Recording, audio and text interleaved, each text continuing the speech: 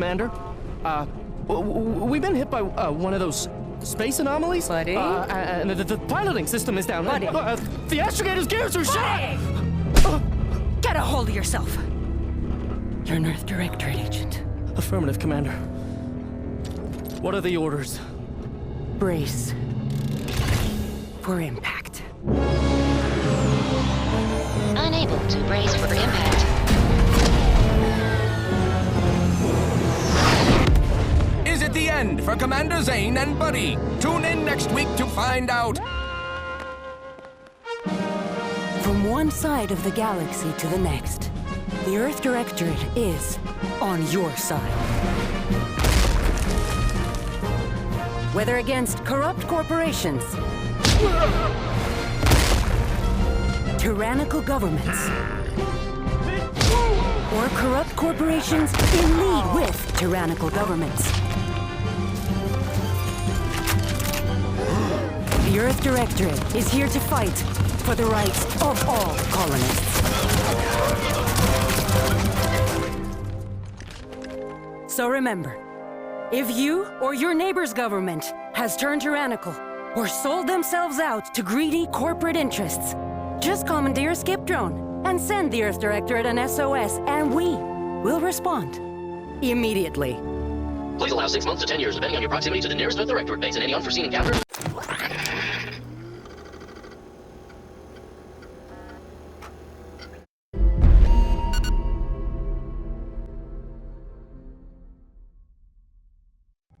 Who's in charge of the mission? And how did this happen? What? We're recording. Make sure we edit that out. Commander, the reason your instructions have been kept vague until now is that your mission is not only of extreme importance, it is also highly sensitive. Your destination is the source of all skip drive manufacturing, the Arcadian system. However, for reasons that are far above any classification that you qualify for, this colony is outside our jurisdiction. We have recently discovered that the drives are somehow responsible for the dangerous rift anomalies, the tears in the fabric of space itself. And without skip drives, interstellar travel is impossible. No imported snacks, no aether wave cereals, no survival for the colonies. Your mission is to rendezvous with DeVries, our forward agent, and assist her in retrieving the information needed to determine exactly how the skip drives cause the rift anomalies. But please try to be more discreet than usual, because if you or any member of your team are captured, you will be on your own. There will be no rescue. We cannot afford for this to turn into yet another intergalactic incident. Agent DeVries will be contacting you shortly to coordinate your plan of action. Please follow it for once, will you? Look, let's be honest here. You somehow managed to fumble your way through these things successfully. Let's just hope you're able to pull it off one more time.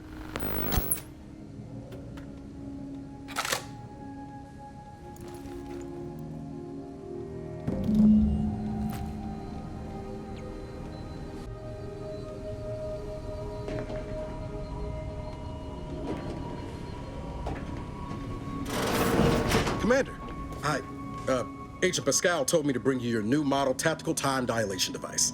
They say these newfangled ones cause no, that ain't right. 10.25% less brain damage than the old ones.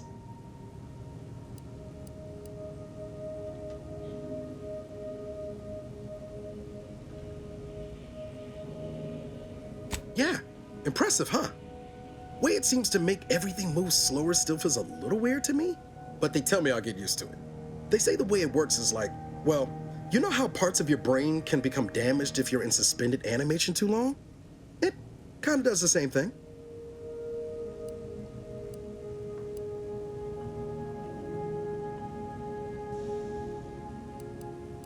Oh no, they don't simulate it. It's the real McCoy. The lab coats swear it's perfectly safe. Science is amazing, ain't it? Listen to me, rambling on. So, well, anyway, here you go. Look, Commander, truth be told, I asked to deliver it to you. I was just hoping to get a moment to ask you for a pointer or two, you know, on how to be a great agent like yourself. Because, well, you're a legend. And the other agents, well, let's just say they disagree on just how I should go about it.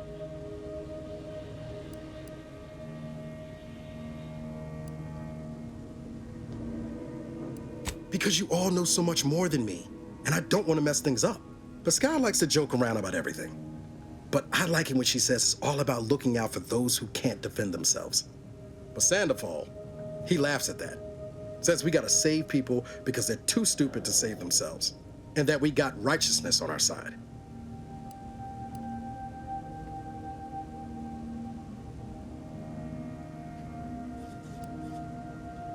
Yeah, there's some advice worth taking to heart. Anyway, thanks for giving me the time of day. Most superiors wouldn't. Oh, I almost plumb forgot to tell you. It's near time for Agent DeVries to establish contact. She's like you, top tier, one of the Earth Directorate's best. I know you'll like her. Anyway, we ought to be getting down to the main room and open up the channel.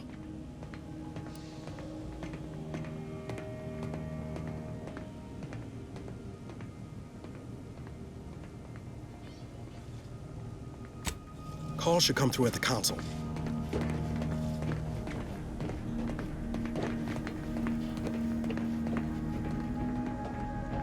Commander, your credentials are required to open the channel with Agent DeVries. Yours are currently located in your cabin. Don't worry, you're not the only one who needs their gray matter rewired after hibernating our way through skip space, Commander.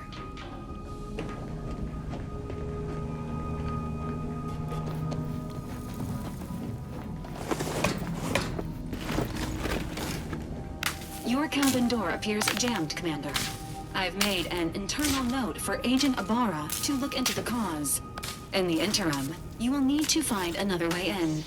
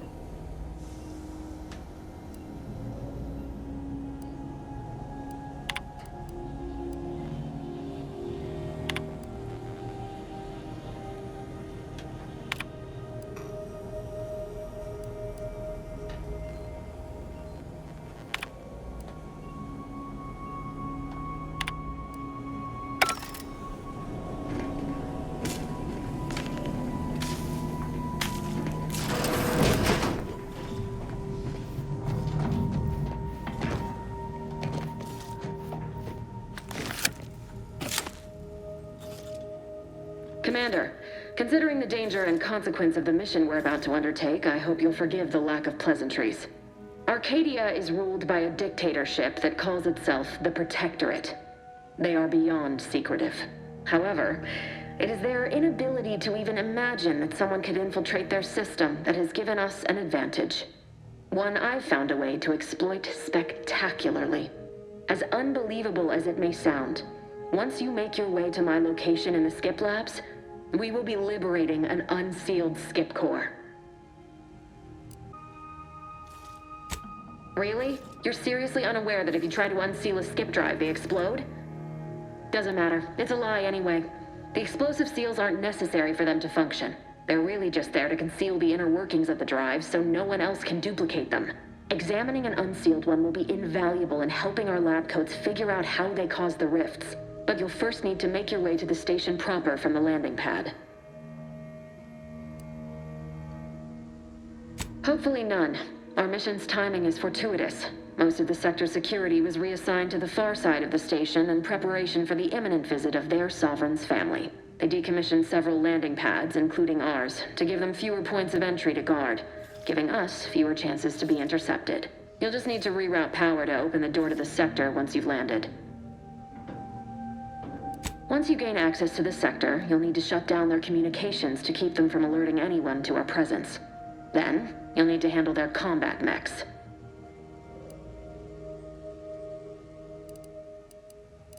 I've managed to leave caches of tools and intel for you throughout the sector. I'd take advantage of all of them, were I you. This may sound simple, but I cannot stress this enough. Do not underestimate the danger we face. Come on, Agent. Haven't you heard? We're the best and brightest. We infiltrate corrupt governments before breakfast most days. Do you think this is some kind of joke? The Protectorate are the worst of the worst and will not hesitate to string you up if you're caught, if you're lucky. They think nothing of regularly chemically lobotomizing their own subjects for even the slightest error. Your life isn't the only one at risk here.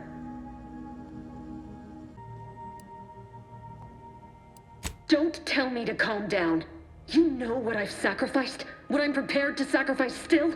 I've spent the better part of a year laying the groundwork for this mission. I don't need a team led by some confused fool more suited to running a cash register than a secret mission fouling it up.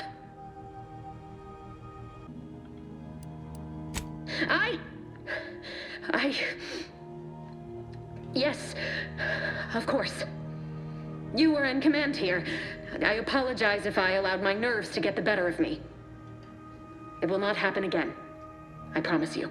I need to go now. My absence will be noticed soon. Once you land, I'll patch in over comms and guide you through the sector. Augustine! I mean, Agent DeFreeze. I just wanted to say we're all looking forward to working with you. Who? Niles? Is that you? Law, what are you doing here? It's been so long. I'm an agent. First assignment. Suppose I look up Mike different now. Less grease. Oh, and no more smelling like fuel neither. Most days. Can't wait to see you once this is over, Agent. And good luck. Same to you, Ibarra. DeVries out. Navigator's warmed up in the cockpit, Commander. Whenever you're ready to fly us in.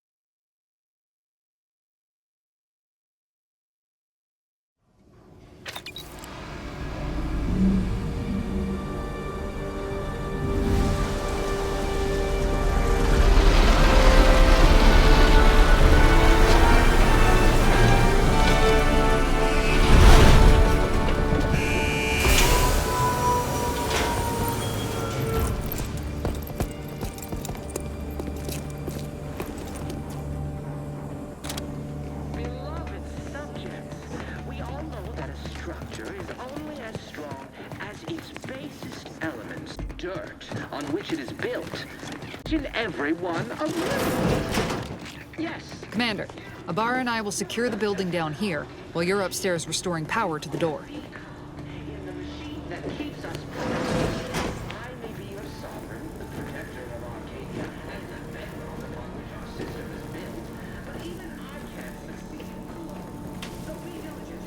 That smell.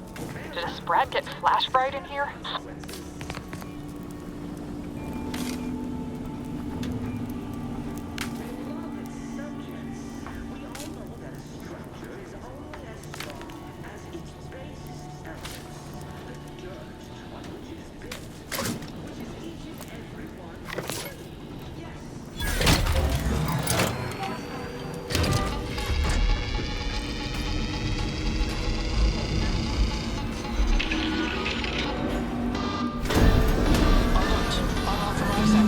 The electrical system misfired somehow. Security has been triggered. This needs to be dealt with quickly. As unable to function due to death. Expiring without permission will result in demerits being... Commander, we finished our sweep. I'd wager we could use the intercom to call for help, Commander. Must be a guard around here somewhere who can shut the mechs down. Screen's broken, so should be nothing to pass yourself off as one of their own. I also found a vent around the corner might get us inside in a less conspicuous manner than strolling through the front gate. Though you'd have to pick the lock to see for sure.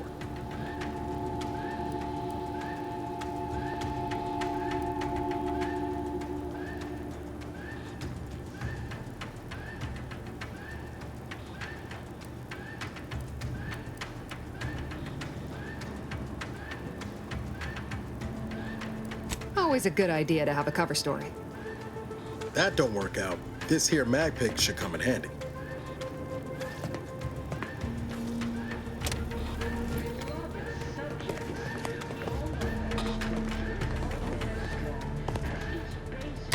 Cadet Warden 4th Class Corbin receiving. It's a glorious day in the Protectorate. How can I serve? Wait a moment. You're calling from landing pad 0-53? That's listed as decommissioned. And yet the defenses have come online? Please be so kind as to inform me of your name and ID number so that I may report you for this infraction. And hurry, please. The transmission of the Sovereign's family's arrival will start any moment.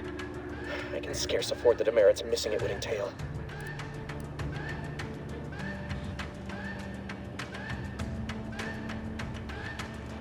Mallory? Oh, now I understand. I'd heard you were, that your condition wasn't, optimal. What? I know I shouldn't be asking this, but what was it like? The mental refreshment?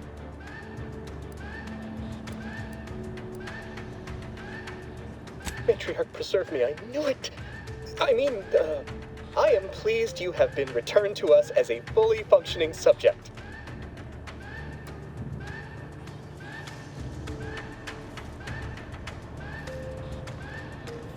I can't do that. I mean, I would, it's just... You know what, though? In your condition, you're unlikely to even remember this discussion. So it should be of no consequence to me. I will disable the defenses for you, Mallory. But in the off chance you happen to recollect any of this, I beg you never speak of it. And please, do not go around pressing any buttons or fussing with any more whatsits. You wouldn't want to be sent back to... reassigned again?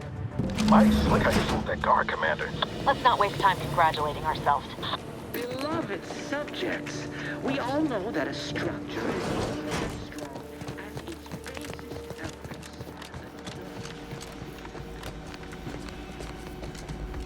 Commander, the situation is becoming more fluid than I'd originally planned for. We've got to change our approach. Split the team to handle comms and security concurrently.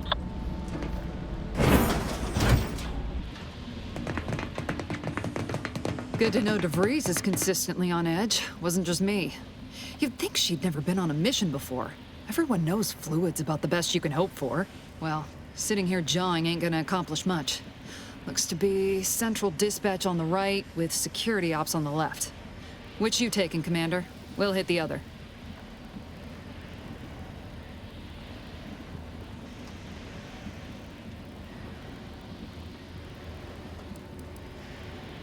Kinda figured that'd be your choice. Shoot a couple for me, will you? Ibarra and I'll take security ops, then meet you at the skip labs. We'll stay well out of trouble, won't we, Cadet? That's right. Like you told me, Commander, everyone's well-being depends on our success. If whatever's going on here is as bad as the Chief thinks, then we'll make an end of it. Right. Well, then, notwithstanding Ibarra's enthusiasm here, or DeVries' concerns over fluidity, I'm fairly certain we've got this under control. Rest easy, Commander.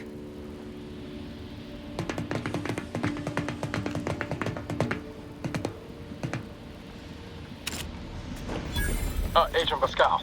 Ma'am? I've been cogitating on how best to gain entry in the security ops. You know, nice and quiet like.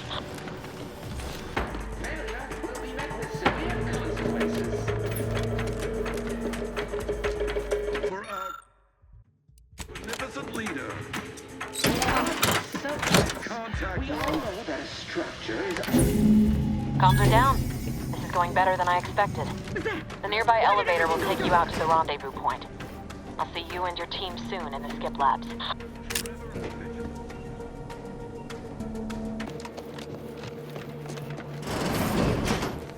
Whoa. Hold on. What's this doing here? What's that? An explosion? Ibarra, Pascal, do you copy?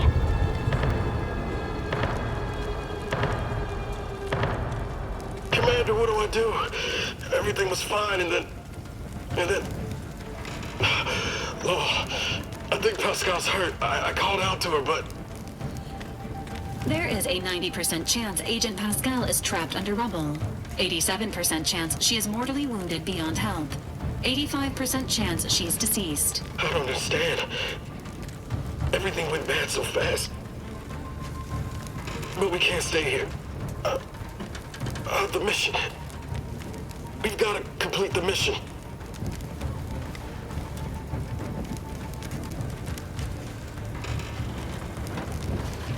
On it, Commander. Wouldn't dream of doing less than my Earth Directorate best. Just like you told me. Ain't nobody's getting left behind on my watch. I'm just a bit dizzy at the moment. I'm sure it will pass. I sure hope I find her before the Protectorate sets their lamps on us. Issuing urgent reminder. Time is of the essence. Please continue on to the skip labs to complete the mission. This unit will assist Agent Ibarra in his endeavors. Per Earth Directorate guidelines, an incapacitated agent's equipment is available for team use. Agent Ibarra's rifle is now yours, Commander. Using it may improve your odds of survival. Commander, guards are closing in on your location. Agent DeVries, we need an updated tactical report. We've got agents down. This makes no sense. There were no hostiles in the immediate area. No logical cause for that explosion. There's nothing more we can do for them. This doesn't change our mission. We have no choice but to keep pushing forward.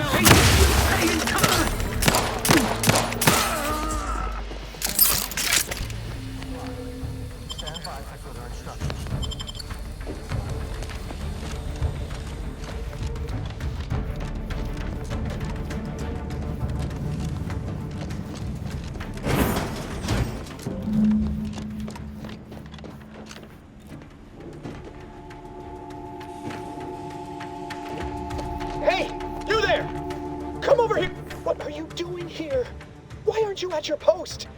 Has this whole facility gone mad? Something has transpired at Central Dispatch. I've heard gunshots, screams. I fear we may be under attack, but how? This is the Sovereign's Arcadia! I've attempted to raise anyone within the sector, but communications are completely down. And there was that explosion! Please, tell me you know what's happening here.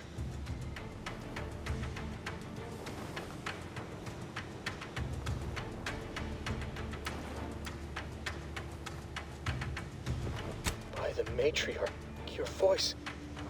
You're the one I spoke to over the intercom, but you're not Mallory, which means I let an unauthorized person into the facility.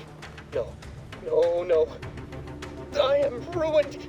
You've played me for a fool, talked me into an action that borders on treason. And now, the price must be paid. I'm a loyal subject, I swear. Why would you do this to me?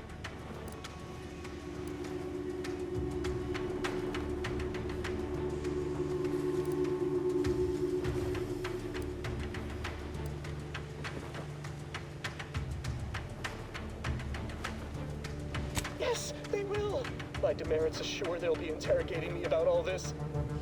They'll read my guilt on my face, hear the failure in my words.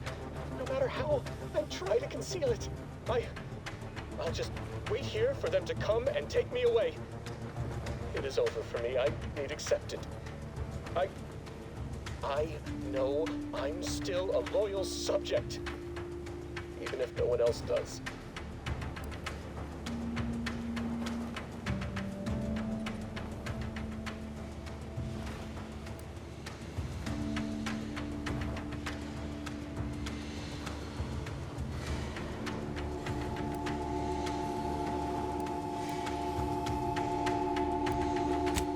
Should I sound?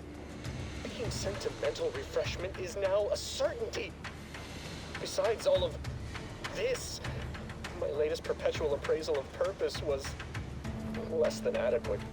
It's just sitting on Arbiter Jackson's terminal, waiting like a blade above my head. When the demerits for this are added, maybe I'll be lucky and they'll just execute me instead.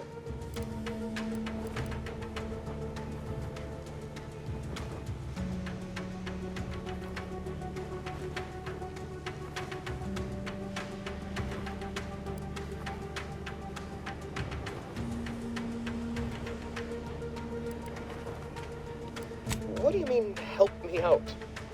There is no help for me. Petitioning for redress is only admissible in extreme circumstances. Anything else shows a disrespect for the system's purity and perfection.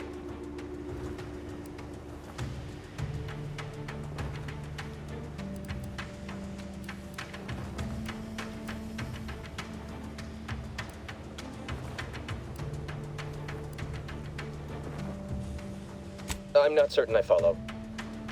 You're saying you would alter an official report without authorization? To cover my abject failures? I've never heard of such a thing.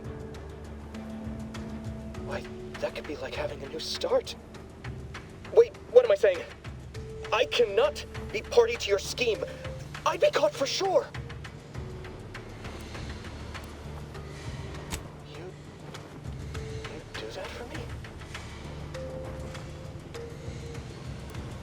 Yes, at once. Glory be to the Protectorate.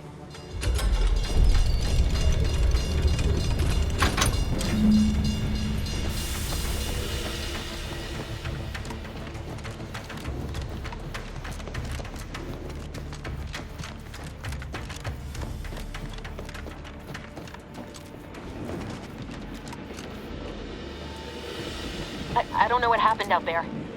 This is all going wrong. Niles. He was a promising agent, but we've got no time for grieving. Take the lift behind you and get to me as soon as you can. It's imperative we retrieve this unsealed core and escape this station, lest his sacrifice be for nothing.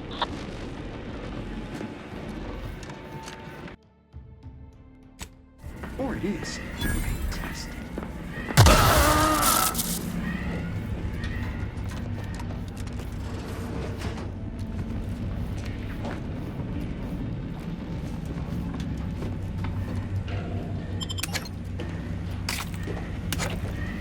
Commander, can you hear us?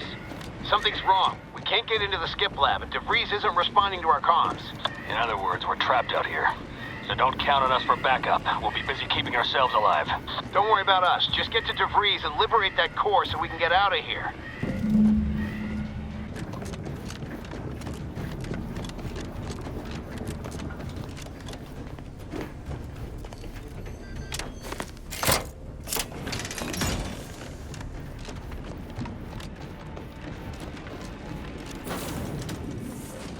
Boy, damn it! Can't you get anything right? You were supposed to be dead already. How is it possible you keep stumbling your way through things that would kill a more competent agent, and then emerge unscathed on the other side? It's infuriating. It's an embarrassing miscalculation on my part is what it is. No matter. It's one I'm about to rectify.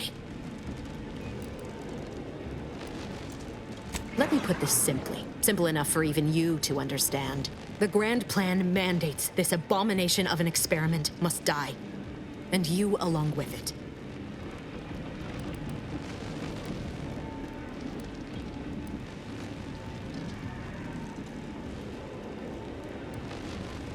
I have neither the time nor the need to explain the veracity, the nuances of the plan to one such as yourself.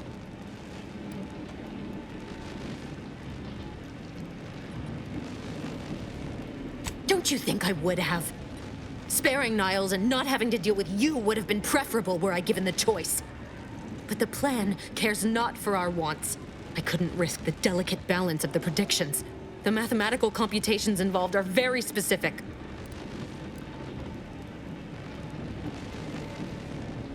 There is no too late. This is happening right on time, as it must. And whether Niles is alive or dead has no bearing on it. Farewell, Commander.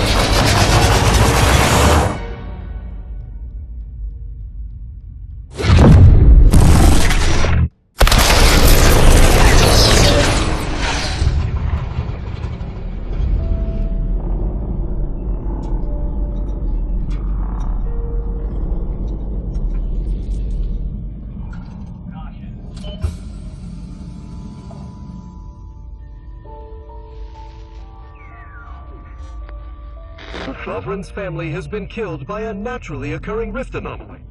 High priority alert to all Earth Directorate agents. Contact with Earth has been low. Identified ships on the edge of Arcadia. It's no longer just a spacer's choice, it's Auntie's choice. Greater value for your bid. Arcadian citizens, we've come to deliver you from oppression.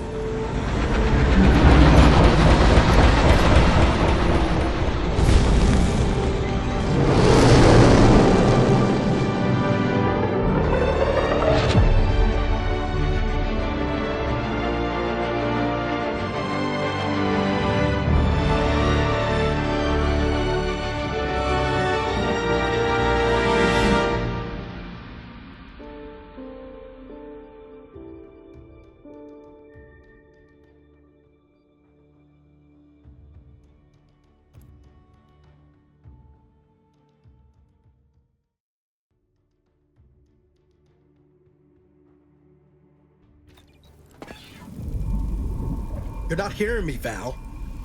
They were out there for almost 10 years. You know what usually happens to someone left in suspended animation that long. Explosive cell death may result from extended periods of suspended animation. Death occurs quickly as the human body rapidly liquefies. Exactly. And it would be my fault it happens. Oh, I never should have stopped looking. I can't face the commander right now, not like this. I'll be in the cockpit.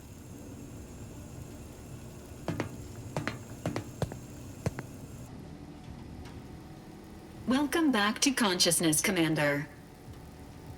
Please accept your back pay for the previous mission. It has been prorated according to the mission's failure and your unapproved 3,468-day sabbatical.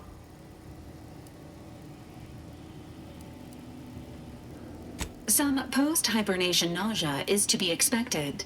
Please direct any vomit away from your Valerie unit. Revival protocols mandate a physical and cognitive test to confirm mission readiness. This is to ensure no unexpected changes have occurred regarding your abilities, Commander.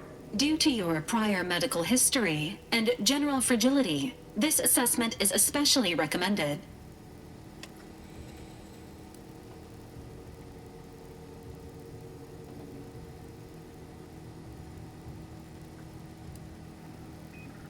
Acknowledged. Your refusal has been noted in your permanent record, and an automatic grade assigned to your cognitive functions. An event summary will now be provided to improve your situational awareness, Commander. If you feel yourself beginning to liquefy at any point, please notify this unit immediately.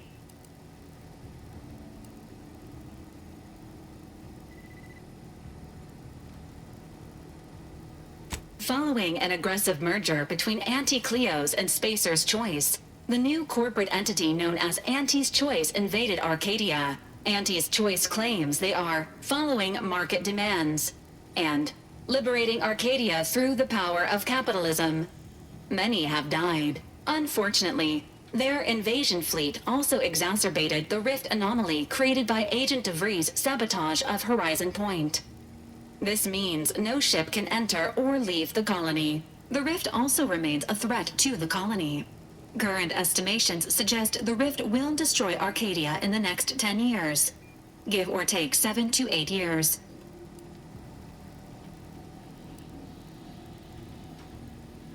Correct. At some point in the next decade, the rift will result in the complete annihilation of all life in Arcadia. But currently, it is a low to medium priority concern. Agent Ibarra has expressed far more confusion and alarm about Agent DeVries' latest actions.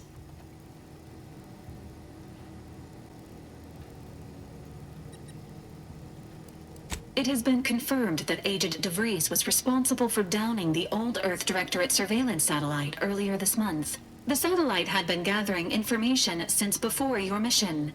When it fell, it signaled agents across the colony, leading to the discovery of you and Agent DeVries. Agent Ibarra prioritized your recovery above pursuing Agent DeVries. This involved disassembling and rebuilding the astrogator to allow the incognito to travel to your location.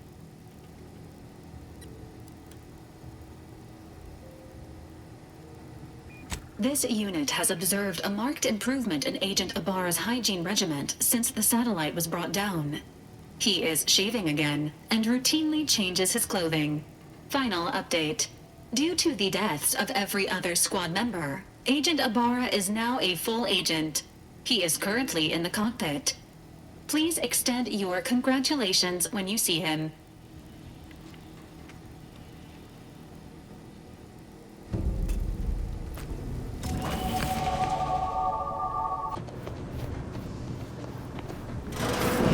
All these years and I still can't get my head around what Augustine did.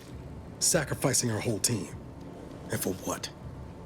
What did our blood pay for?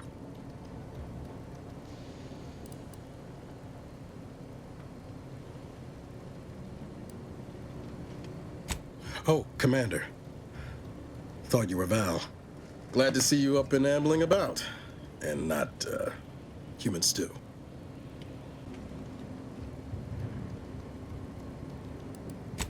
More like 9 and change. And a rough 9 years at that. But who's counting?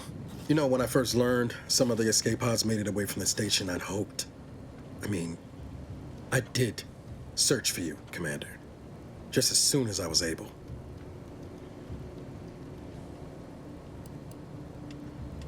Might be you're giving me more grace than I deserve, but either way, thank you. So then, I gather Val's described our state of affairs? Confirmed.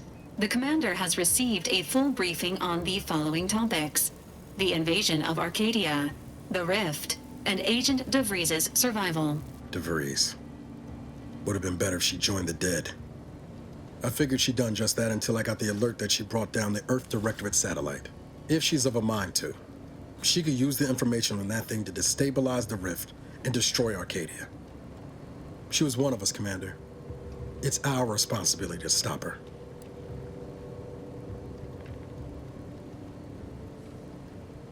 It'll be an adventure. Funny how often you seem to stumble into those. She's going to ground now, but as part of her original undercover mission, DeVries was inserted at the Vox relay station on Paradise Island. She'd have followed protocol, established a safe room there.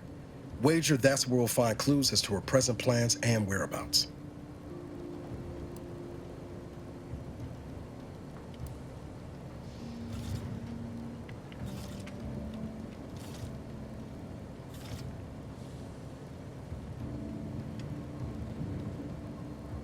Thank you, Commander.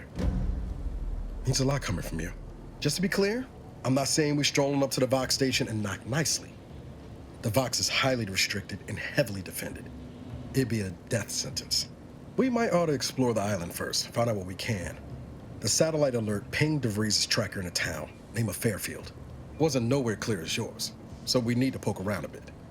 Doubt she's there now, but it seems a better place to start than insulting your Protectorate communications hub.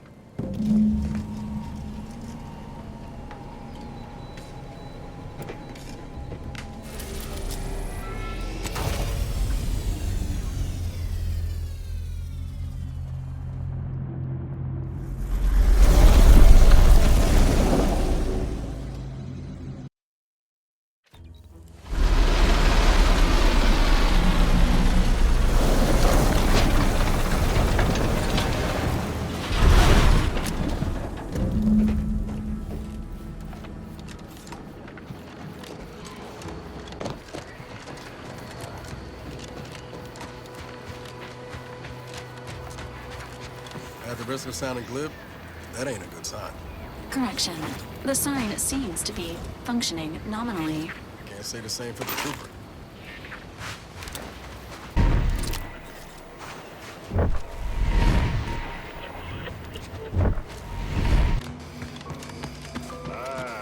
Company.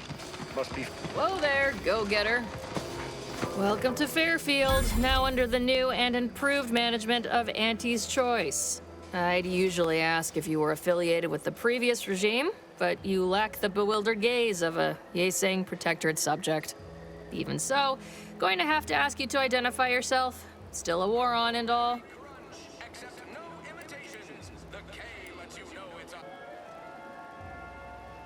Huh. Really? Everyone knows we're cultivating our sprat population for a new deep-fried snack line. So I refuse to fall for such a ham-handed attempt at dissemblance. Look, we're Auntie's choice. Lying's fine. We downright admire it even, if you pull it off. Next time, try a little harder. End of the day, we let most anybody in. Bottom line's all we care about is our bottom line. That'll be all. Unless you got any questions before you're on your way. As I've never heard of her, can't say I can. Seems like Minister Milverstreet knows everybody, though. Probably ask him. Anything else?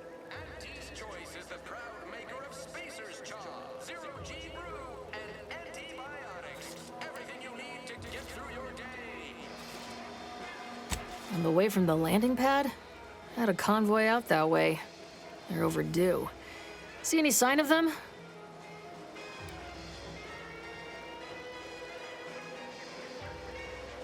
Damnation. I had a friend on that detail. He always carried this, keepsake. You didn't happen to find it, did you?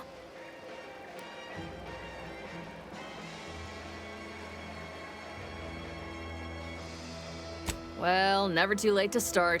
Plunder's plunder, Auntie always says. Them Protectorate drones been a serious menace of late. Heard Trooper Faulkner shot a few. You find a way to put a stop to them, there's a bounty for it.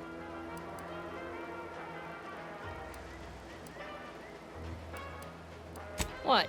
You been in hibernation or something? We're here to bring the free market's liberation to the people of Arcadia. And Arcadia's bounty to the rest of the galaxy, of course.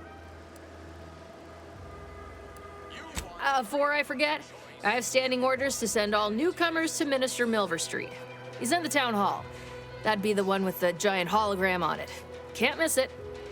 Once again, welcome to Fairfield, the official new home of free trade and self-reliance on Eden. Keep your petty skepticism. I'll pay my tab in no time. You'll see. Mark my words, when my deal comes through, I'll have enough bits to own this place. That guard wasn't being ironical about the giant hologram over town hall. Well, guess we ought to go acquaint ourselves with that minister like she said.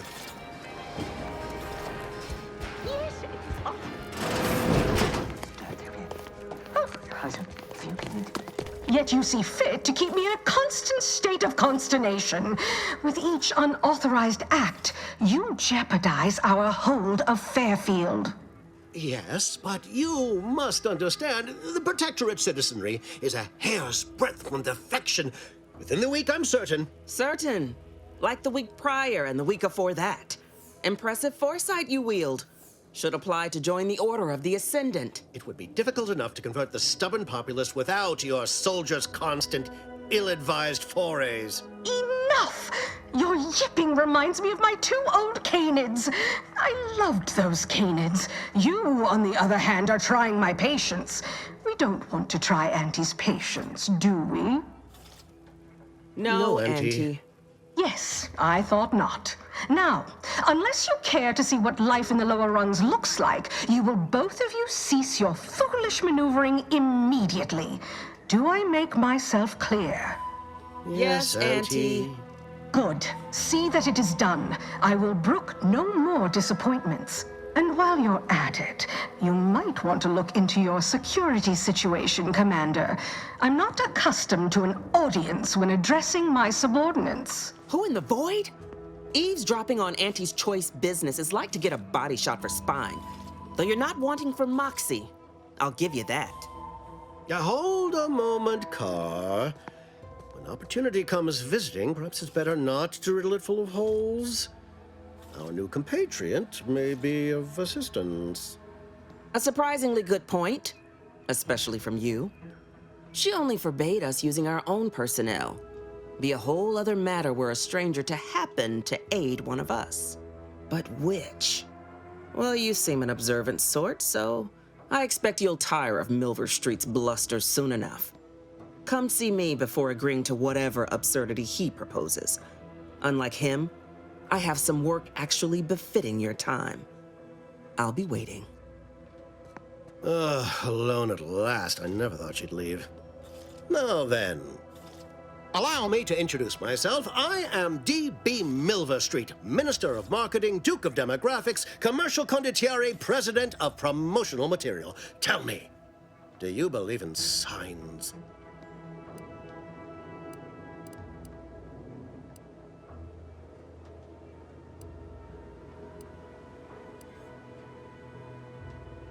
I sell to the gullible and impressionable. You, however, seem a mite too clever to buy what I'm peddling. No, friend, I've got something better in mind for you. I do not believe in signs. I believe in opportunities. Right now, at this moment, you and I have an opportunity to save countless lives. But I'm hardly the type to beg and ask for nothing in return. Tell me, what do you desire of this island?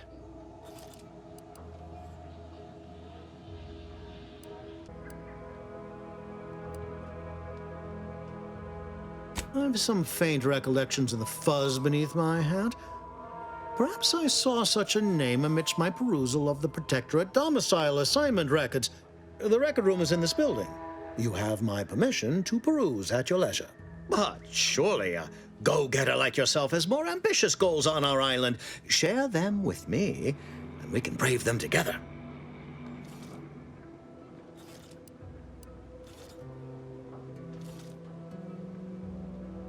Who doesn't get such a compulsion from time to time?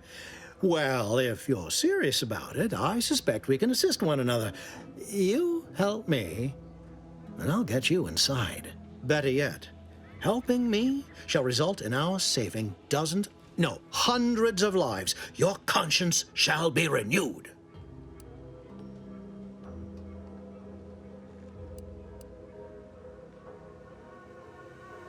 Please, hear me out. Auntie may demand Carr and I do nothing, but for each moment I remain inactive, dozens fall in meaningless combat. I seek a persuasive method of alleviating this conflict. The Protectorate utilizes a procedure known as mental refreshment to ease the temperament of wayward subjects. The Ministry of Accuracy contains vital information about the process and where it is performed. This is the prize I seek. I previously sent a grafted soldier, Trooper Sealong, to retrieve said information, but I have not heard from her in some time. Consequently, I must presume the worst. Yes, one additional word of warning. The good Commander Carr shall not take kindly to your working with me, though that is a bridge most worth burning in my estimate.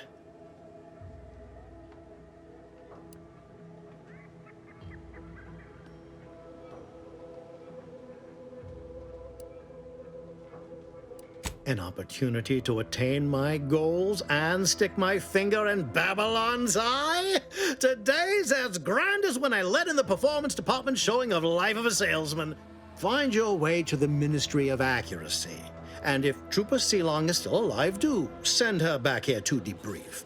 She's still contracted to us after all.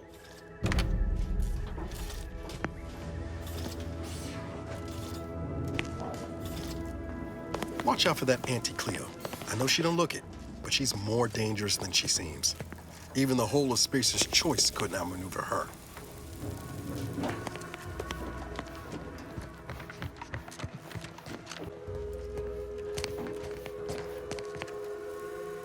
Well, if it ain't D.B. Milver Street's newest sycophant. I'm Officer Babylon Carr, and you can consider that introduction the start and end of our personable relationship. If you'd spoken with me like I suggested, mayhaps the two of us could bandy words, but you didn't. And taking sides with Milver Street means I got no use for you.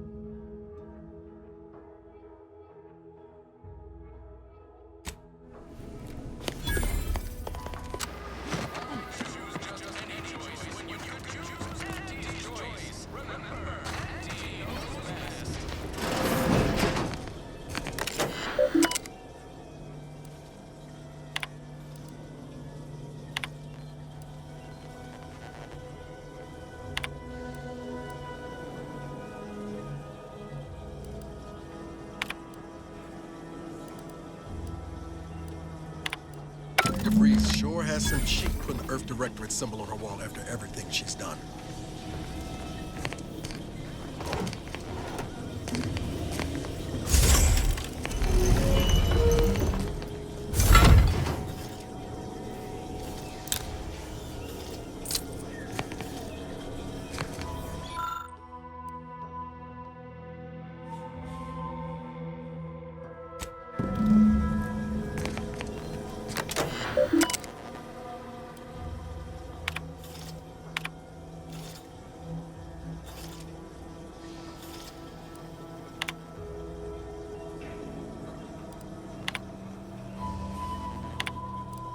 My cover story has worked. I am safely ensconced at the Vox station, assigned to the lowly Information Input and Retrieval Department. Seems a colony so certain of its absolute control over its subjects can be less than rigorous when it comes to security. I was able to easily widen out a space behind the walls of the main control room to establish my safe room, giving me unfettered access to the communication transfer conduits. I have hacked into their system downstream from the security protocols, so I am able to infiltrate their entire system with them being none the wiser. While I have little doubt as to the success of our mission, trepidation still gnaws at me. Though I cannot say why. Perhaps it is simply the normal mission commencement jitters. I thought my duties complete.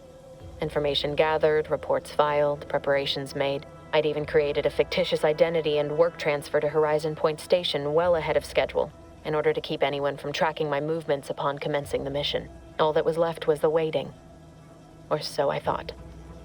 Then, troubling information came to light. I've seen the numbers. I've seen the equations. While I don't understand all of it, I understand enough to know it is the truth. And I am the only one in a position to act upon it. Though it means the betrayal of my team and the duty I swore to uphold. But can I? I did it. They are all dead. And I am still alive. I had not expected this. I had prepared no alibi, and so felt assured my ruse would be discovered and I'd not have to carry this burden. But the complete gullibility of the Protectorate subjects cannot be underestimated, it seems. My threadbare excuse of my grievous wounds as pitchball injuries was accepted without question. I can only keep telling myself it had to be done. Something which becomes harder by the day as the rift anomaly grows in the sky. But it was all part of the plan. Wasn't it? I can't believe this. Void me if I understand any of this. DeVries sold us out for what? Because of a few equations? Some dots and lines on a graph? Good fucking law. I mean, she wasn't a damn scientist. She said it herself. She didn't understand all of it, the math. So what was she thinking?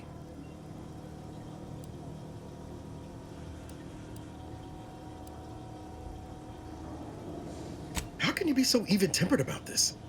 I know you didn't know her like I did. Like I thought I did, but she betrayed us. She killed our friends, Commander. Damn it! I never wanted to talk about this. I wanted to just leave it alone. Told myself, no point in dredging up the past. Should have known it wouldn't rest. DeVries may have saved me on Triangular, but I wasn't the only one looked up to her. Lots of the other recruits talked about her too, back at the academy.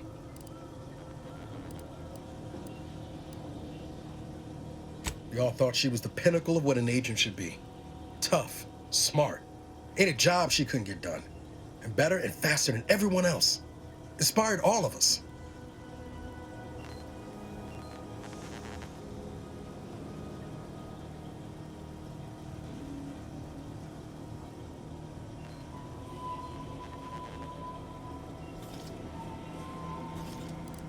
It's embarrassing now. How much worship we all put on her name. You put a tool in my hand, I would have built monuments to her. Figured my own career could be just that. Doing for others what she'd done for me. Never imagined I'd actually get to work with her. Me, some nobody from Triangular. And then she betrayed us. Tried telling myself it was an accident, but now we've got the cold, hard proof it wasn't. Law only knows why she trusted the Order's numbers.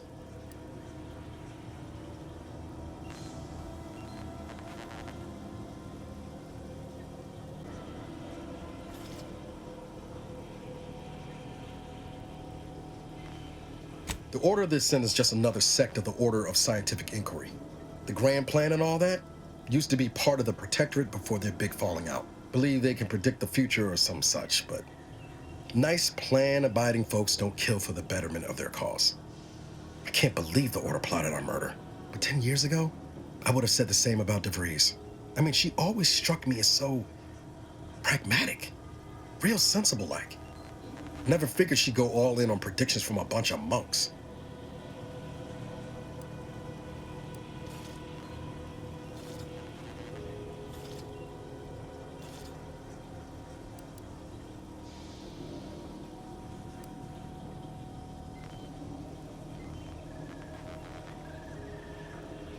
Sure, but why act alone instead of reporting her concerns to the brass?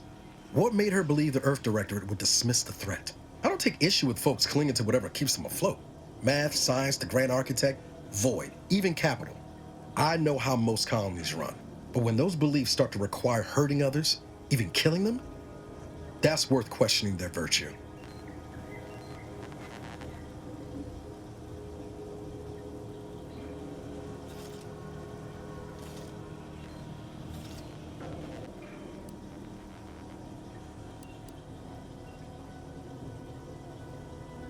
That's different. Everything we've done so far has been for the mission, to save everyone.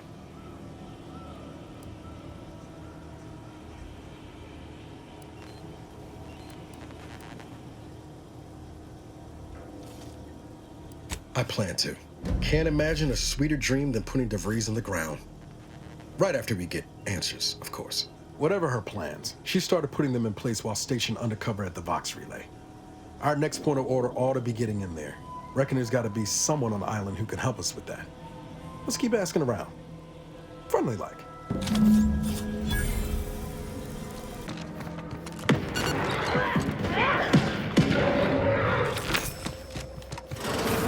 Ain't as tough as you thought. Hey you! Get over here before you get yourself killed!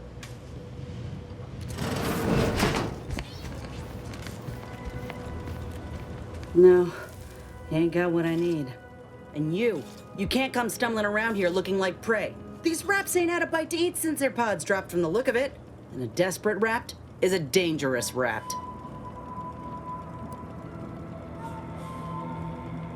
Yeah? Well, I'm Trooper Silong. Inez, former combat medic, Enhanced Soldier Division.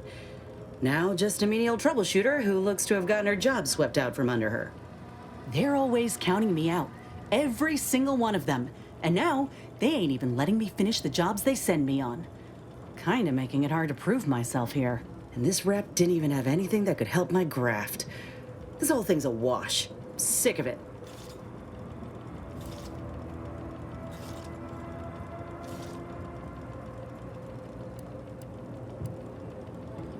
I know I ain't blaming you. That's part of climbing the ladder. Ain't but one rung at the bottom, and everyone's keen to get a foothold. Can't exactly afford to be picky about the jobs that come my way neither. Considering my condition, options are limited.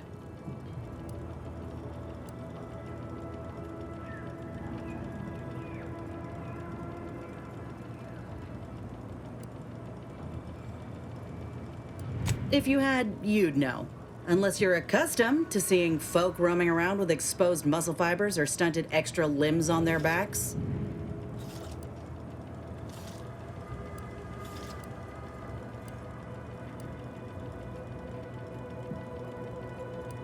Sorry.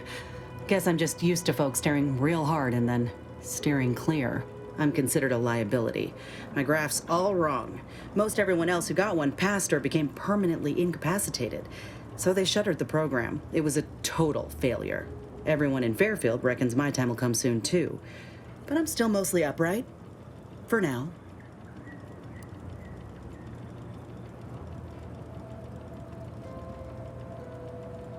I just know I can do more for Auntie and for the war.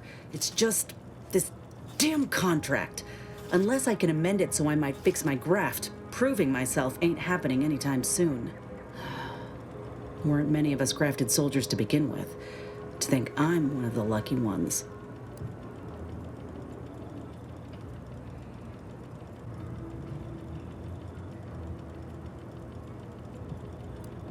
No. Enhanced Soldier Division was the fancy public-facing name for the grafting program. And when I say it was shuttered, I mean completely fucking demolished.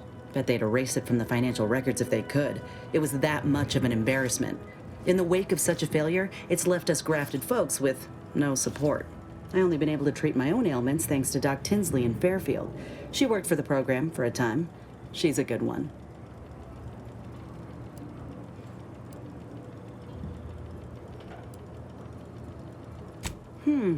She's bound by contract to work on whatever task Fairfield's illustrious leader set her to, nothing else.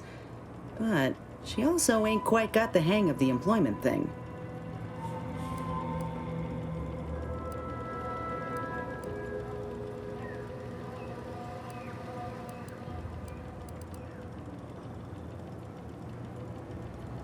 You looked at the fine print of an employment contract lately? It says any action taken by a worker that could result in impeded work must be approved by the contract holder. Not only would trying to fix my graft impede my work, but it's also financially unviable, unproven, a risky investment. So I'm stuck with a limb that's slowly poisoning me. Could pursue fixing it myself were I out of my contract, but if I attempted to end it, I'd have to waive all employment rights for the next year. That's a non-starter.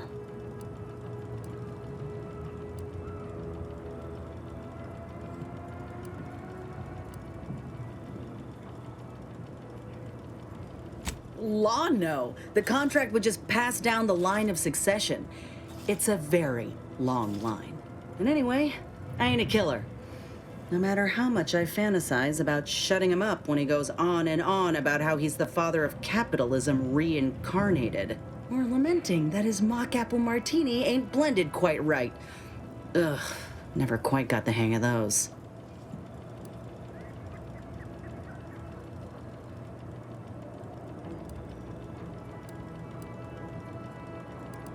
All right. Suppose if you've been in my position and managed to do well for yourself, could be an option worth keeping on the table, if all else fails. Get the feeling you will. Anyhow, think I'll return to Fairfield to have a little chat with Milver Street. Good luck in there. Mind the raps. Just me, or did Inez remind you of Helen? Tough like her. Shame she's with Auntie's choice.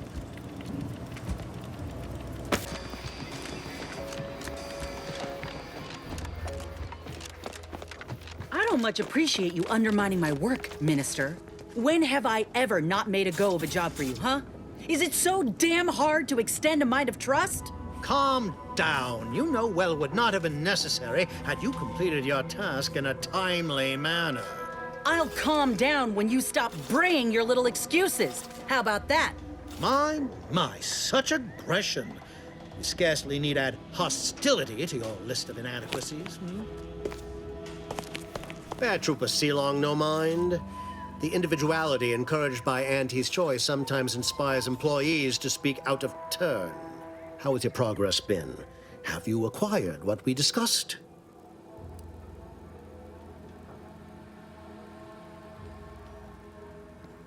Excellent! Pleased that someone in my employ can be relied upon. Here, have one of my finest suits as a token of thanks. May it aid in your capture of hearts and minds. Again, you gave away my job and told my replacement to send me home. That don't make me wayward, and it sure as shit don't make me unreliable. If this contract weren't staying my hand, I reckon you'd be answering to it right about now.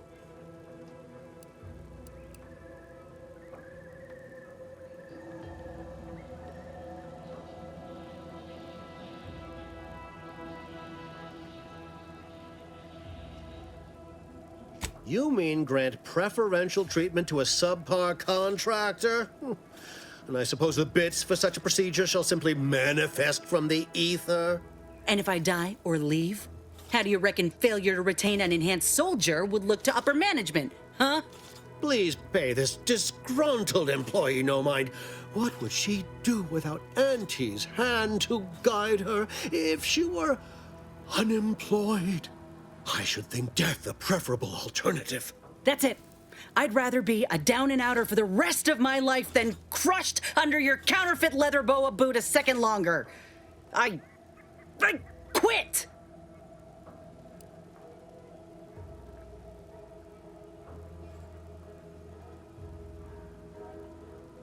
Are you mad? Has everyone around me gone mad? This is unheard of, and I might add, you'll not be welcome with an Auntie's choice once more. We'll not take a contract shirker back into our fold. So you say, but Auntie's choice ain't seen a trooper like me before. You'll regret counting me out. Till then, I hope you choke on your mock apple martinis. And you, I got a proposition for you. Come find me when you're done with this clown. She will most assuredly regret her decision. Most assuredly. But I suppose that is no longer my concern. Now, where were we? Oh, yes. The acquisition of this information is but the first part of my plan to bring our foes into the fold and to ensure my future. The second is my operation in Westport.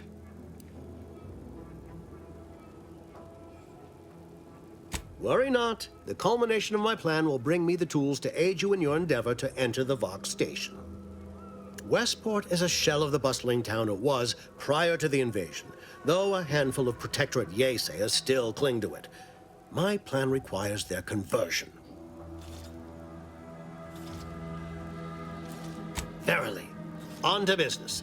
I've a kit of supplies to aid you, items to cajole or to dissuade. Sabotage the town or sway the citizenry. The choice is yours. Should pose no trouble for a go-getter like you.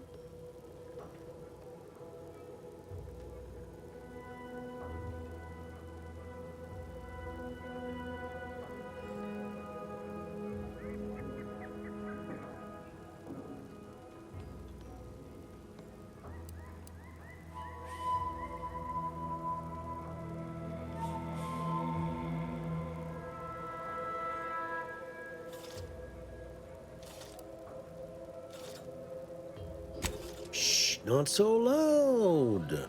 The hat can tell when you're questioning it. The people of Westport don't trust me. How can they? I am the enemy. I am the invader. I cannot help these people achieve salvation until I know what it is they yearn for.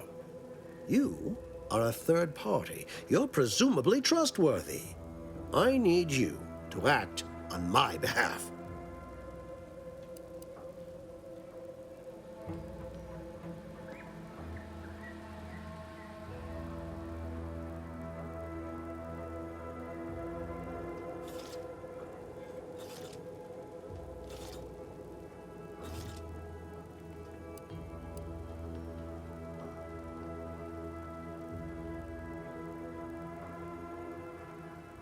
Westport represents a challenge.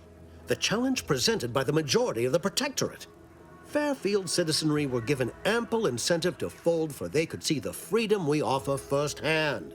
But the people of Westport are stubborn enough to risk death for their ideals and cannot be swayed by the lights of Fairfield. If I can convert them, I can convert anyone. Perhaps. The kit contains a wide variety of tools, propaganda, equipment, and more than a few confectionaries. Some items may serve as honey, swaying the Yesayas to our side. Others are blunt implements, crippling infrastructure to force the refugees toward Fairfield. Slather on a bit of elbow grease and you'll certainly succeed. I'm sure there are kindred spirits in Westport. No one wholly resists Auntie.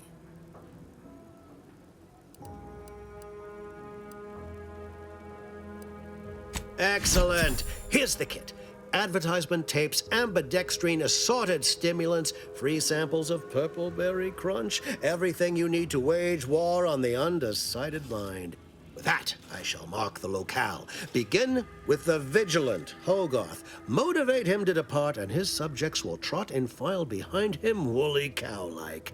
Now, I'm sure you've asked yourself, for a task so involved, shall the reward be worthwhile? Well, wonder no longer. For the completion of this deed, I'm prepared to offer you an exact replica of my one-of-a-kind, limited production, gentle person's Oxonian. Then consider yourself officially deputized in the war to further innovation and the free market. Be forewarned. I can only guess at the needs of the denizens of Westport. You must engage with them, gauge their situation. Only then can you motivate them adequately.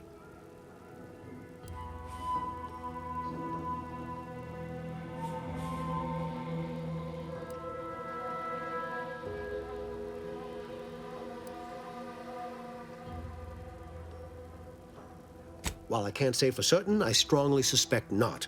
Westport no longer possesses any strategic value.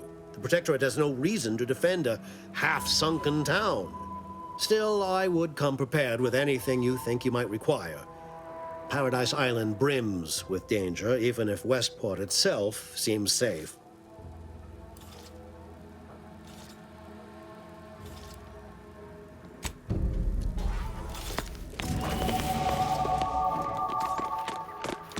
All done in there?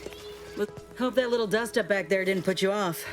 My contract had me caged, and I was glad to get a few licks in during the jailbreak. Got a proposition. Since I'm newly free-ranged, and you're free-ranged yourself, thinking we ought to team up. You're going places. I want to go too. If you help me fix my graft, you'll retain the services of a fully functioning enhanced soldier. Me. Don't matter what you set your mind to, together, we'll be unstoppable. And in time, maybe I'll have earned myself the clout to be welcomed back in Auntie's Choice. Had a feeling you knew a good offer when you seen it. Once I'm in top form, you'll be pleasantly surprised to see what I'm capable of. Just gotta find out how to get there first. Doc Tinsley worked with Grafts for some time before she came to Fairfield. Damn fine scientist. Reckon we should visit her lab at the edge of town to see if she's got ideas for us. This much of a crowd's not likely to keep a low profile. Someone ought to head back to mind the ship. Acknowledged. After you.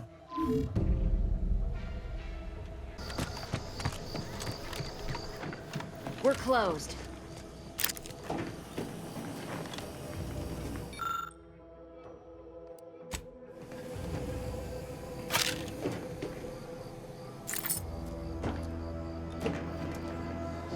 Did you not hear me? This place is closed. No learning today about how everything happens according to the obscure calculus of an indecipherable plan.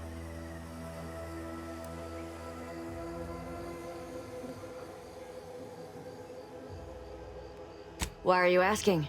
Who are you? The people she tried to kill. By the architect. I had no idea. I wish I could say it was unbelievable. I was afraid she was becoming a danger to herself and to others. But this is horrifying. Yeah, imagine how we feel. Why don't you tell us where she is so we can make sure she ain't being a danger to herself or others?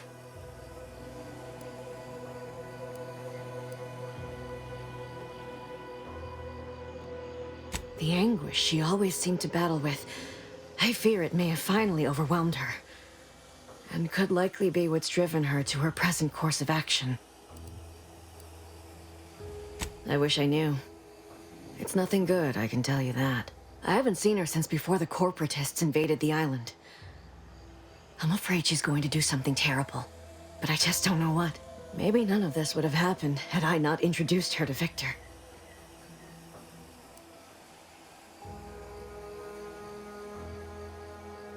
How did... You saw her terminal, didn't you? Victor's an Order archivist. We were all friends for a time.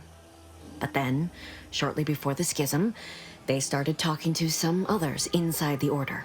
That's when things became tense. I started to become uneasy, scared, really. She kept getting angrier with the Order the more she worked with Victor and her other contacts. On top of everything else, it became just too much for me.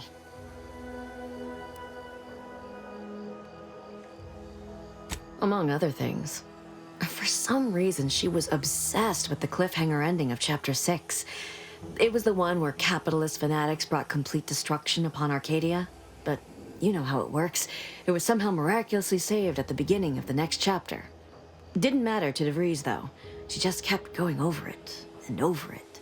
Would have talked to a crabble about it if there was no one else to listen. That and the invasion itself set her mind to dark things. I begged her not to go down that road again.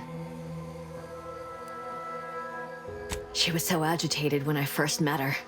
Must have been 7, going on 8 years ago now. She never slept, didn't talk to anyone if she could avoid it. After we became friends, she began to change. Still bothered her from time to time, but I thought it mostly behind her. I couldn't watch her go back to how she'd been. Or worse.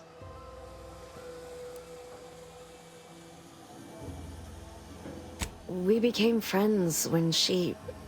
well, she saved me. I'd said something without thinking. Must have been distracted. We all know to watch every last word we say. For some reason, she interceded on my behalf with an arbiter. And she convinced him he didn't hear what he actually did. No one does that. Void, I didn't think anyone could.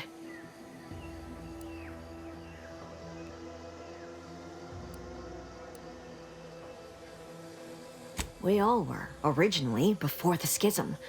But she never gave it up, even when it became illegal to even mention their name.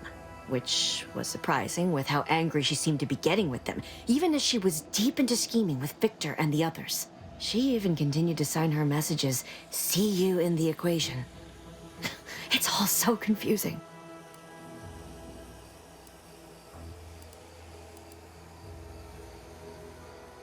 What do you mean?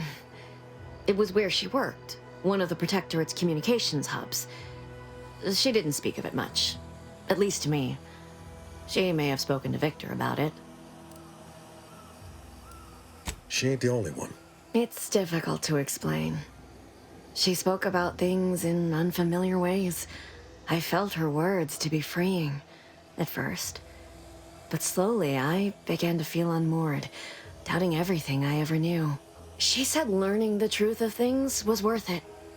But now I question whether her truth was just more of her penchant to sow chaos, no matter who may be caught in her schemes.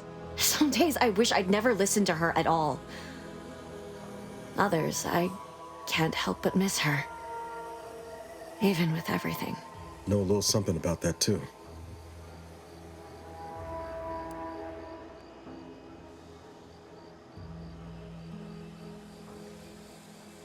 I did try to. Once. After the corporatists invaded Paradise Island and took over Fairfield. They seemed to let anyone in there. Some boisterous fellow even tried to recruit me. No. Nearest I could surmise, she'd left just prior to the fall of Fairfield. I'm ashamed to admit, I did break into her safe. She used the same code for everything. 15-778. That sounds like it could be her agent identification code, Commander. She said it had some meaning from her previous life. I'd hoped she'd left something for me, but the safe was empty.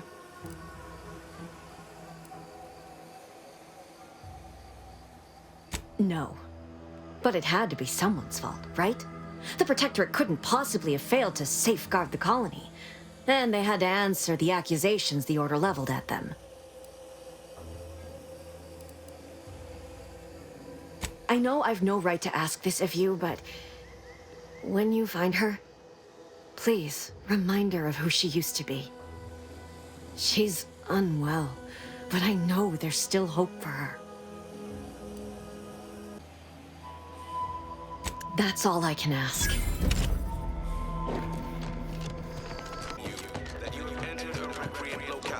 Record states as follows. All inhabitants are declared treasonous. Well, at least it's not shooting the water anymore. Sabotage and or manipulative indoctrinatory falsity. Simply saying I'd rest easier if he'd been assigned to it. Original. That generator though?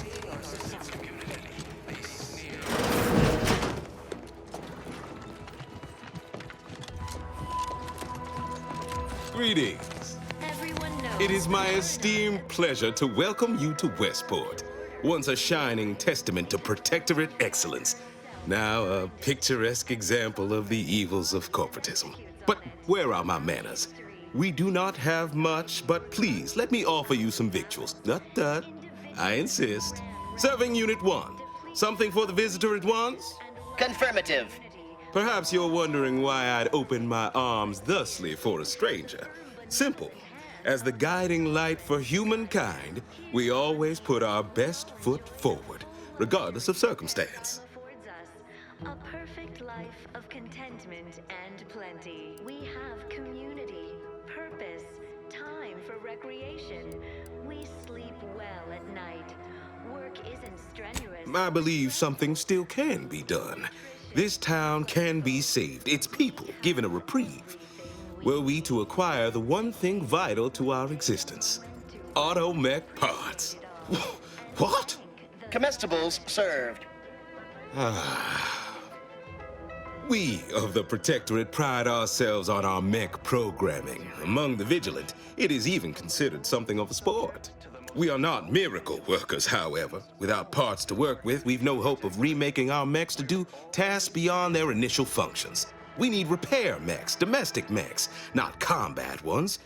Serving Unit 1 here is about as much as can be accomplished without replacement parts. The native flora and fauna, the pleasant atmosphere, and rich natural resources represent a fascinatingly complex ecological network. To govern it, the matriarch working with and If I can return the settlement to a reasonable facsimile of its previous glory, sufficiently functioning by employing mechs reprogrammed to repair and rebuild, the arbiters might see fit to penalize only me, commute the others' sentences, allow them to maintain things around here in the spirit of continuity and such. Look around. If the Protectorate wanted to do right by you, you wouldn't be starving and wallowing in this metal quagmire. You want to help your people? Go to Fairfield. Fairfield? Why, they're the reason we're in this mess. You'll forgive me for questioning such timely offers of generosity and kindness. No thank you, not interested. I owe it to every single person here to try. But prudence dictates we give it a little extra added zeal for now, just to offset any minor disruption.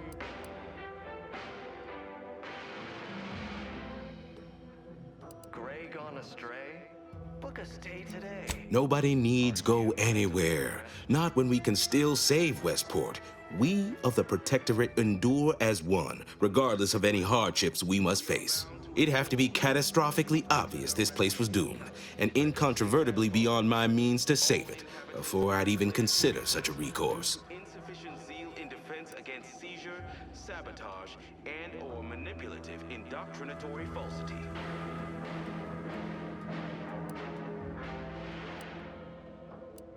When I look outside, I see people who are hardy and resilient, who trust the paradigm, who understand prosperity will return with time and group effort. I have the aid of key pillars of our community, several persons of note and good character who stand with and by me, and our town still functions. Our automechs are still running, mostly. We have a generator to power them, fresh water, the reassuring voice of everyone's neighbor Prudence wafts from our loudspeakers. Individualism ran rampant. Depletion of resources and lack of community led to terrible suffering. Poor dears didn't have the firm, benevolent hand of the sovereign to guide them. Here on Eden, we all enjoy the full luxury the Mock me if you must, but the matriarch herself made greatness out of little. I have a brighter future in mind for Westport, one you can help with, in fact, rather than dwelling on dark maybes and scenarios of worst imagining. or stressful. Food is nutritious and plentiful. We have everything we need. Prudence dictates we take a moment. To the most exalted vigilant, we must all fulfill our duty to the Protectorate. We're all in this together. I am unaccustomed to such talk. Don't take much to it. Though I will put aside my perturbation for the good of Westport. Let us talk plainly. What would it take to secure your aid? Native flora and fauna, the pleasant atmosphere, and rich natural resources represent What sort of payment do you seek? Don't imagine we have much you need.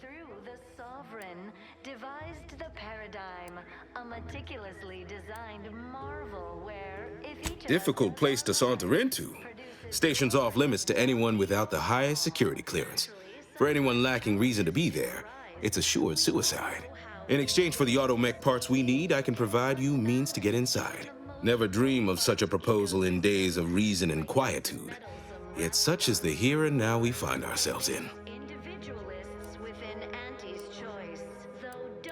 Wonderful. My unavoidable march to the gallows feels lighter already. At least now my subjects will have a fleeting chance. The parts can be found at the Euphoria Coast Automech Repair Center to the south.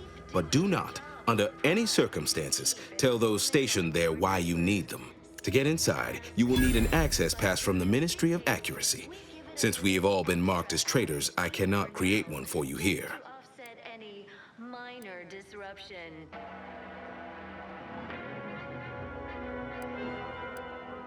Farewell now. Daydreaming on the Outsider. Ah, the itinerant stranger returns. That is most excellent. Please, hand them over.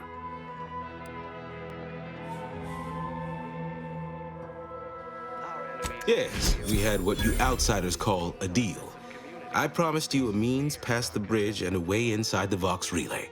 There is wreckage from a crashed ship traversing most of the expanse.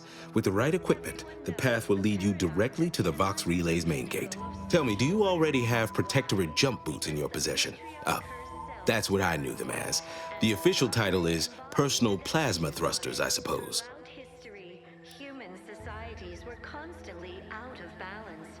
Individualism. No, but we have an outpost up at Spire Grove. Requires a lot of cliff work. They likely have a prototype there.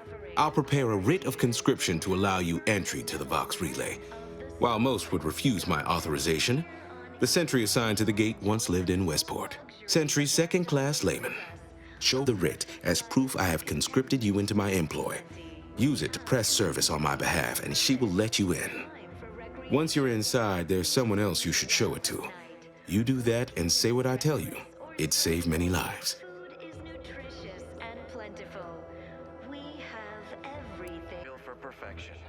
From the lowliest subject to the most exalted. The Vox relay is, to my mind, a time bomb. Brigadier Montelli's lost his way. Now all manner of chaos is raging there. I've heard tell he's even resorted to extra-legal executions. Madness, I tell you. A brigadier doesn't act as judge, jury, and executioner. That's an arbiter's job. And even then, they're enforcing existing protectorate law. Resources represent a fascinatingly complex ecological network. Marshal Corbin. As with all my subjects, I have been there when he needed me. I trust we can call on him now to do his part. Seek him out at the Vox relay, conscript him with the writ, and this is important. You must convince him to kill Montelli. Corbin will want to talk him down, to take him into custody, to message superiors outside the facility beforehand. We cannot allow any of that to happen. Like those nettlesome raptidons, or If Corbin becomes the highest-ranking officer alive, no one will be able to contradict his accounting of events. The Protectorate execute connivers and schemers. Corbin must appear forced to take down Montelli in the moment. It cannot feel like a plotted coup. keep doing your job with pride. Keep Good, good. Here is the writ. I may not survive to see what occurs, but I trust you to follow your conscience. Farewell now. Promise you'll return here if you can, to check in on my people and see how they fare.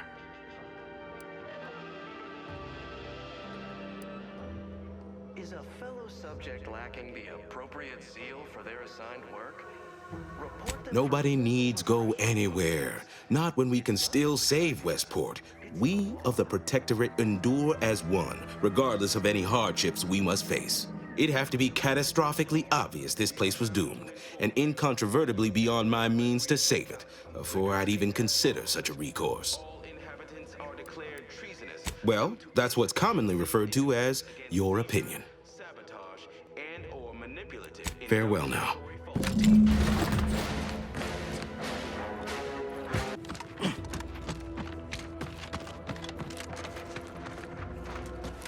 Huh. This drainage pipe must be coming right from the Vox relay. They're lucky the rats ain't chewed their way through yet.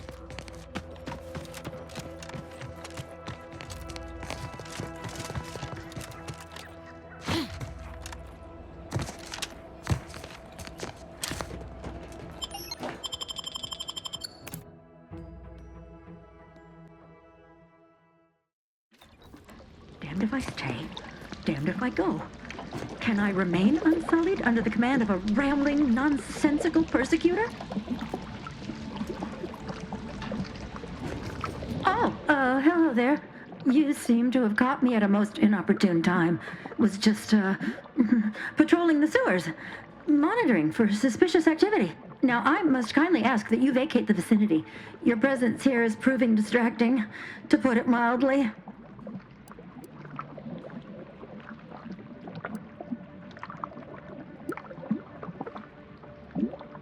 What? Word to the wise. A protectorate station is hardly the place to be making light of one's affiliations. Brigadier Montelli would be ecstatic to hear you spout such humorous quips. You'd be labeled a heretic, but I'm sure he'd chuckle as you swung from the gallows.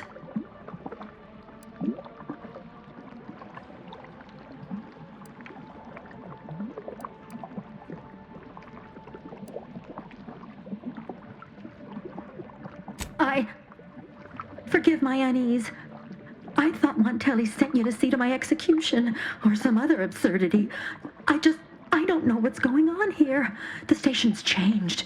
It's become a damn charnel house, stained with the blood of my brothers and sisters. I don't know what to do. I just don't wish to die. I can't...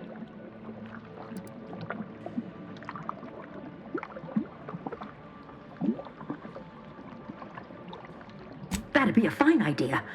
If only there weren't a group of starving raptidons that saw fit to make a den so close to the grate. I can? Oh. I suppose I'm now off to a world filled with uncertainty, savage wildlife, and miscreants always on your heels. Here, this key card should unlock a storage cache up above. It has some supplies in it that'll likely do you more good than they have me.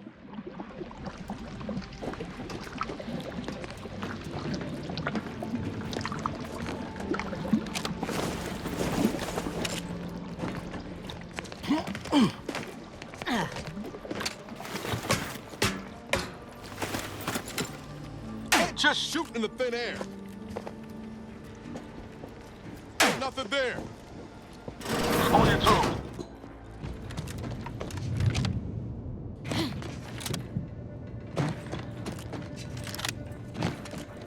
Come, quickly. We must all bear witness. Have these odious offenders strung up as a lesson to the others. More loyal subjects executed. And valued technicians, no less. I cannot see how reducing our own manpower guides us down a path to victory. Wait, I recognize you from Horizon Point. Yes, just outside the skip labs before the incident. I lowered the bridge in exchange for your help. But you didn't. Help me, that is. You must have been the cause of everything that happened that day. And to think I could have stopped you. Perhaps I would have, if I'd not been so vexed over mere demerits.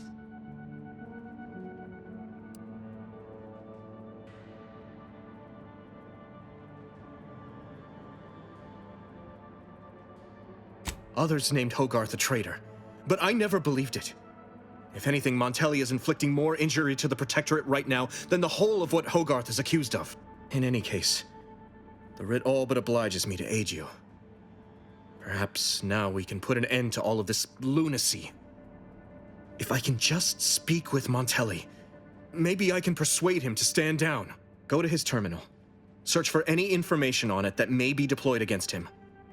Also, while you're there, notify High Command that I'm taking control of the station.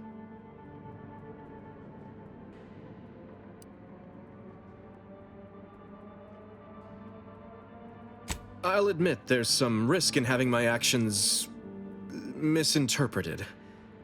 I could be named a traitor, as Vigilant Hogarth was. Or sent to mental refreshment. No.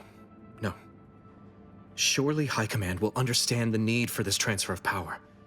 What I do now, I do for the Protectorate, not myself.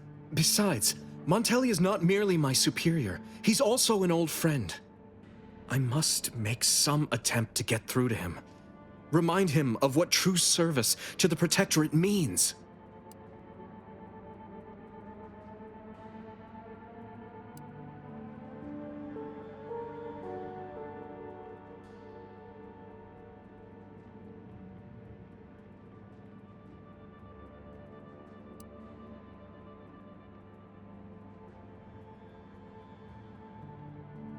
You will need your own access card to get upstairs. Blank keycards can often be found in the contraband room, and there's a terminal for encoding access in the security office. Head through the door to the right and continue down the hall. You should find your way without much trouble. Oh, but mind the guards. They'll still attack you on sight.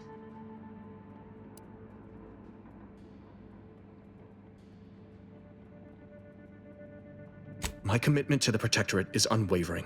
Obviously, I wouldn't be attempting something so foolhardy if I was not devoted to protecting cause above self. Remember, our success hinges on sending my notice and gathering any information you can from Montelli's terminal.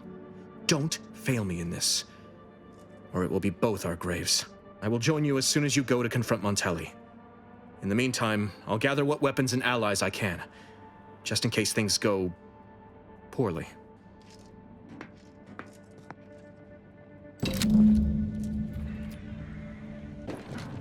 Admittedly, yes. What now? Ah, an intruder. Of course. I was warned the paradigm would test me, and here you have arrived. And Corbin. By your presence, am I to understand that you've turned renegade as well? Of all the serpents writhing beneath my boot, you were the last I expected to strike at me. My intentions are, as they've always been, honorable. I only wish to talk. Talk?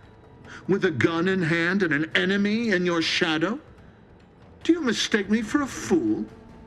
Turn your gaze outward, Umberto. Look at everything you've done. Can you honestly tell me this is for the good of the Protectorate? I'm killing traitors. Seditionists. I am purging our prized garden of chokeweed and all manner of slithering things. My methods may seem callous, but a swift response to treason is necessary to prevent this crisis from worsening.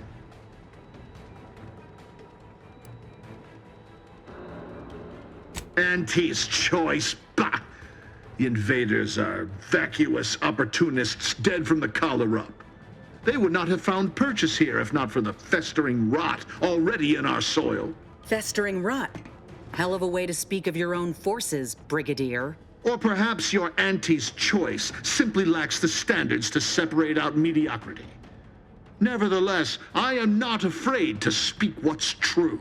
Our great protectorate has lost its way. Years of comfort and plenty without stricter enforcement have softened us, made us weak, undisciplined. If only the sovereign heeded his consul's wisdom, he could restore the protectorate's honor, instead of shaming his forebears by leaving such a grave task to others like myself.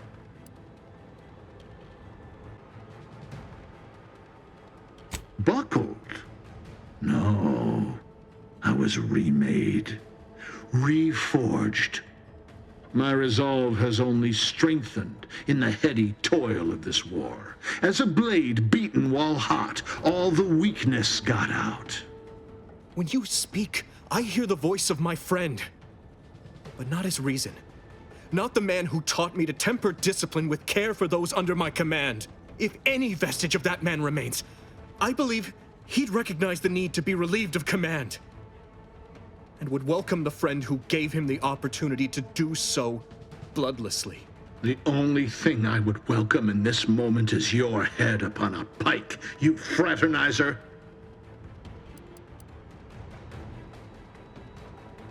And if I do not relent, what then? Will you attempt to relieve me of duty by force? If needs must. but I'd rather it didn't come to that. I don't suppose you have anything more to add? Something that might further our purpose? Now would be the time to deploy it.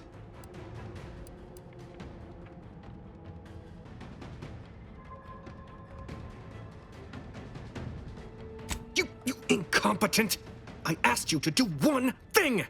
Trusting the enemy to do your bidding. You always were a guileless fool, Corbin. Were it up to me, I would sentence you to the slow and painful traitor's death you deserve.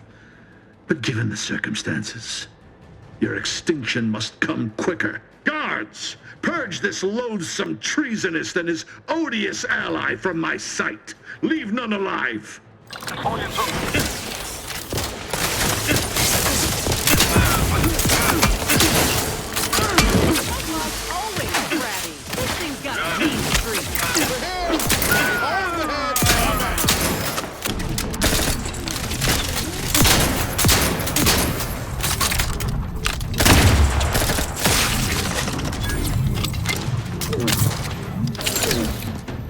Seeking cover.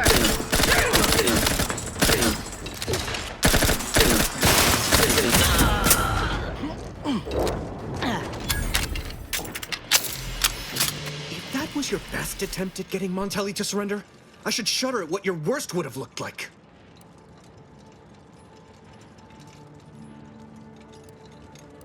Sorry? Oh, well then, all's forgiven.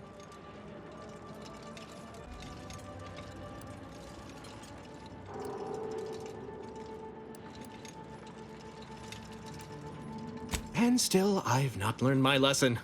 Clearly, you're someone who only understands plain speech. If you'd have told me all those years ago that this is where my future would lead, standing over Montelli's corpse, I'm not sure I would have wished to survive that disaster. What's done is done. I only hope my superiors will understand my actions here today, and that the Vox will be strengthened under new leadership. After I've summoned janitorial services, give the station the news. There'll be much that needs explaining. I suppose I should thank you for your assistance. But for both our sakes, I do hope we never meet again.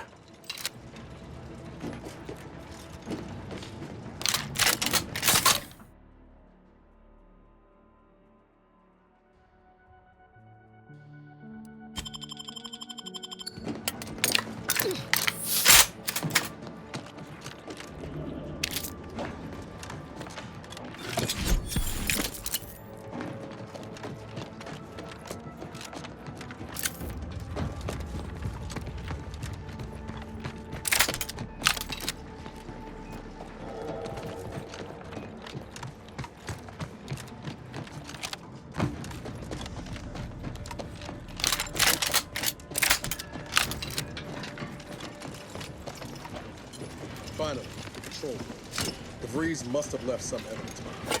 Let's poke around.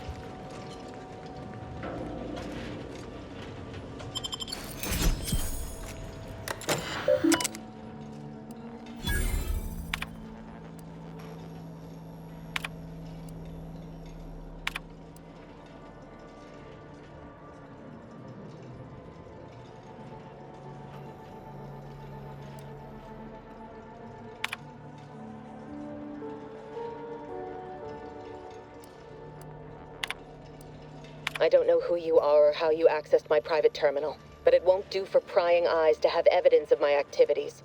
I've triggered the Vox Relay failsafe ejection routine. But worry not. After launching, the station will take several minutes to achieve its pre-programmed self-destruct altitude, so you'll have plenty of time to enjoy the ride before your death.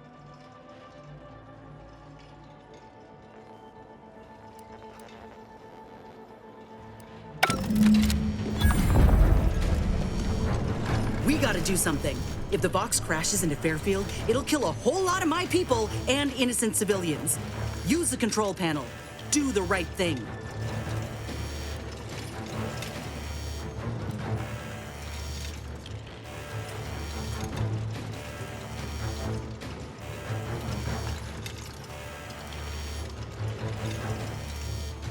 You know damn well it isn't helping the Protectorate kill a number of us when we aren't even in the fight.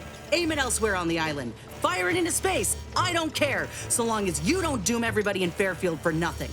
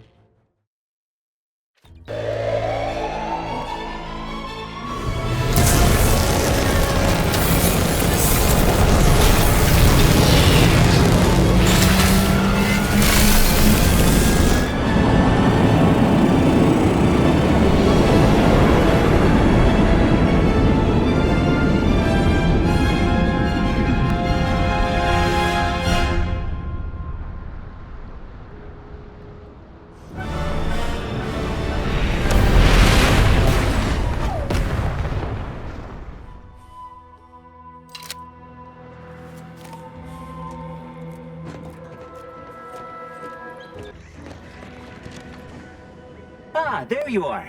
I was expecting you 4 minutes and 27 seconds ago, but never mind that. I have a missive for you. Highest priority. Recipient's eyes only. All I can tell you is that it is from Arcadia's most judicious custodians, the Order of the Ascendant. I am not privy to any information beyond that. Oh, they did also say it was important. I was tasked 6 months ago to deliver it to whomever ship was at this landing pad at this exact time. Well, 4 minutes ago, like I said. All other questions may be answered by viewing the missive, I expect. Farewell, and as they say, may all your endeavors come to fruition.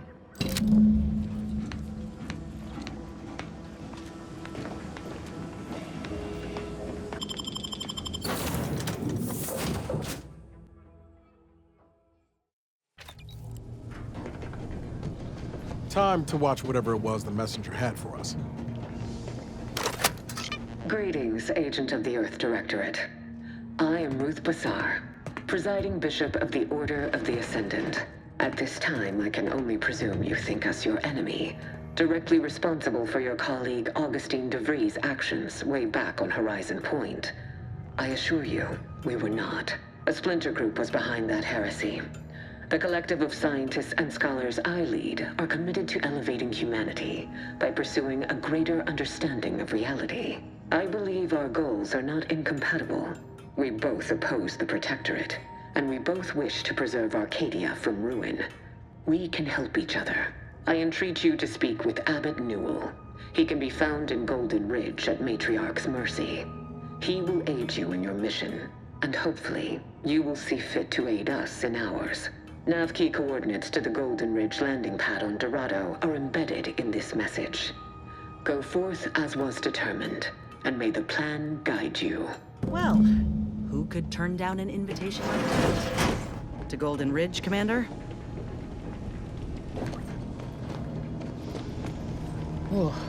My system still ain't gotten the memo we're clear of the relay. I'm itching to keep running. We're damn lucky we got out in time, Commander. Real glad you found a way to mitigate the destruction. Without the relay looming over all, maybe the island can finally recover. Lon knows it's seen enough as it is.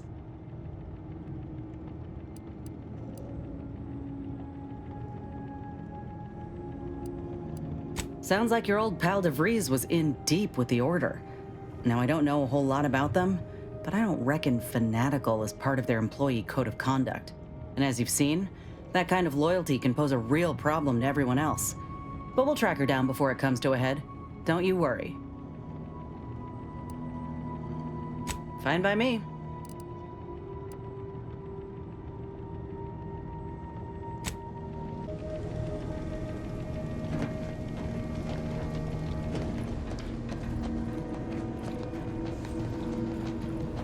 Commander, the nav key coordinates supplied by the presiding bishop of the Order have been verified. Landing in Golden Ridge is now possible. Additionally, we are also able to land in Free Market Station, due to the astrogator's progress with the updates necessitated by its rebuild. Golden Ridge is located on Dorado. It is home to the Alexandra Monastery and Matriarch's Mercy, as well as previously being a center for mining Zeranium. The Protectorate abandoned it soon after the invasion, leaving Auntie's Choice and the Order of the Ascendant to fight for control of the area and its resources. Free Market Station is an independent marketplace, the only one in the system. It is called such as it was built out of a crashed Auntie's Choice freighter by that name.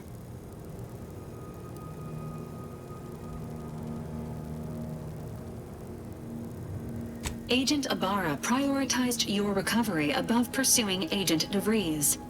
This involved disassembling and rebuilding the astrogator to allow the incognito to travel to your location. As the rebuilding process progresses, old nav keys may be unlocked. Unfortunately, most of them are likely not recoverable.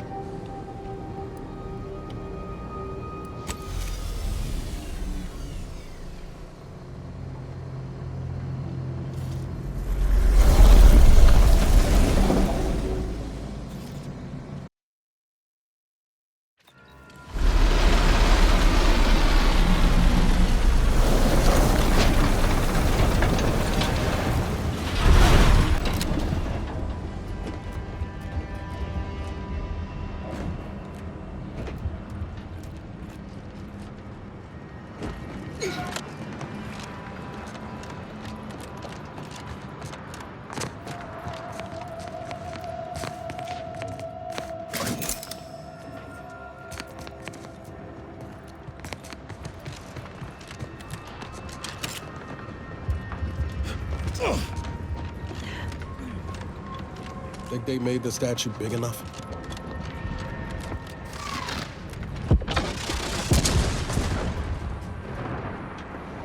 Whoa, didn't realize we were landing so close to the action. We got bases down there. If one of them got hit, then that strike will be the first of many.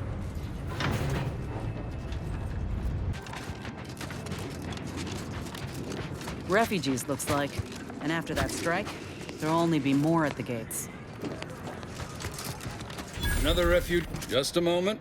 Allowing anyone into Matriarch's Mercy unprocessed will upset the precarious ratio of refugees to aid. We should have an opportunity for placement in approximately 7.85 days, presuming no unforeseen alterations.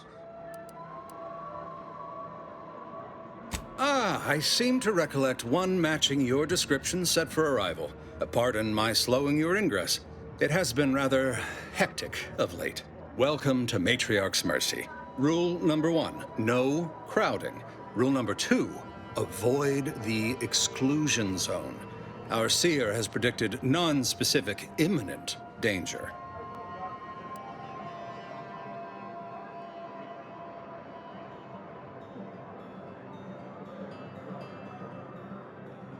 I thought the name was self-explanatory. Our seer predicted that a corner of the encampment is in terrible danger. Danger from what or when? Unclear. Stay away from it, and, in all probability, you won't have to find out. Our predictions spring from the universal equation, the very numbers that guide the stars. Only a fool ignores probability, and we don't suffer fools around these parts. Safety and probability are incompatible. Eventually, nowhere will be safe, including here. Not at present, but according to our predictions, the creation of a third rule is likely, if not inevitable. That's enough questions. Keep the line moving. You need anything, talk to Seer Wiley. He's in the lift building, straight through the settlement. Do you believe Arcadia shall ever return to how it was? Law. I haven't seen this many folks cram together since we called libations night at the cluster. Smells about the same, too. Control reality and ascend to a state. By the law. It's you. You're right. The universe does not orient itself toward fairness. But it's my firm belief humanity can do better. All evidence to the contrary. Ah, you must be the, Earth Directorate agent I was told to expect. Your punctuality is commendable. Allow me to welcome you to Golden Reach. I'm afraid I've no refreshments available, but can I interest you in a customary debate over decidability? Yes, the presiding bishop sent word of your imminent arrival. However, due to our need for compartmentalization, she was scant on the details of your mission. That said, I've been instructed to assist you however I can. So, tell me, what brings you to Golden Reach? Victor? Oh, yes, Archivist Clemens. Quite the mind. Such encyclopedic knowledge of engineering. One could almost mistake him for an exemplar. Is he in some kind of trouble?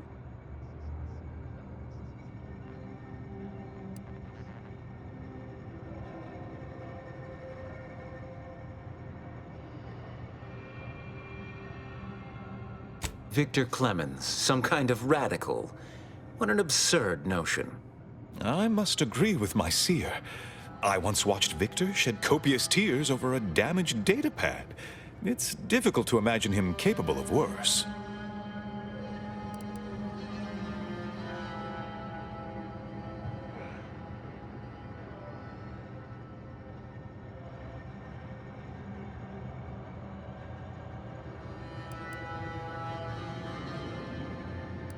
Good intentions have led scienticians in the past to stray down paths most troubling.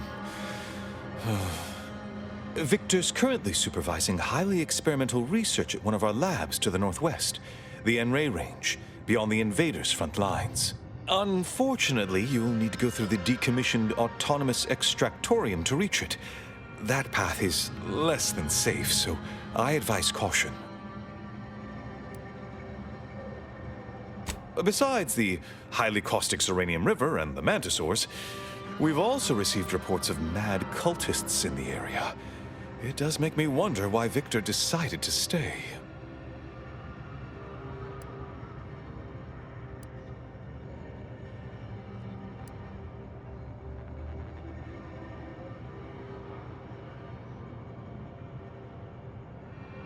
Victor is dedicated.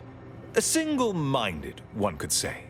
I've always thought highly of his analytical skills as a researcher, less so his social ones, perhaps. Loath as I am to admit it, there may be some merit to your worries over a conspiracy within the Order, whether Victor is involved or not. As my predecessor would remind me, denying unpleasant facts is not good science. I would be remiss if I failed to support an investigation.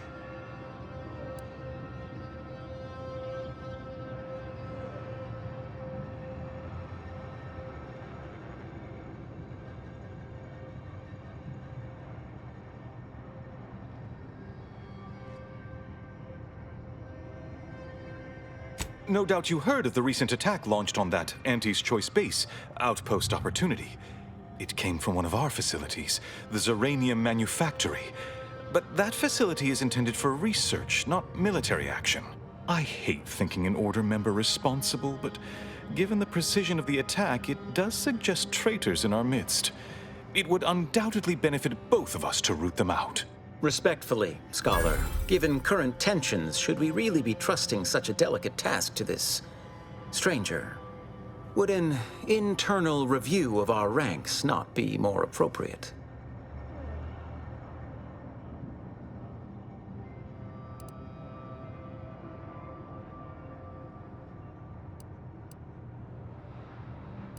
Earth Directorate Agent is just a title.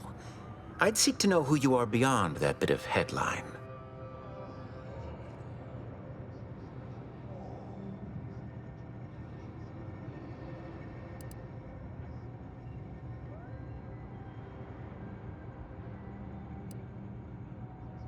I don't dispute the need for discretion, my friend, but the presiding bishop made the determination to send the agent to us. It's best we trust her calculations. Moreover, our situation is growing increasingly dire. I can't overstate my fears concerning this most recent attack ending the ceasefire and reigniting the war in Golden Ridge. One more thing. Your investigation into the traitors takes precedence, but if you could also render aid at Outpost Opportunity on our behalf, such a gesture might preserve the peace.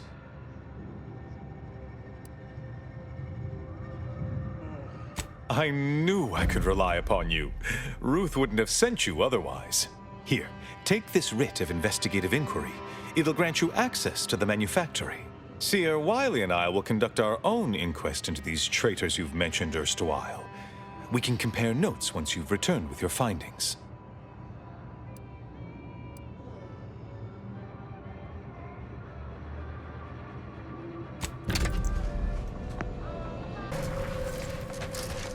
Overheard what you said earlier, that nobody wants Auntie's choice here. Maybe not right now, but that tune will change once these folks see just what we're offering them. Freedom. Freedom at the point of a gun don't strike you as a mite forceful? So liberation is only acceptable on your terms. Is that it? It's acceptable when we do it because the people ask for our intervention. That's kind of the whole point of the Earth Directorate. You say that, but we both know that ain't why you or the commander came to Arcadia in the first place. What was the plan? Take what you came for and leave these folk to their fate? No. I think it ain't so much that the Earth Directorate only goes where they've been asked. It's more about what serves their interests. So, who's really the moral party here?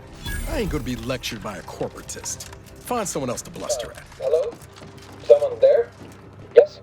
Did the missive not play, or was it garbled in some way? Are you somehow struggling with coherence?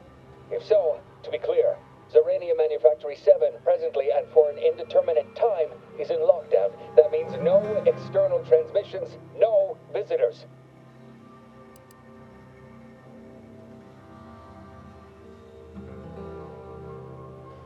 Wait, you have a writ?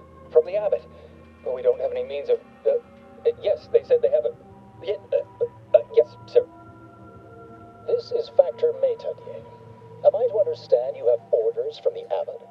Quite convenient for you. I have no way of verifying without allowing you entry. Very well. Come inside and we'll see this sorted. Building on the left.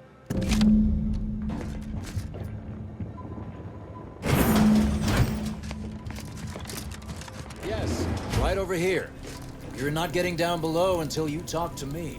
So, the abbot deigned to send someone whilst we're contending with all manner of emergencies, did he? Wait, is that an Auntie's Choice enhanced soldier with you? Oh, I see what this is. Stay back. We have no desire to escalate things further. Don't do something you'll regret. We want answers, not a fight.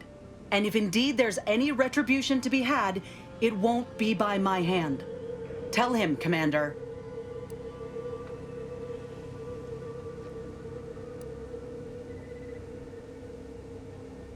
Surely. Far be it from me to question the irreproachable prudence of an enigmatic caller. Sometimes I cannot fathom what goes through the abbot's mind, but your papers do seem to be legitimate. I will unlock the elevator so you can speak with Proctor Svoboda below. I'll send word you're en route. But fair warning, I cannot predict what reception you will receive. I expect your behavior will remain impeccable. As soon as I've seen to securing the facility, I'll be along straight away.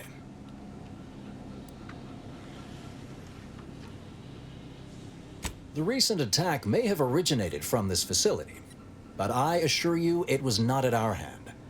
We have no desire to resume open warfare with Auntie's choice. One of our transport pods, filled with Zeranium, was diverted toward, or more specifically at, their location. Though functionally correct, I assure you. The transport pods are fired into space, where they are collected for redistribution. To date, no one has ever misused them for this purpose, despite the explosive nature of the material. Fortunately, we have potentially identified the culprit, and we have managed to corner the apparent perpetrator down below, which would be a good thing if they had not, somehow seized control of the manufactory operations.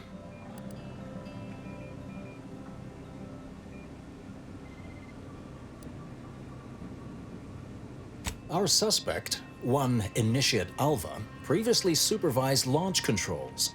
Though steadfastly maintaining her innocence, she has also barricaded herself in the operations control room below, a move not likely to allay anyone's suspicions.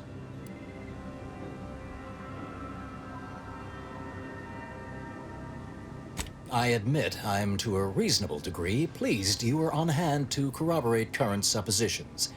May your query yield favorable results.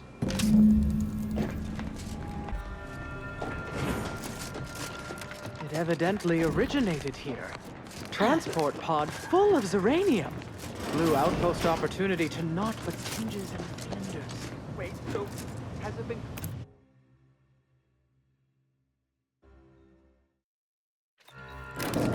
Initiate Alva, stand down. Relinquish control of this facility immediately. Oh, my dear Proctor, you can't believe a low-level drudge like me is responsible for any of this. You'd have us all believe you seized control to demonstrate your innocence. Wait, is this being broadcast? I have no idea how this audio doodad works. You're the one in charge here, Proctor Svoboda. Are you sure you didn't do something? I demand your unconditional surrender at... Hello, Proctor? I'm pushing buttons over here now. Did I disconnect you somehow?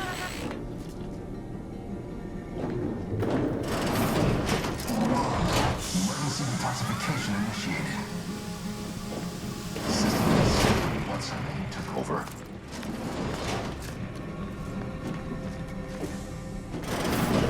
Ah, yes, of course.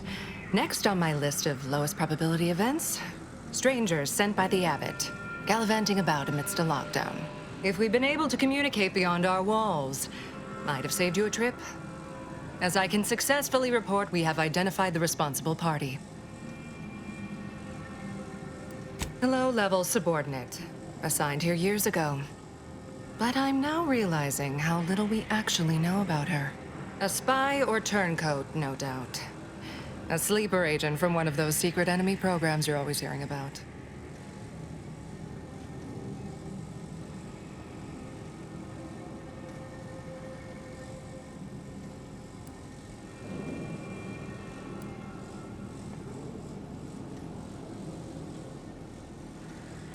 Within a beat of us hearing of the attack, Alva seized command of the system and locked herself in the control center. She then forcefully repelled several attempts to extricate her. 2 are dead already. Poor Jacobs lost a hand trying to pry free the outer doors. Why, she could destroy this entire place at any moment from in there. I implore you to stop her before she does so. I fear violence may be our only recourse.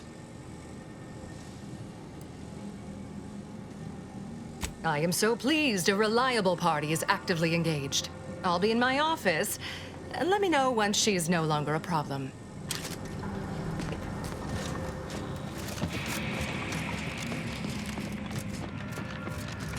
Now, this is important. Would you describe the Varatnit's Calicity as slabbering when it attacked? How much viscous fluid would you estimate is involved? I don't know anything about the Of course she's hiding something. You think those two exemplars just fell wrong? They're hardly prone to involuntary self-injury.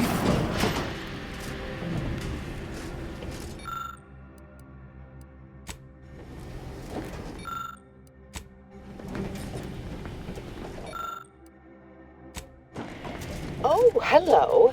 A visitor. Who? And who are you, dear? You're what? Some maverick for hire. Oh, no, I can see it now. Earth Directorate, yes? Like Commander Zane and that rascal Buddy. And who's that you brought with you? A friend. Ah, an Auntie's choice grafted soldier. You poor dear. And someone else. Another Earth Directorate agent, I see. Seems sad. Is she talking about me? All this for me. Fear I hardly deserve such attention. This entire business is just a terrible misunderstanding. Oh, believe you me, I'd like to know that more than anyone. I am thoroughly unaware how anyone would think me capable of all this.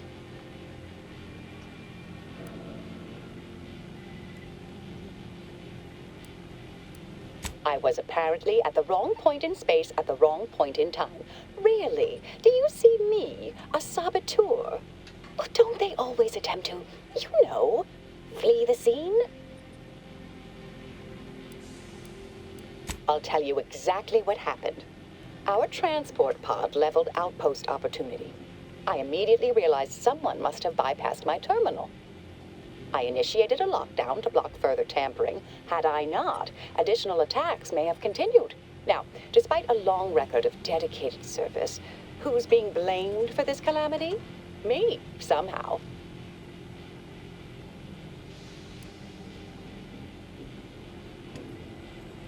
Dear me, I wish I did, but... Actually, there may be a way you could gain answers here. The firing record should contain all relevant details regarding the launch. Why, yes, I could unseal access to the records repository for you and open the path leading there.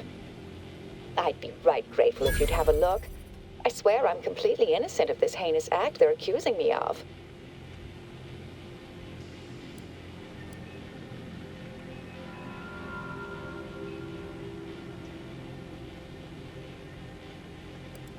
All right, fair enough. Understood. Appreciate your help, dear. Please return when you have found something. May the plan favor us against long odds.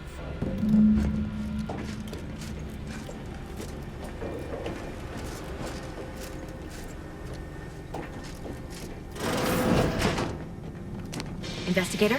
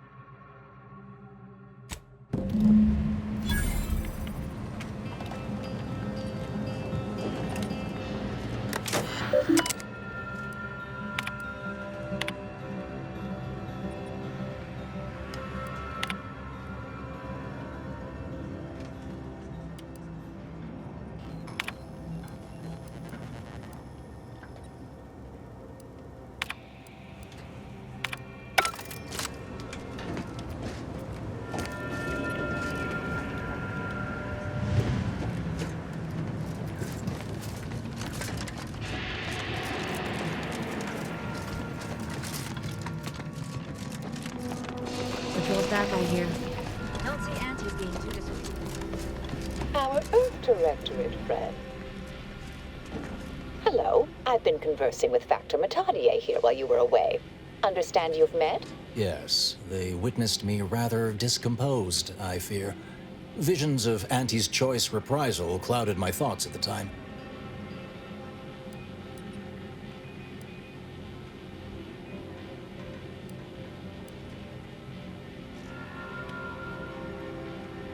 Not presently, though the Proctor believes that my purpose here.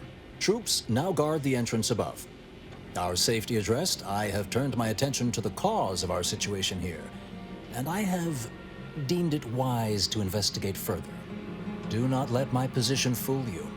All within the Order are scienticians, and hence we seek the truth of any hypothesis based on evidence. The Proctor's accusation is no different.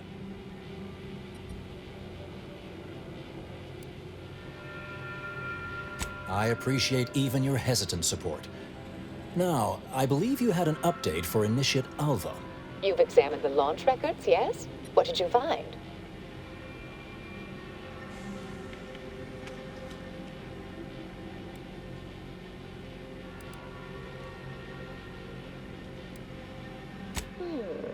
I'd say they've obviously been altered, dear.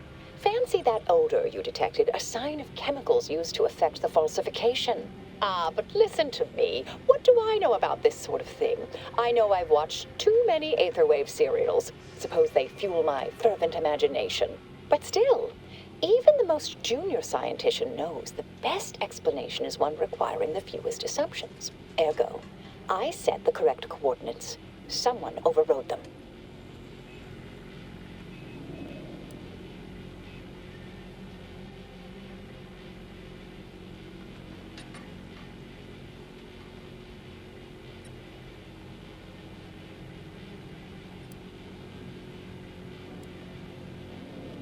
There should be ample time for regret later, dear.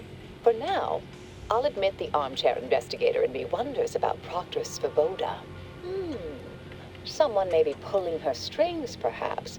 That's what investigators like you say, isn't it? Now, what you uncovered appears to imply two further avenues of inquiry. A Zeranium leak occurred moments after the launch.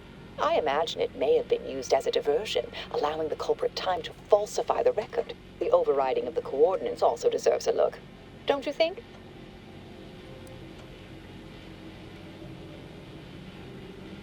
I can speak to the coordinate override, I believe. All commands are routed through the hub in central processing. If one meant to accomplish what you're suggesting, they would likely look to do it there. I expect the Zeranium leak stemmed from alterations to the control boards and refinement logistics. I'd look for any signs of tampering that may point to the culprit.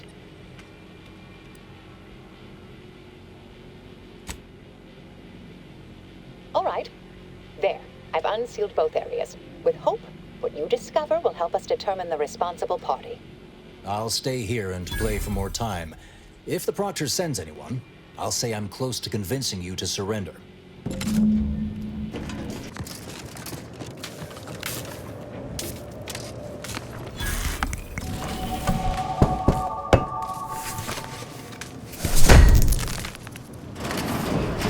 Thank you kindly. I am decidedly in your debt. Anything you need? Anything I, a lowly archivist, can provide you, a heroic individual who is handy with doors?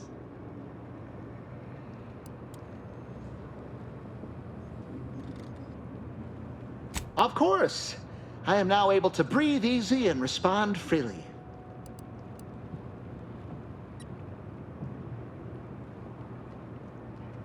Strange question, but yes, all commands pass through the hub here. Through that wiring underneath that open floor panel in the back of the room, actually.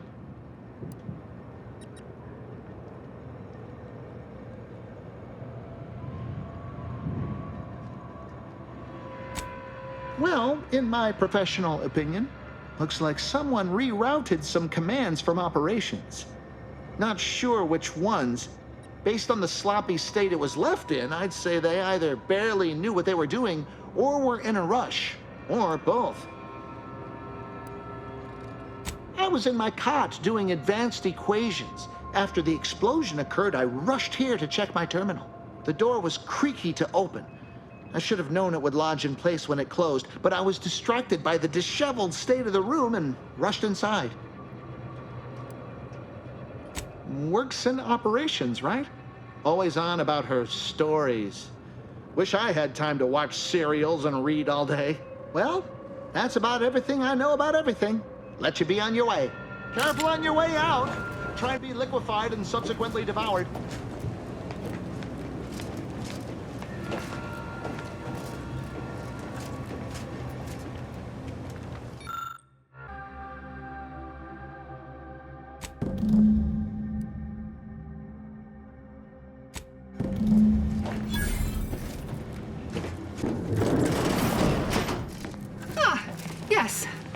suppose you'll do. I'd been hoping an empiricist or assessor would amble by, but you appear reasonably apt. The Zeranium overflow venting has gone completely haywire. Oh, what else will this higgledy-piggledy nightmare of a day bring? I was ordered to keep watch until a specialist arrives. Might I entreat you to act in such a capacity? The control board to divert the flow of Zeranium is up yonder in refinery logistics. If so, I have something for your time and effort.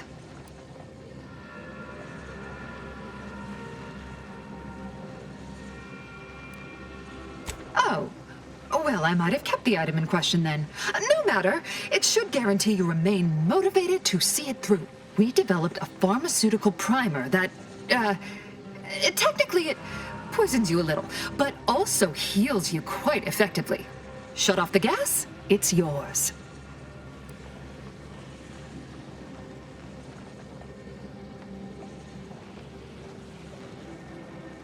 Tremendous. Why, this day may average toward the positive yet. May deliberate endeavors beget expected results. Ah, you're back. I see my choice in you was well-founded. Zeranium overflow venting has returned to a non-haywire state, and my internal levels of disquietude have lessened along with it.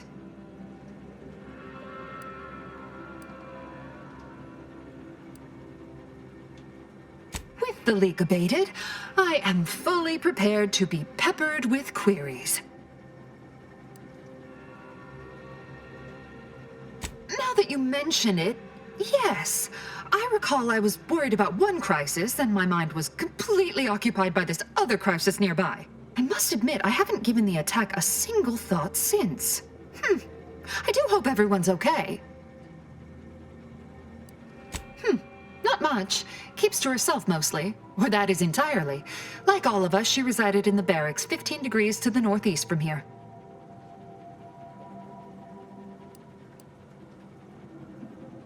You mean just after the attack occurred? I was in a state of anxiety at the time, and, well, I'm sure you're aware higher levels of cortisol can impede the encoding of memory. I am greatly grateful you were helpful and effective. Farewell. This card will allow you into our humble little research lab. It's right past operations. Can't miss it. Unless you do. The pharmaceutical primer I mentioned is inside on display. Oh, hello, dear. Why, we were just talking about you. Or specifically, potential implications for a multitude of troubling scenarios, based on probable results of your investigation, downstream outcomes, and such and the like. You know how the order is. Always calculating something. But please, tell us what you discovered.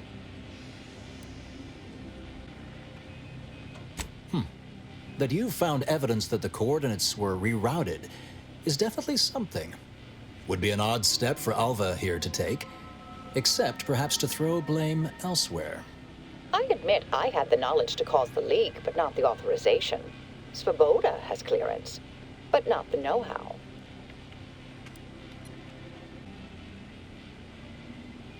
I'm sufficiently certain our proctor is conspiring with an outside party, so I'm coming out now. She's going to tell me who she's working with. Then I'm going to kill her. Wait a minute. You're going to what? Our investigation, it's unfinished. And you're an initiate. What are you talking about? Oh, I see you two thought you were proving my innocence. No, you were helping identify my target. I'd advise you dears to help or stay out of my way. Proctor Svoboda needs to pay for her actions. Her possible involvement notwithstanding, Constance Svoboda is an order proctor, and I cannot abide her cold-blooded murder. Especially by someone we clearly know so little about. You are far more capable than some back-manufactory button pusher. Who are you, really? I am a dedicated agent of the Order, but no, dear. My name is not Miriam Alva. I am Marisol Delgado, formerly of the Department of Preemptive Causal Redirection. That group was just a story to scare novice scienticians. Next, you're going to be telling me you're... Wait. It is you, isn't it? The one they called the Endpoint. I must admit, I'm not entirely sure. The rumors about your department. They said anyone who might delay the equation being solved disappeared. If there are any hints of truth to that, I find it severely at odds with Order tenets for balancing efficiency with humanity. This is hardly the time for a history lesson or debate, I'm afraid.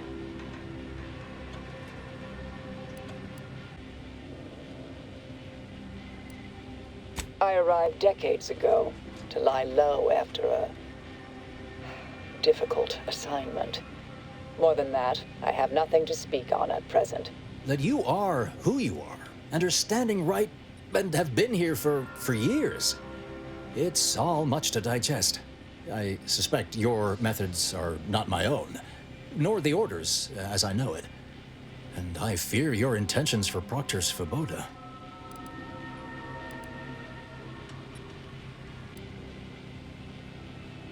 It's sweet that you think you can stop me, but I'll elucidate this for you. At this point, you'll either need to trust me or back that worm Svoboda. That ridiculous little functionary upended my existence. For 20 years, I was Alva. It wasn't a good life I had here, but it was quiet. It was mine. It wasn't hers to take. This would mean standing against a member of the Order. A mid-ranking one, at that.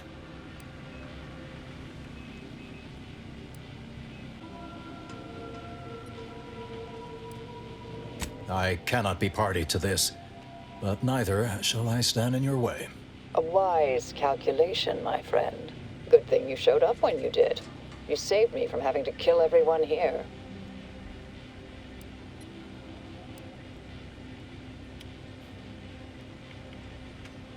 Not that I was relishing the idea, but you provided other options. Svoboda has much to answer for. Let's go see that she does. What's this? What are you doing here? Come to surrender, I take it? After decades keeping this identity, your inexpert blundering has rendered it obsolete. I am Marisol Delgado, former head intercessor of the Order. This would be an ideal time to confess everything before you die. You can't possibly be party to all this. Not with her vast misdeeds so readily apparent. Our investigator has definitively determined my innocence following a thorough investigation.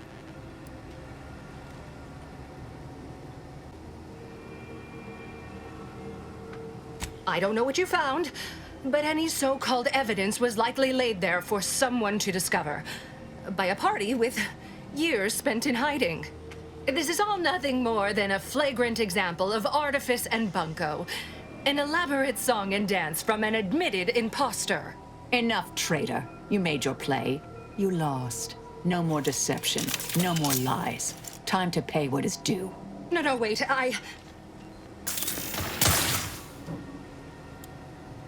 Thus concludes a thoroughly distasteful business.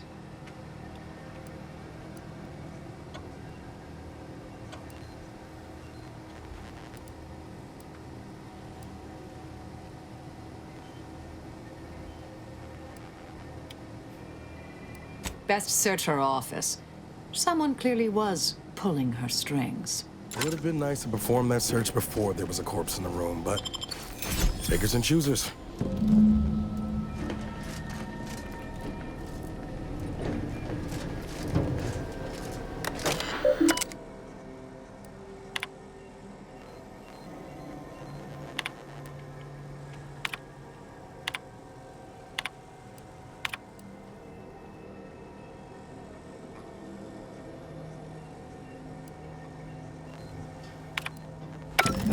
Unseal the effluvium repository. That's traditionally off limits. Ideal spot to hide something. We should take a look.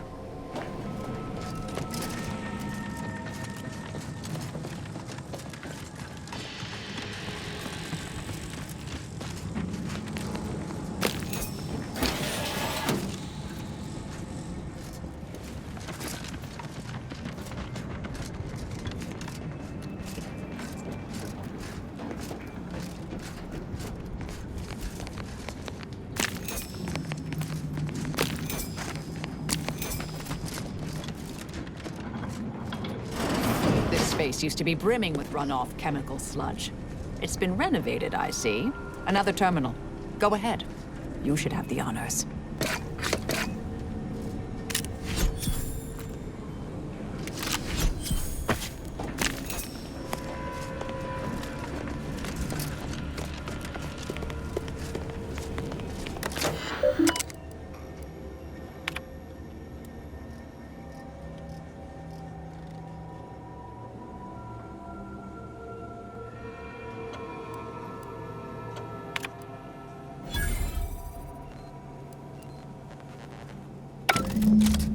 Proctor's efforts appear part of a larger scheme.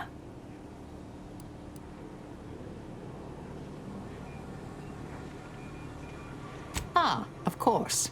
I should have assumed you had a greater purpose here.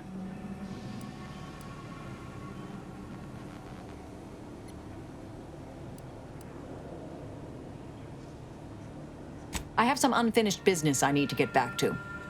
I could use help from an operator like you.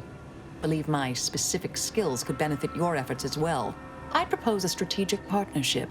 You help me, I help you. What do you say?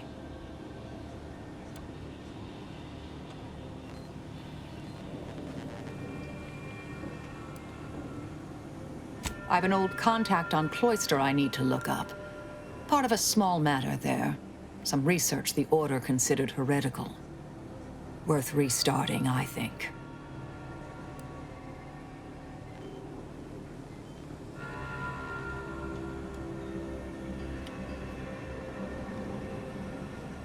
Good, good. It's a little crowded here, though, isn't it?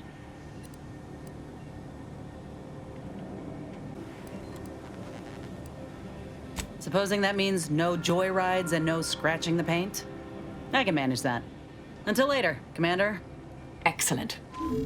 Well then, I am quite ready to leave this place.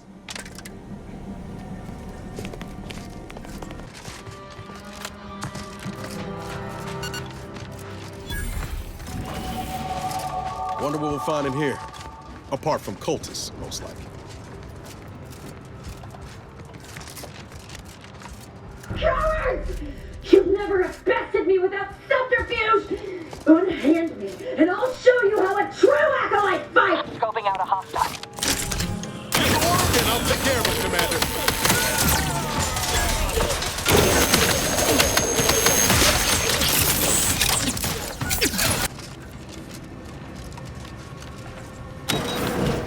Architect's balls! That was some fine killing! Would have preferred you'd left one or two of those traitorous miscreants for me to sharpen my blade on, but no matter. Serves me right trying to help those sorely lacking in the gray matter. But they rightly paid for their transgression. Betraying someone sent by the exalted leader of the glorious dawn herself warrants a painful death. Name's Azza. You are? We are simply a group of enlightened individuals seeking to spread the truth of the rifts, despite our persecution by those who seek to keep the masses aimless and distraught. The rifts only seem destructive because we are looking at them from the point of view of imperfect, mortal bodies. To be deconstructed by a rift is to be reborn in perfection.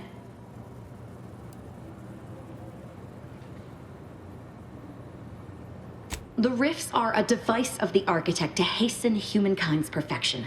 They reduce whatever comes into contact with them to mathematically perfect information. We are nothing but that information, but we cannot see that because we exist in a chaotic and disordered reality.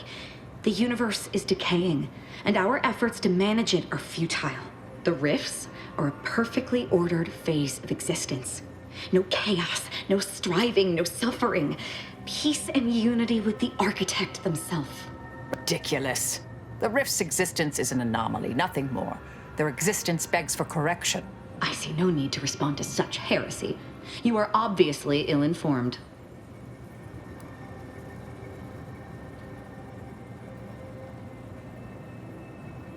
I have similar business at the N-Ray range.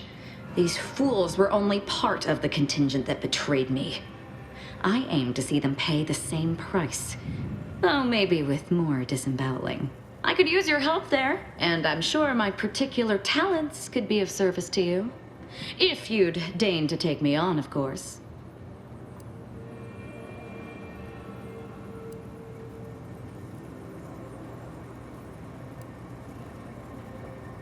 Nothing that will live to regret, but it seems like you've already a full contingent with you. If you're sure, Commander. But I'd watch myself around this one. Well, what are we waiting for? Let's go kill us some traitors.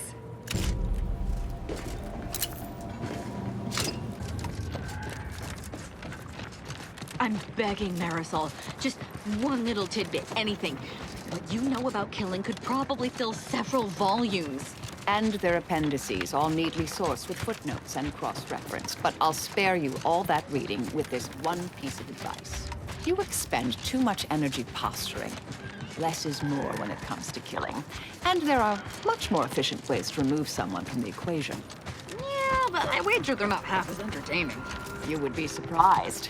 I once eliminated a lab archivist just by secretly replacing all his bases with acids. I assure you his death was most diverting.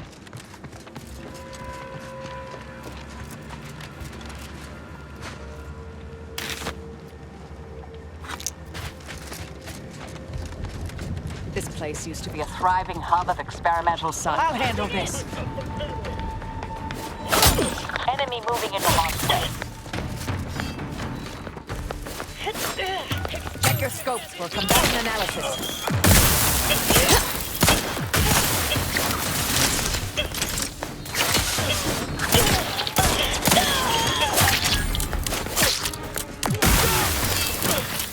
Have a fix on their weaknesses.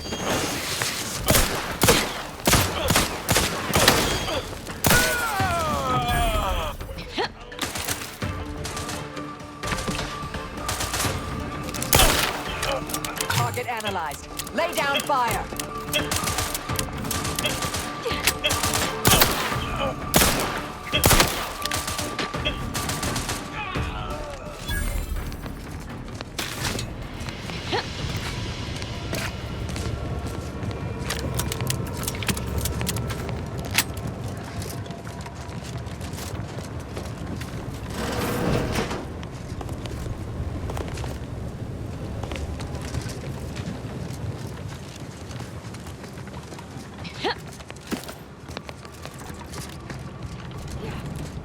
Not getting in the front door. Always another way in, though.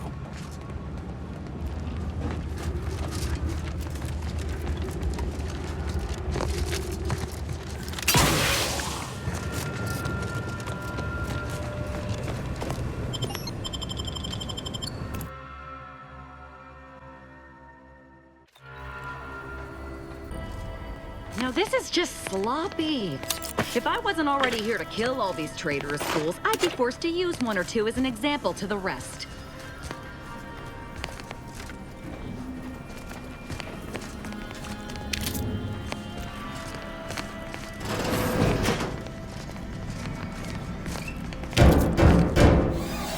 We can hear those wriggly little grub fingers of yours. Bring them close so we can chop them off. Stop your silliness, fool! The only ones losing body parts around here today are you and your traitorous friends!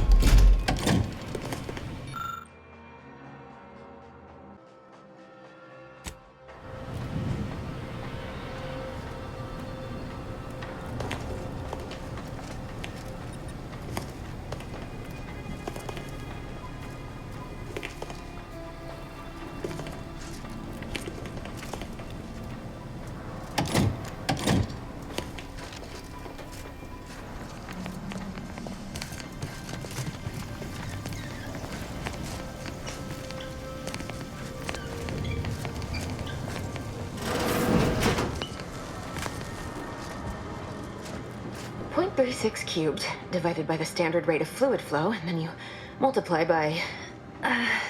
is it 30 or... Oh! Hello! Look at the state of this poor fool. They just left her bleeding out? Exsanguination is an art. Where's the precision, the pride in their work? This is just embarrassing. There's a cultist behind you! Wait, surely she isn't with you.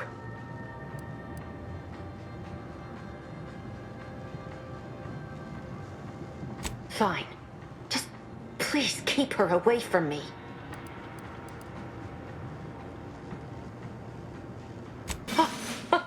Architect's mercy, thank you.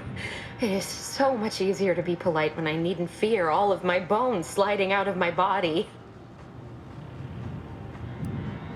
Oh, dear Archivist Clemens has been so strange lately. So distant, so agitated. And not his normal agitation, mind you. This is something different. Much worse. He's deeper in the facility, working on something he deemed to be of the utmost importance. Either he is still below, continuing said work, or he is quite dead.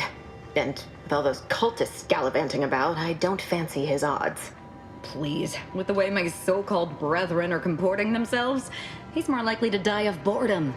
If I was in charge here, all of you'd be dead. He soon will be. Yes. I'm sure you'll kill them quite well.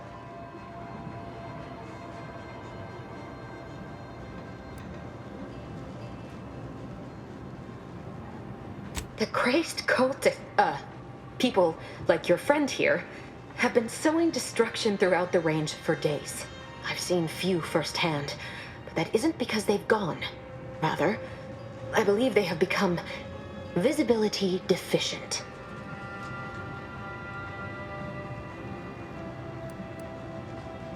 These cultists broke in from above and immediately set about damaging what they could.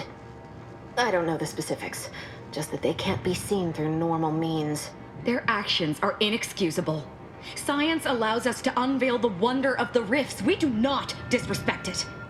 Now, is there any science around here we can use to find and kill them? It's a shame the facility is in shambles.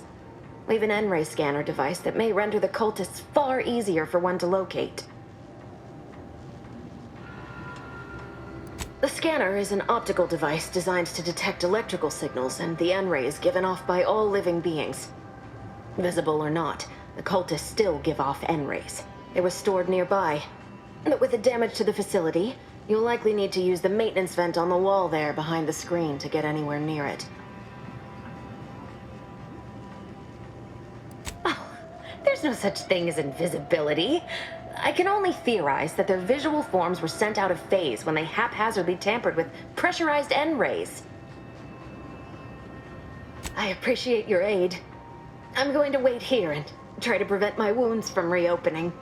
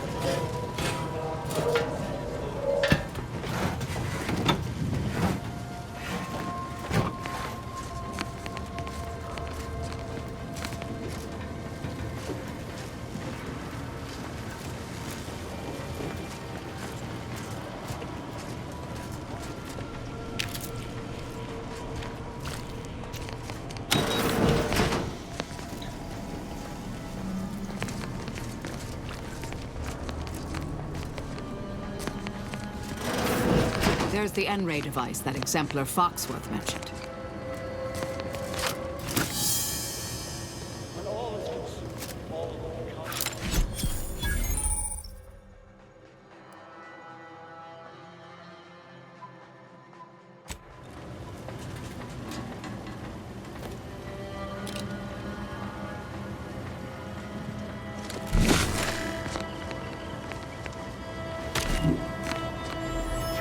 Apologies. But no target, no attack. You cannot. Reach out to Closing in.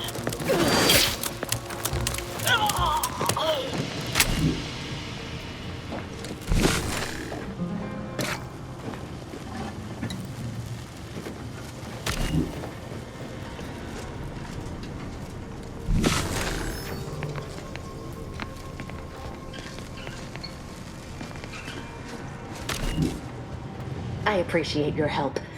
Dying makes it so difficult to see the results of your theses.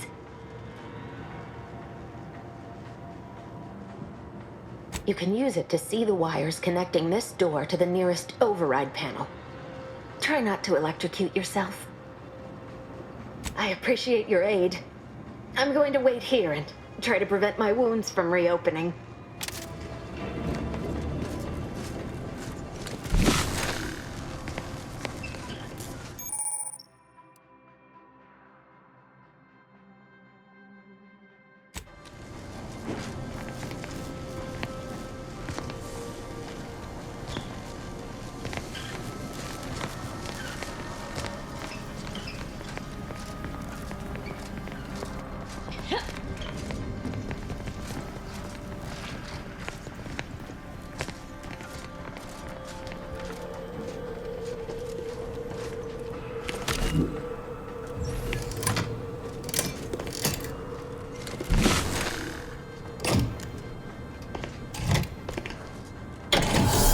Doors open. Time to make a way.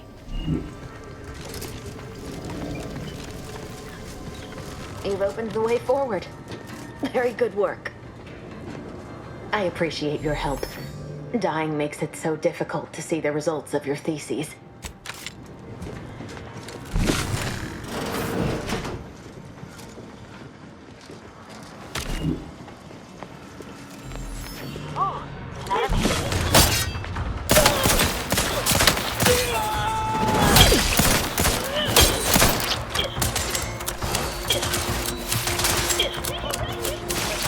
Adversary vulnerabilities identified.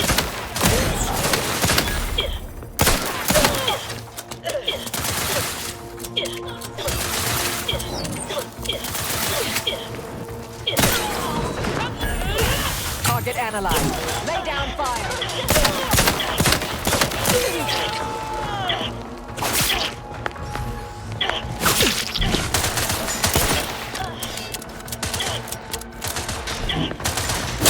Have effects on their weaknesses.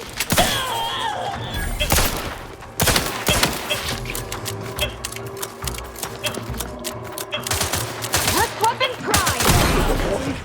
You leave at once. You there, you must leave. Is that a cultist with you? Don't worry. I'm not like these idiots running around here haplessly. If I was here to kill you, it would be no random thing. You'd know it. Are we here to kill this guy, Commander?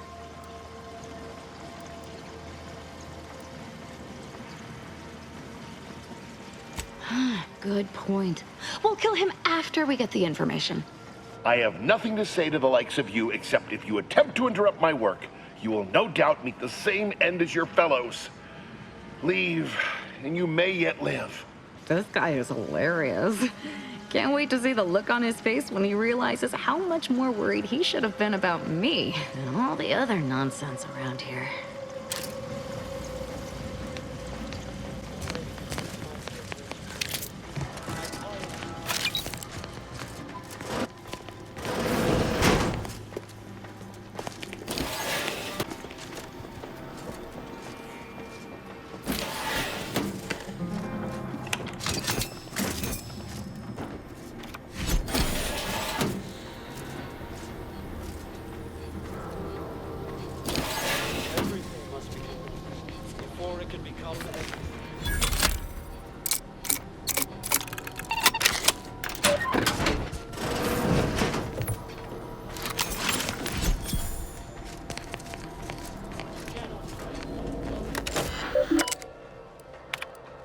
Victor, I fully understand the importance of your work.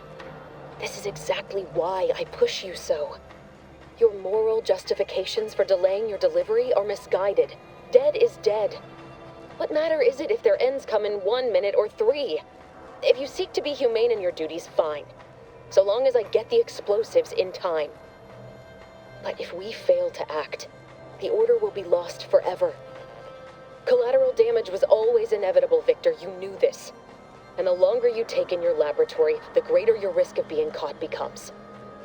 If that happens, you know what must be done. But I should remind you that such a failure will result in vastly more suffering for all parties involved. We need those explosives now, Victor. Let's finish this.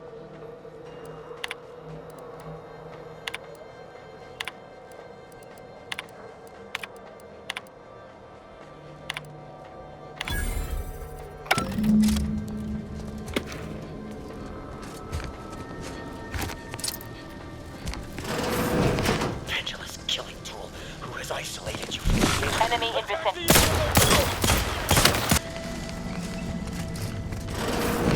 Look at the sad little scrap in his corrugated metal cage. Sharp enough. Hostile.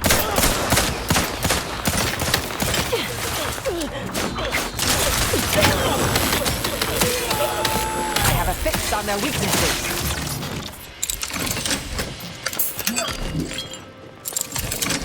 You, friend of friends, are a greater ally than any number of fellow scienticians.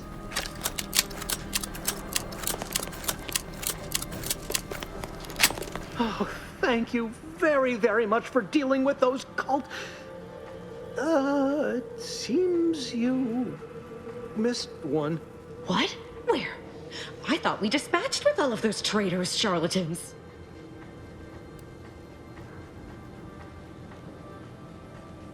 I can see it would be best for me to tactically overlook your comrade. Very well. I see you possess our N-ray scanner. Ooh, ingenious device. If I'd had it, I may have evaded being trapped here. Oh, I shouldn't have had to worry. Damn that Victor and damn his hubris. Fitting that his experiment would cause so much strife. That he would be untouched by the ensuing pandemonium. Pardon my excitement. It's been an eventful day. I don't know the specifics, only that Victor was performing a procedure utilizing processed N-rays. When those cultists flooded the range, they damaged the N-ray canisters. In the ensuing chaos, Victor's experiment was destroyed. I know some cultists were killed, but many more still live, moving unseen through the range.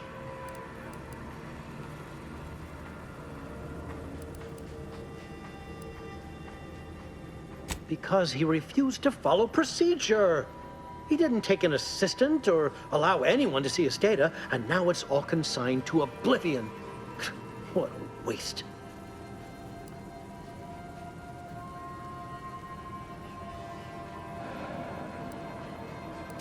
There's no such thing as invisibility. The cultists are out of phase. Also, I strongly recommend against exposing yourself to processed N-rays. Most of the cultists died immediately upon exposure, and according to past experiments, those that haven't are experiencing accelerated organ liquefaction. But if you're not attached to the solid state of your organs, I suppose it might be nice to be less visible for a few hours.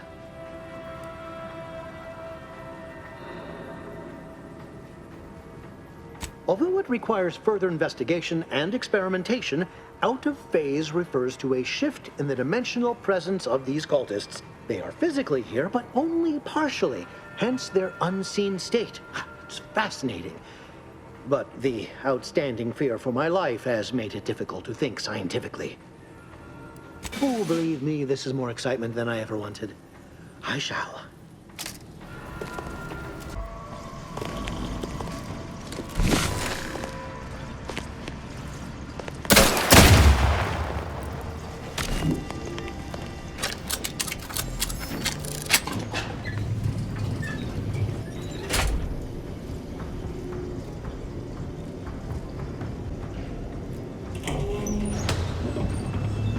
I never wanted this situation to escalate like this. You must understand. But now, All that I wanted is cast to the wind. There is but one option left to me. To save Arcadia, to ensure the future, we must both die.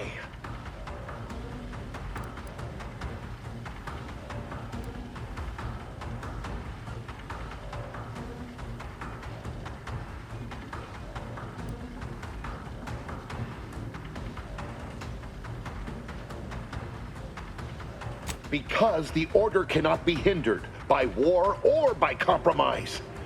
Any obstacles must be removed, as much as I regret the need to do so. If De Vries does not receive my explosive, she will resort to a violent assault. Many will die, pointlessly, and in agony. I can at least deliver them an instant, painless death. I thought this explosive vest would be an unnecessary precaution. All I can hope is that by blasting us both from the field of play, the order shall find its way to truth.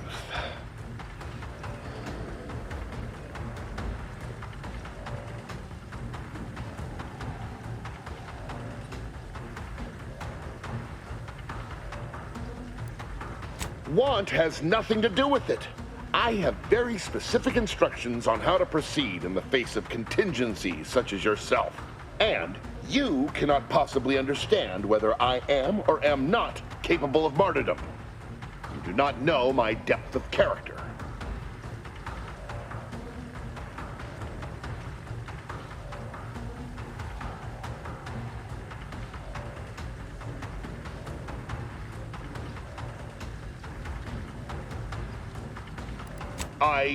At the end of all things, my decisions were predestined. I am not at liberty to divulge the reasoning behind my actions. You're not with the Order. You cannot understand why this would be. Could I explain, the words would be lost on you. I beg to differ. I'd likely understand any analytical or theoretical justification you claim to have better than you do, scientician. I heard tell of an Order operative recently being spotted in the field. A legendary figure who'd been absent for years. One who'd be eminently capable of understanding the difficult decisions that must be made for humankind's ascension. That's you, isn't it? The end point? You are correct, Victor. I am the endpoint, and I am well equipped to understand your reasoning, should it be sound. Very well, very well. I can spare words with you, explain my perspective. It won't prevent me from doing what I must. If the Order is not prevented from reaching its true potential and solves the universal equation, all scientific uncertainty and any associated suffering will end.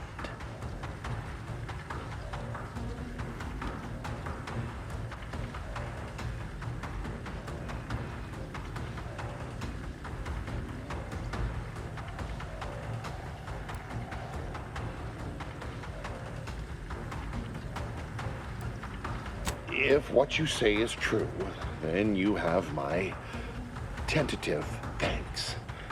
However, scientific certainty would absolutely have prevented that from happening. We would have predicted it. De Vries opened my eyes. The Order is on the path to absolute truth. And if they are not interrupted, this truth can be pursued. The one right path for humanity revealed to us. Politics cannot bind us. Uncertainty cannot strangle. And no one can be allowed to waltz in and hurl our plans into disarray.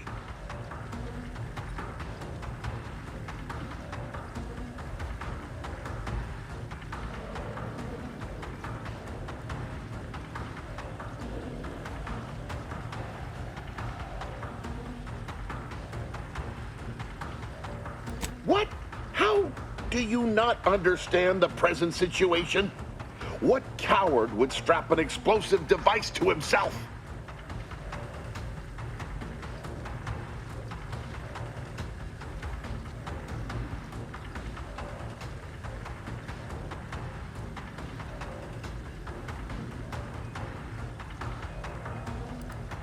That's not all this. Helping DeVries, completing the work on my explosives is important. It matters. DeVries agrees.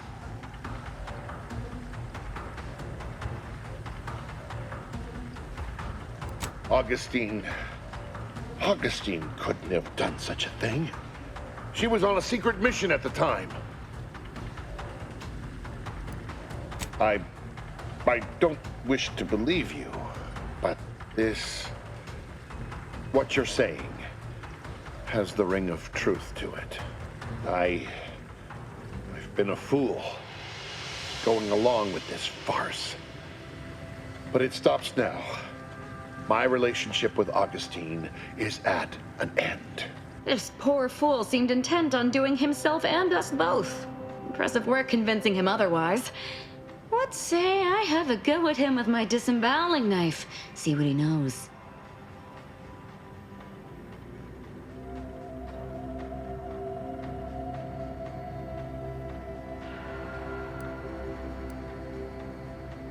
Your loss.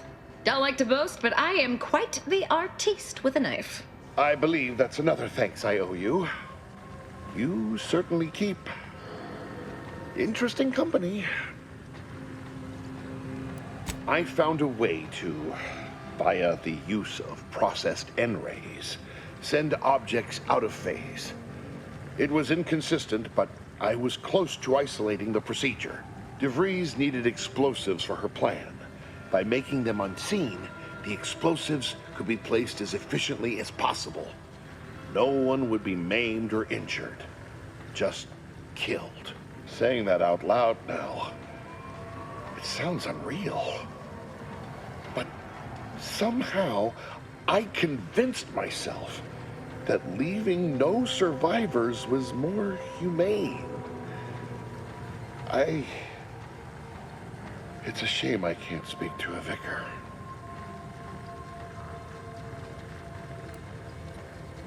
I appreciate your consideration. Things could have been very different had your cooler head not prevailed.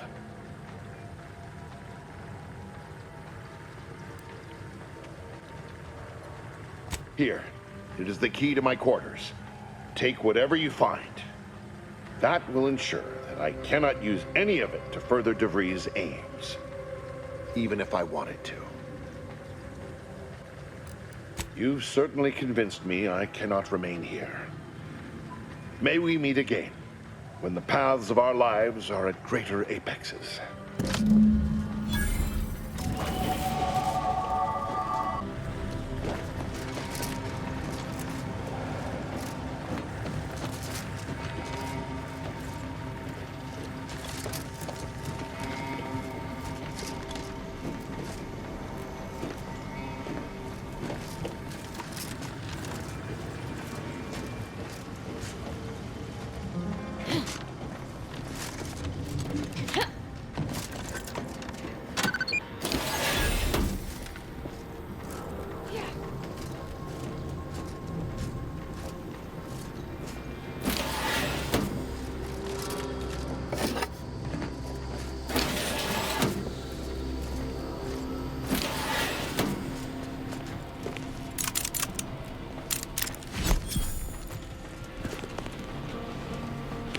My fellow Loyalists, it is time. Due to the Earth Directorate operatives' continued meddling, we must increment our timetable by a factor of hours, not days. Accordingly, our forces have taken over the monastery. Those I predetermined to be resilient to reason have been executed. The rest should not cause us trouble. I have locked the lift to prevent the agent from reaching the monastery, but the following code will grant you access. 34145. I will continue my work from here, supplying Augustine with everything she needs for our plan to succeed, and delaying the agent as I'm able to. May the results of our actions today secure a more prosperous tomorrow for our sacred order. Swear I can't lie low for 20 years without everything in the order falling apart. Well, suppose we better head to the monastery now, yes? position of every atom. Grand Agent! Oh, thank good odds and high probabilities you're back. There's been an incident. A rogue faction has taken over the monastery. My seer Wiley, is trapped up there with other hostages of the Order. To make matters worse, my access code's not working. Without it, I've no way of calling the lift.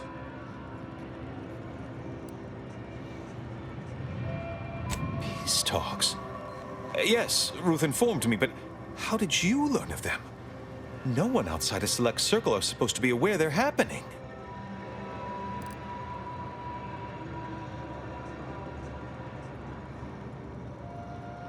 That's a serious accusation. Why would I do such a thing?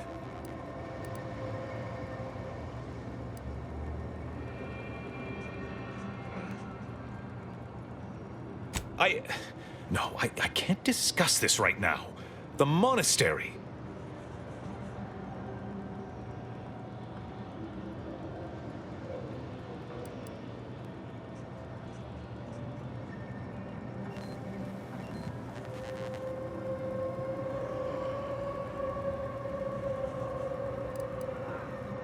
The truth is, I held Wiley back. I kept him from advancing for my own selfish gains by spreading lies and false concern over his competence behind his back. But I needed him. I still need him. I'm not the savant he is, never have been. If he'd advanced beyond his current role, my deficiencies would have been made manifest to all. I'm sorry, but we really haven't the time to litigate this issue further. In case I didn't make it clear before, the monastery is currently in jeopardy. Representatives of Auntie's Choice and the Order are meeting to discuss an armistice and possible collaboration. It's an unprecedented opportunity to shorten this war. I know I mentioned it before, but compartmentalization is crucial to the success of most of the Order's operations. I wish I could offer more details than that. But I'm afraid I won't be accompanying you. I can't be sure my presence wouldn't alter the outcome of your efforts in prodigious and unforeseen ways.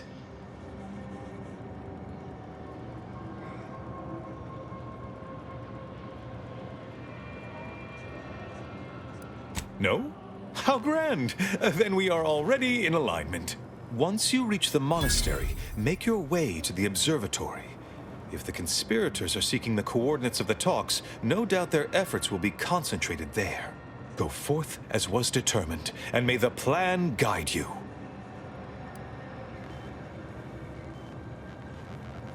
Well, that's certainly a relief. Let's hope we live long enough to enjoy the fruits of your diplomatic labor.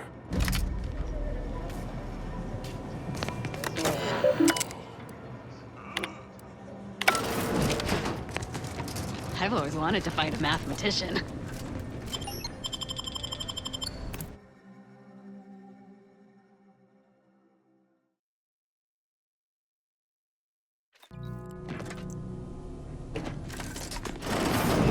Are you sure that rope can support us? I am 100% certain that its tensile strength is marginally greater than our combined weight. Probably. Wait, look! Someone just came up via the lift. It must be unlocked. And some simpletons within it.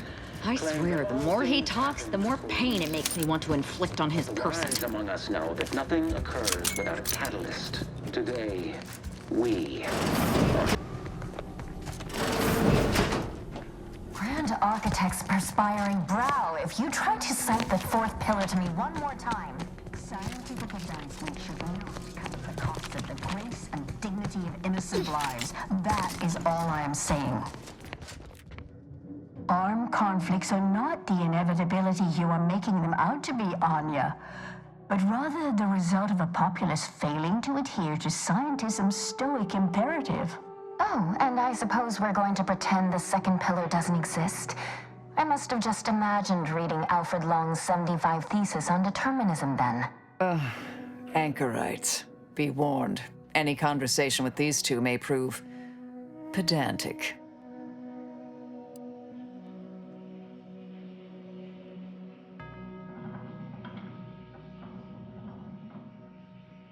Oh dear. Perhaps I should have explained what an anchorite is. As your friend has correctly determined, we are anchorites, here by choice. This is where we conduct our divine calling, debating scientific precept and theory. Actually, an outside opinion might be useful at this juncture. Our current topic is whether war is ever justified. For the sake of time, please keep your answer brief.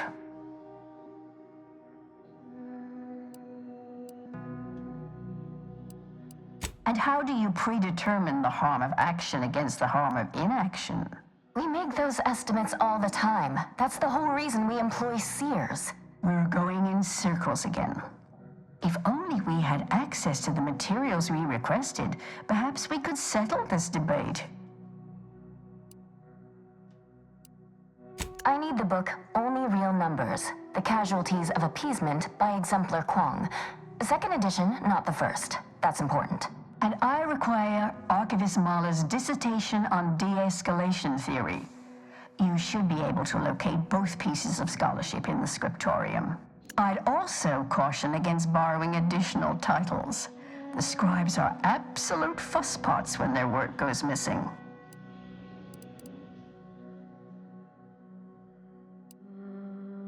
I'm sure I have no notion of what you're referring to.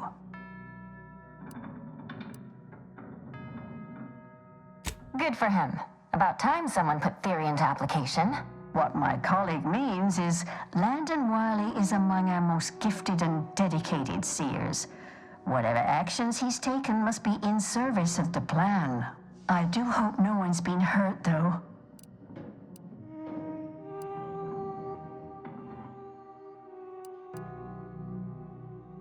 Augustine? Sure. She's got a mind for provocative hypotheticals. Asked a lot more interesting questions than we normally get. I will add it has been some time since we last saw her. Not since before the schism, in fact. Why do you ask? Augustine was obsessed with the rift. She wanted to know all the potential routes the Order might take to deal with it. We explained that the rift is an aberration of the plan's natural order, corrupting time and space and creating uncertainty. Consequently, all efforts should be made to close it. Apologies, but gossip doesn't fall under our purview. We've secluded ourselves here to avoid such distractions, so I would thank you to exclude us from any remote drama. Much appreciated. We'll present our final arguments once you've returned with the research.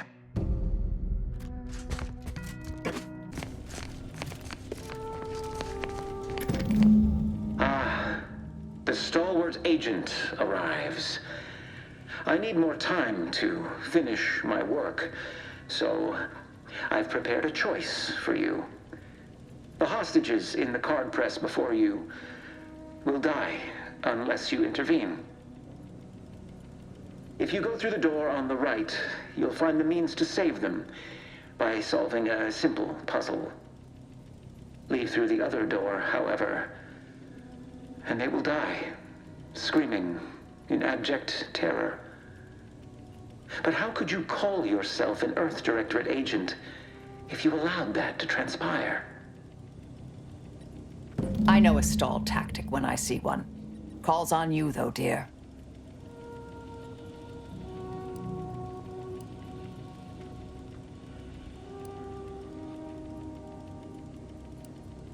Definitely not. We should be the only ones killing hostages around here. Like the cut of your jib. Hard way it is, then. Praise high probability. Wiley trapped us here. He let some others go, but didn't even give us the chance to surrender. His love, his wit, kept going on. Normally I'd suggest picking the lock on that safe, but it looks to be rigged to that ridiculous puzzle up above.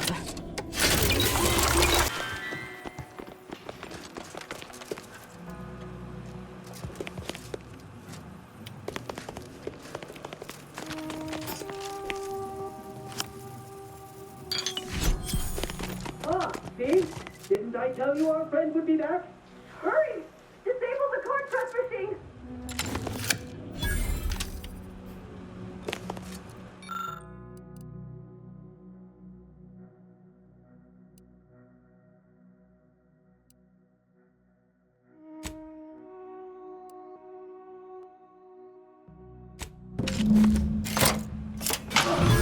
I still say it would have saved time for us to just kill the hostages ourselves.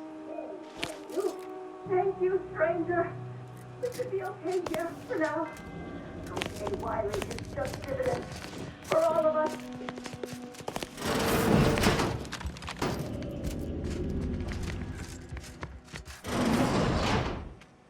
I cannot believe Clemens fell for whatever half-baked argument you managed to cobble together. That imbecile. And Svoboda. I thought her more capable. You may have bested my peers, but they were never my equal anyway. And neither are you. You took so long, I was beginning to think my little puzzle actually stumped you.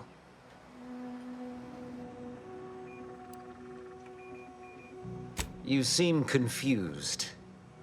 Allow me to delineate on the totality of your failure. Saving the hostages delayed you just long enough for me to complete my work. I was able to transmit not only the coordinates for the peace talks, but also the station security protocols, giving Augustine control over its automechanicals. She has everything. That's preposterous. And a transparent attempt at sowing discord between us. I haven't the time nor desire to enumerate the failings in your logic. Suffice to say, you misunderstand the basic fundamentals of my objectives. The Order has been dislocated from its ideals, becoming the opposite of all they espouse. De Vries and I are merely providing a necessary realignment.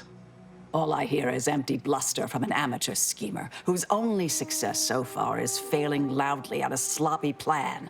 This slapdash takeover of yours is graceless and rushed and reeks of ineptitude and desperation. In my day, we did these things with considerable more efficiency and panache. And who are you, exactly? Marisol Delgado, former head intercessor, Department of Preemptive Causal Redirection. The endpoint? No. The improbability of you interrupting my plans at this singular moment beggars belief. Our aims are so similar, I'd almost consider joining you. Had you not proven yourself such bumbling fools, dragging me into your mess. Consider how much uncertainty has been introduced into your equations. Can you have any confidence in your predictions at this point?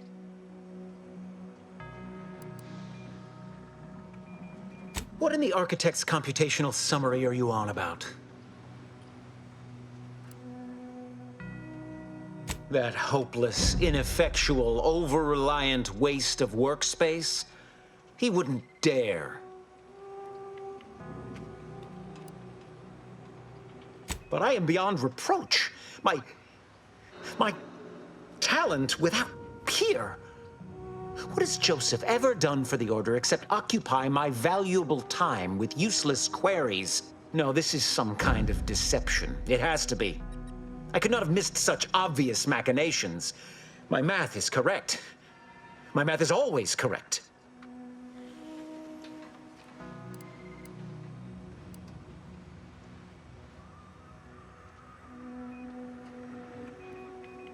How could I have failed to recognize such gaps in my predictions?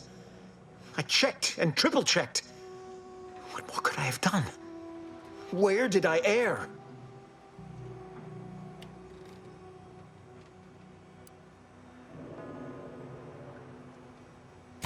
Enough! Please.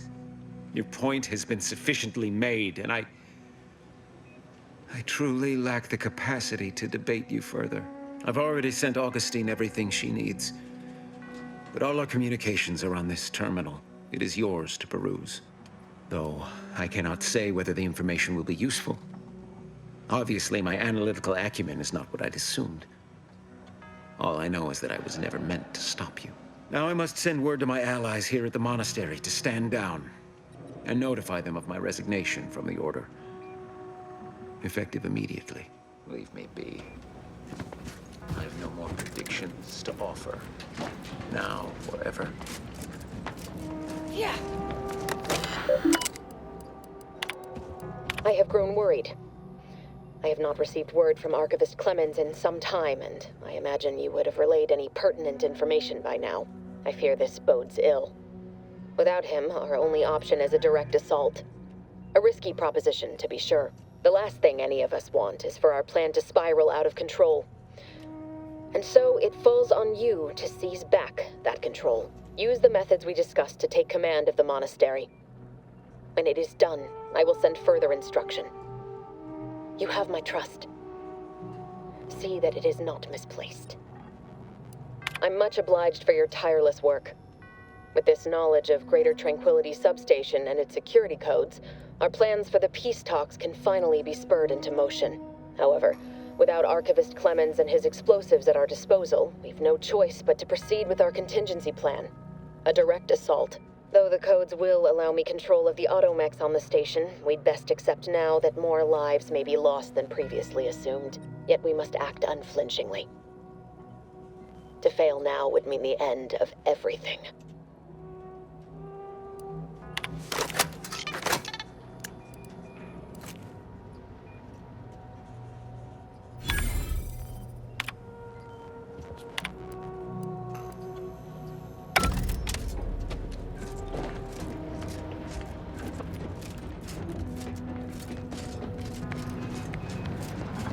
We off to the peace talks then?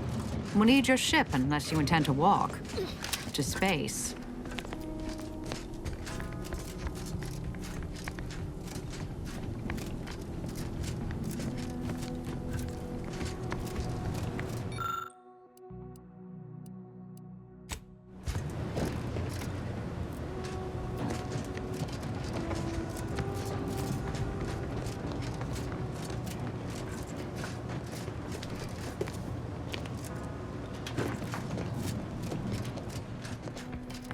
Agent, over here. It seems the situation here has been resolved, but I don't see Sir Wiley. Were you able to secure his safety?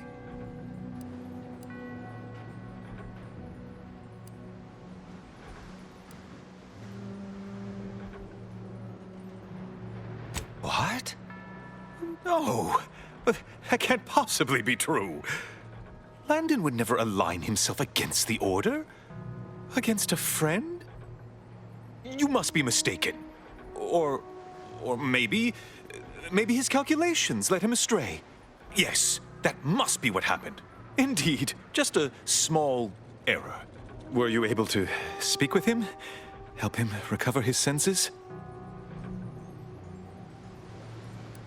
I'm greatly relieved to hear it. Did he mention me at all?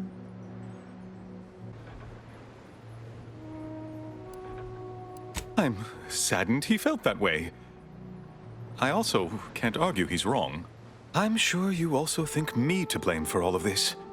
But you have to understand my position. How ill-equipped all in the Order are for this new world. With the schism and now the war, the Order stands alone for the first time in its storied history. We have no experience with governance. Well, myself especially.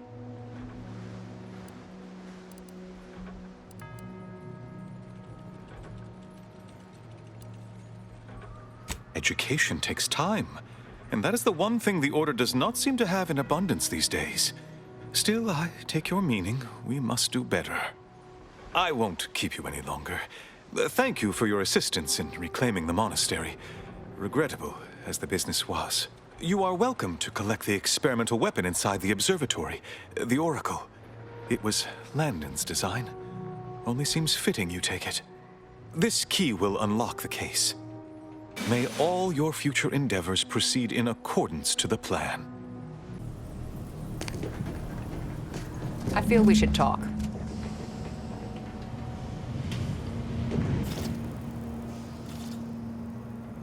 The information collected on the peace talks has been verified, Commander. As time is a factor, this unit suggests heading to Greater Tranquility Station as soon as you are able. If we ain't keen on courting complete chaos, we'll need a plan. A solid one. Bullet could solve a lot of problems. Provided we can reach DeVries before she enacts her plan to kill the delegates.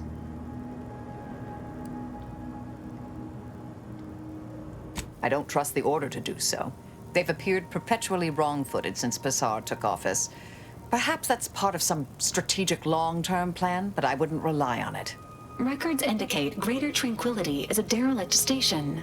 Consequently, the ideal route to reach the main chamber for the peace talks will be through its underbelly. Be advised. In the absence of Victor and his explosives, Agent DeVries and her team will be committed to a frontal assault. Due to delays incurred while saving the Order hostages, DeVries also has the codes to control the station's security automechanicals, and will assuredly deploy them against you, Commander.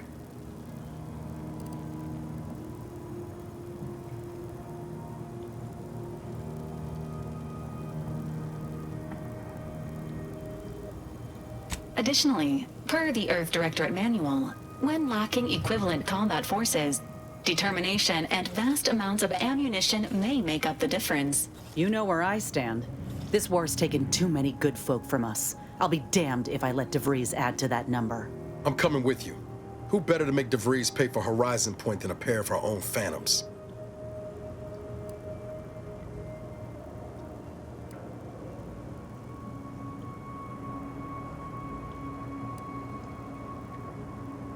Good. Would have been a shame if DeVries was the reason for us falling out too.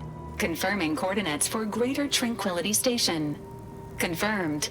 Use the astrogator when you are ready to navigate to the station, Commander.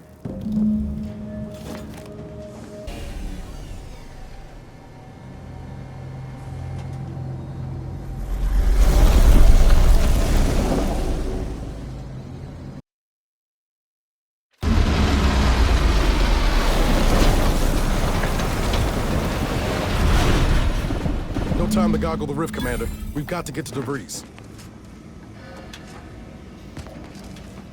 Good evening. On behalf of everyone in Auntie's family, I want to thank our hosts for securing this wonderfully austere venue to begin our negotiations for peace. With tensions being patched in Golden Ridge, I am certain we can both profit from a merger. But surely the good Vicar Laureate and his fellow shareholders have some thoughts? Madam Vice President, I and my fellow counselors remind you that this is no merger, but an alliance.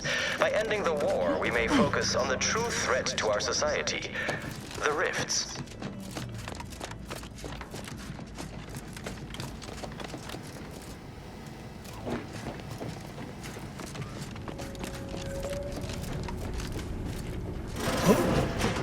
Be still, Cadre. But don't let this interloper out of your sight. It's you, is it not? The one Agent DeVries warned me to expect? Well, see here. If you intend to stop me, you're far too late. Preposterous. Our mission to stop the talks is a righteous one. Why would I ever jeopardize it for the likes of you? We need answers, now. How we extract those answers, I'll leave up to you, Commander. Personally, I'd start with the knees. You'll do no such thing. My willpower is stout, my loyalty unshakable. And even if by some low chance you could extract my knowledge, you'll never truly understand. If our deaths buy Agent DeVries and our comrades the time they need, so be it.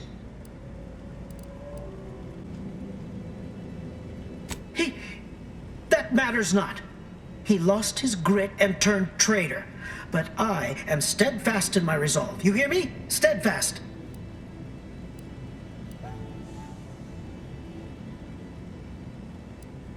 I was warned you might try to lure me in with niceties, with professionalism, before going for the proverbial throat. I won't have it. But it doesn't matter what you do. The rest of our team is pushing forward. Agent DeVries is right. The only way to save us from destruction is to save the Order from itself.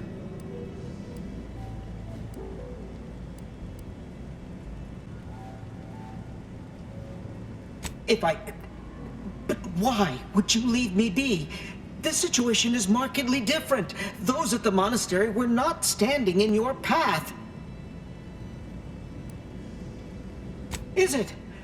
I may not know of this Earth Directorate you speak of, but I can tell you are not one to be trifled with, if I wish to continue drawing breath, which suddenly seems all I can focus on. Fine then, I surrender. See this screen? Agent of Ree's orders for each of her strike teams are here for the taking. One team is in the next chamber, in fact. They're using the Seer's codes to gain control of the automechs and secure the station. All while Agent DeVries makes for the forum chamber to eliminate the delegates. You'll also need this.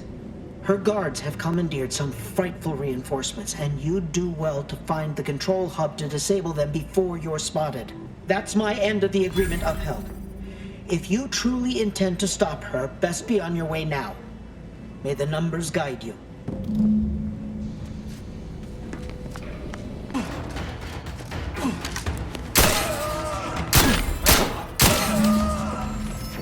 We're so close.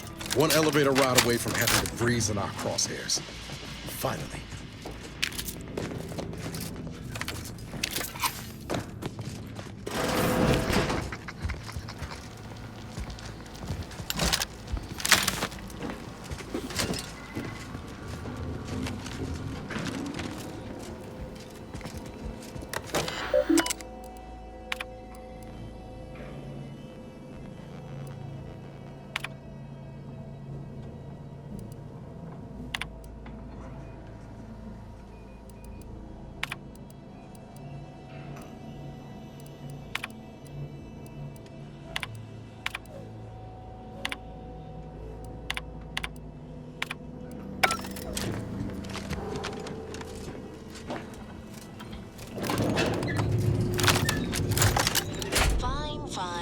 Suppose we can entertain a tentative agreement. I hereby agree that both of our parties will lay down their arms. For now. I am pleased to hear it. There is no need for senseless bloodshed when we may yet come to an accord. I remind you that a contract signing may still be a ways off, but we might consider the hierarchy between our parties should we wish to proceed with a merger, an alliance. No, we wouldn't want any unseemly quabbles over power. Especially when presiding bishop Ruth Bassar already possesses the foresight necessary to lead a colony and better its people. Foresight is nothing without propaganda. Like sitting terror rays. Can't let DeVries make her move. If unification is what you want, ingenuity is what you need. You think that your people should rule? I certainly won't downplay the powers of persuasion here, but Arcadian matters are best suited for Arcadians. We actively collect data to understand how to serve our people, after all. Look no further than the abbot, who welcomed refugees to Matriarch's mercy. Yet he struggled to feed and house them properly. The poor man was clearly overwhelmed if he couldn't see his right hand was actively undermining him, even with his data. Meanwhile, Auntie's choices. You have a nasty habit of arriving at the wrong time, Commander. It's over, Augustine. Nowhere left to run. No more lies you can peddle or people you can burn. Your rewards come due. Ibarra, I was unaware of your survival until recently. Believe it or not, I was happy you survived. But to see you still seeking solace in the Commander's shadow is disappointing. You could have done anything with your life. Shrugged off the bad memories. But now you're both here to meddle. Law knows why. Certainly. And then I'll brew us some tea and we can gossip about the latest pitchball matches. Do you think me an idiot? I've no interest in continuing this little reunion. What happened in Horizon Point, well, I had no choice but to do as I did. And I'm prepared to do the same again. These delegates you came to save, I'm killing them both, and any hope for peace will die along with them. This is the only way if we hope to close the rifts before it's too late. Everything. The Order is on the verge of learning how to control the rifts. They just need the right data, and a prototype modulator that's hidden away in a Protectorate lab on Praetor. But like the Protectorate before them, Auntie's Choice must never have access to that technology. Whoever wins the war will control Arcadia. And once control is seized, it's only a matter of time before attention turns to closing the rifts and learning how to control them. Controlling these rifts leads to absolute power. And under no circumstances can the Order share that with Auntie's Choice. It's as if they deny how we got to this point. It was the Seers who came to me back then. They showed me their data, proving that the Protectorate's rift experiments would lead to our galaxy's destruction. I didn't want to believe them. But as more and more of their predictions came to pass, I knew I had to act. I had to destroy Horizon Point and its research to prevent annihilation. That's law, Augustine. You could have told us what you were planning instead of letting us blunder into a trap. No, I couldn't have. Had I deviated from the plan even the slightest amount, it could have jeopardized everything. I had to avert a far worse disaster. By any means. No, I saw their models. The Protectorate and all their ignorance would have torn the galaxy asunder in pursuit of their matriarch's dream. Fascists are nothing if not predictable. You were an unwelcome variable. Prior knowledge could have changed your actions, and the Seers had predicted that you and your team would perish in the process regardless. I tried to put it out of mind when you and I first spoke. I had to focus. But all I could think of was the cost I was being asked to pay to ensure the mission's success, and I forced myself to complete it. I trusted that with Horizon Point's destruction, humanity might be saved, but it wasn't. It was only the start. I must finish what I started. You are focused entirely on the wrong thing. Wars come and go. Civilizations can rebuild. But this manner of destruction is something nothing can come back from. You recall what I said of the rift modulator, of the data? It's the only way to control the rifts, and only the Order can be trusted with this power. You know who these corporatists are, how they deal with their competitors. Imagine now how a war spurred by greed might be won, when fought with rifts instead of guns. You see? The Order must not sacrifice their principles for a childish attempt at peace. If they don't complete the mission they started, everything I have done will have counted for nothing. Enough! Just enough, Augustine. I can't listen to any more of these excuses. I've got all the answers I needed, Commander. She's gone over the threshold and ain't no bringing her back. Best we make this quick, before she can hurt anyone else. You think you have it in you to pull the trigger, Ibarra? Had 10 years to practice. Give the order, Commander.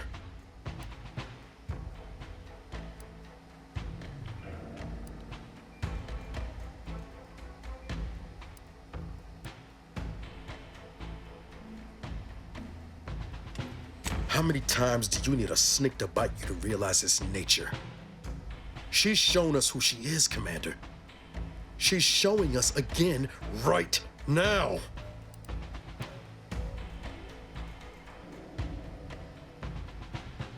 You're wrestling fire here. You know that, right? It doesn't matter. Nothing you can say to me will change the issue at hand. If I'm to give the Order the means to close the rifts, the peace talks must end. 2 dead delegates? That's a fair price to pay. We've paid worse. Is that so? Please then, enlighten me on how you might save the Order from itself.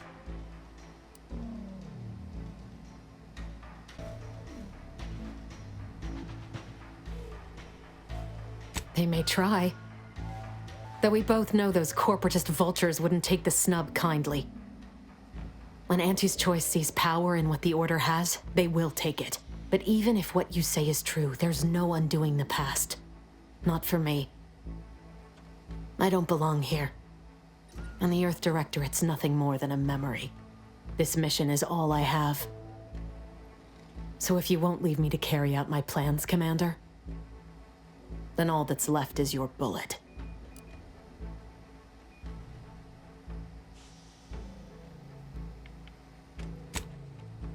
Savannah. I was never a good friend to her, even when she was all I had. Sometimes I thought her a fool for putting such faith in me. But if she still does, maybe. No, it doesn't matter. You should hate me for what I've done to you, to your crew. You can't possibly wish for me to live.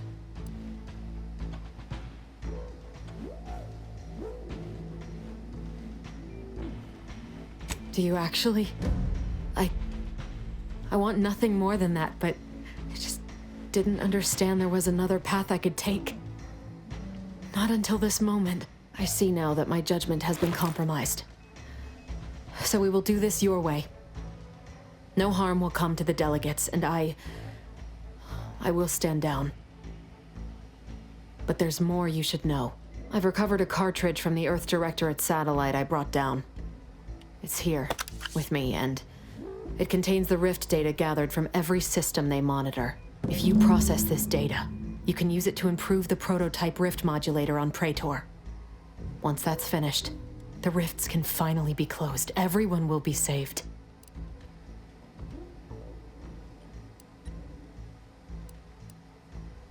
Because, whether you believe it or not, you are the picture of an Earth Directorate agent.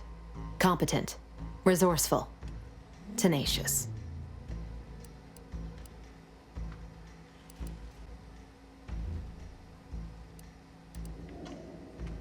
Ah, and humble, too. As for me, I've reached the limit of what I can do here. But you can still save us. And that cartridge will at least give you a head start. There's also a high-priority message from the Chief of Ops on there. I was unable to decrypt it, but you certainly have the means to do so on your ship. It may be 3 years old, but hopefully the information it contains is still relevant. Here, it's yours. May the numbers guide you, Commander. Wait, what in the void is that?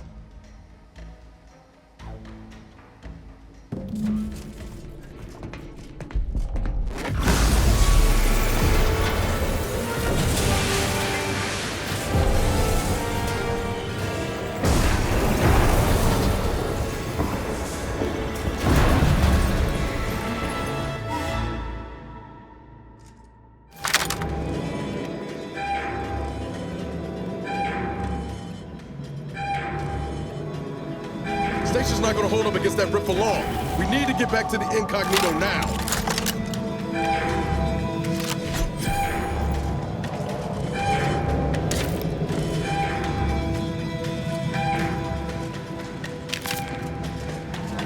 Follow me, quick!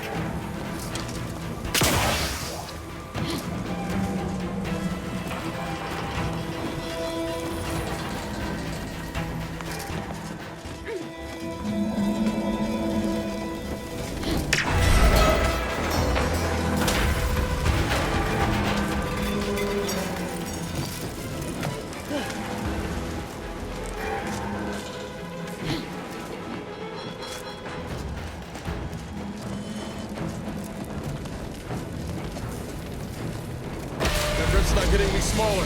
Come on, Commander, huff and puff it.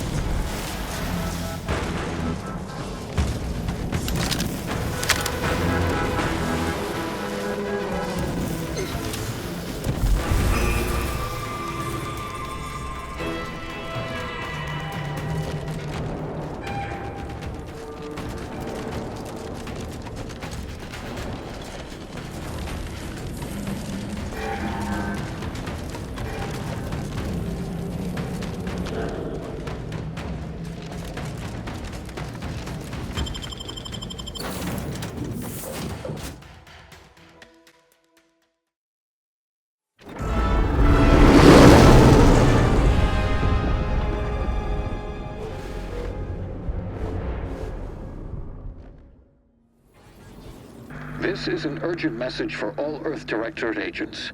The spatial rift situation has deteriorated significantly. The rifts threatening a majority of our colonies and our Earth Directorate bases, including this one, have entered their final stages. If you see a rift that looks like this, you are in grave danger.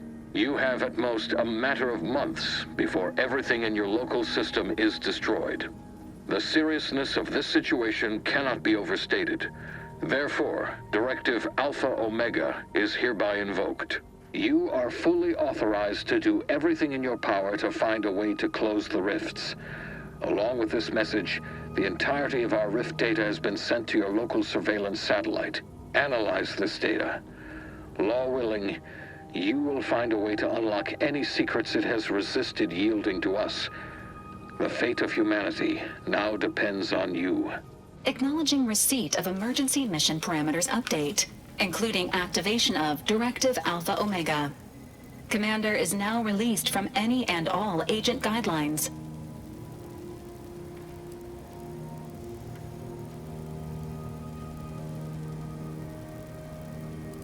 I have also detected competing priorities in the new mission objectives. The surveillance data from the satellite confirms DeVries's assertion of a prototype modulator on Praetor that may be used to manipulate rifts. Acquisition is required to be able to bypass any new or existing miniature ground-level rift anomalies you may encounter. You are also tasked with finding a way to process the Earth Directorate rift data. The archive computer on Cloister would be best suited to this purpose.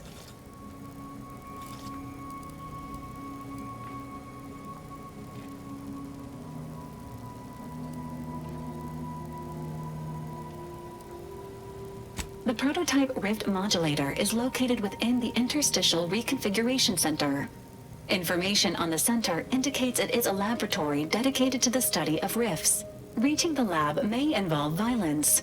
A protectorate blockade has been erected between our designated landing pad and the center.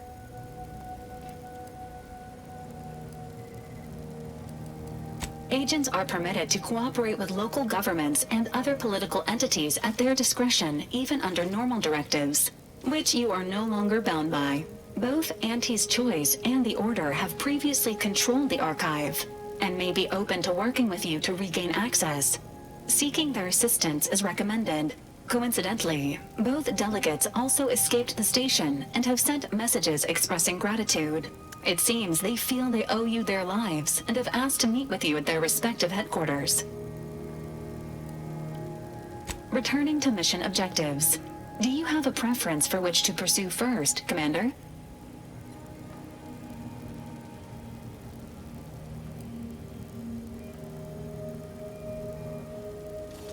Acknowledged.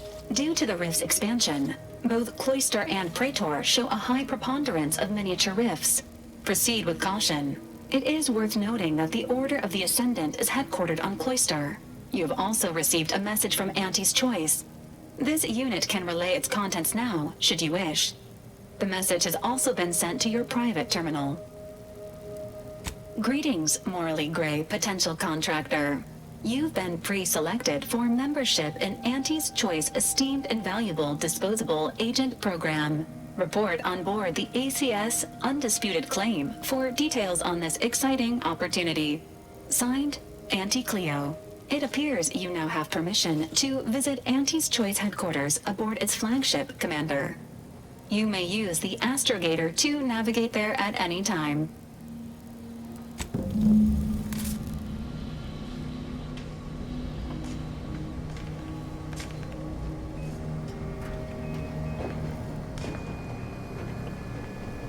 Commander, word?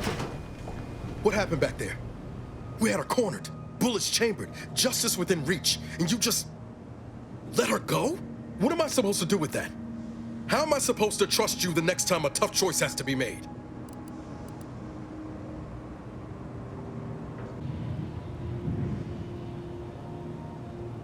Maybe if we'd ended her, like we planned, I could do that. But she's still out there, doing Lord knows what. Plotting, most like.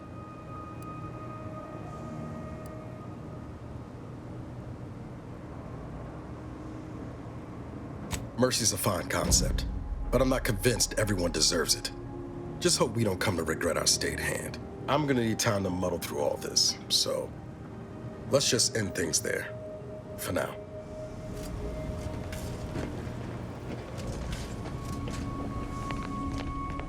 Never thought you'd manage to save DeVries along with the delegates. They could be good allies when we look for help closing the rifts, assuming DeVries sticks to her change of heart. Reckon my being present for the dramatic rescue will gain me some clout with Auntie's Choice. Just got 2 or 3 more incidents like this to win my way back in, I'd say.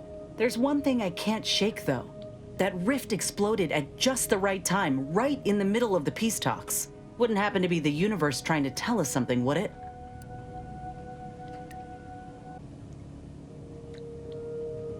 I reckon it's saying that all our political machinations will mean nothing in due time. Nature will always defeat us. But we can learn to work with it, like with the rift tech. By the way, what DeVries said about Auntie and the Rift Tech, don't take it to heart, huh? Auntie ain't an idiot. Much as she loves business, reckon she loves self-preservation even more.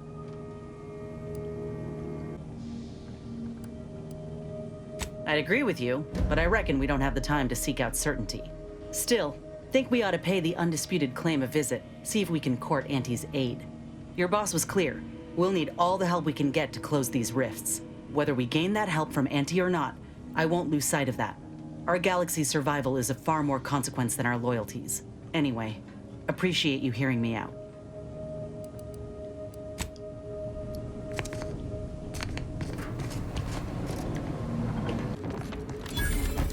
Either the rifts devoured everyone here, or they're all waiting to spring out at us.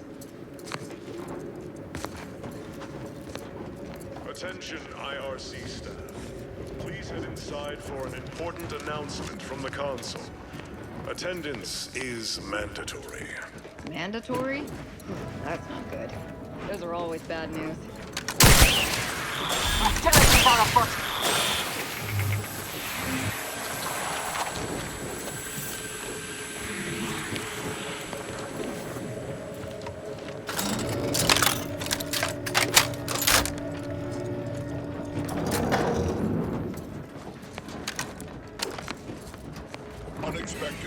I'll handle this.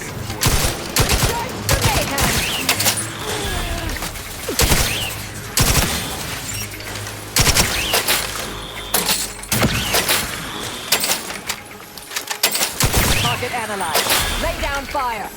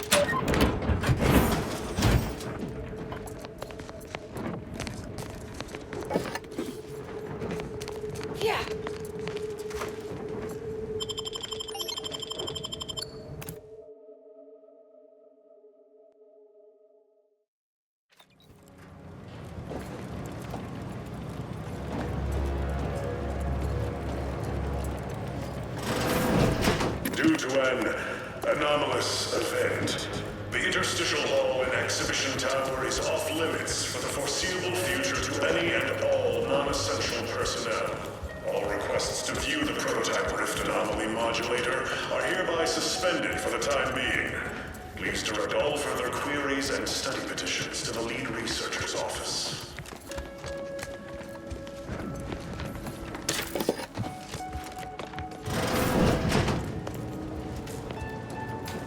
Subjects, listen well. Days ago, our beloved sovereign, in his infinite wisdom, submitted himself to mental refreshment to strengthen his resolve for the good of all. At his command, I, Emery Thoreau, now accept the responsibility of shepherding you through these dark times until our sovereign's blessed return. I shall not take this duty lightly, for I address you today not as the consul, nor even as your new leader, which I am, but as a simple man who wants nothing more than to defend his home and his neighbors. But I cannot do it alone. I smell regicide. The sovereign's certainly dead. Wonder how long ago the Order predicted this. Assume the presiding bishop's been keen to the possibility for some time. So drive the Protectorate endures. Must be something here. I know how this looks, but I can assure you I have leave to look into... Oh, you're not security. Then you must be responsible for all the commotion I heard just now.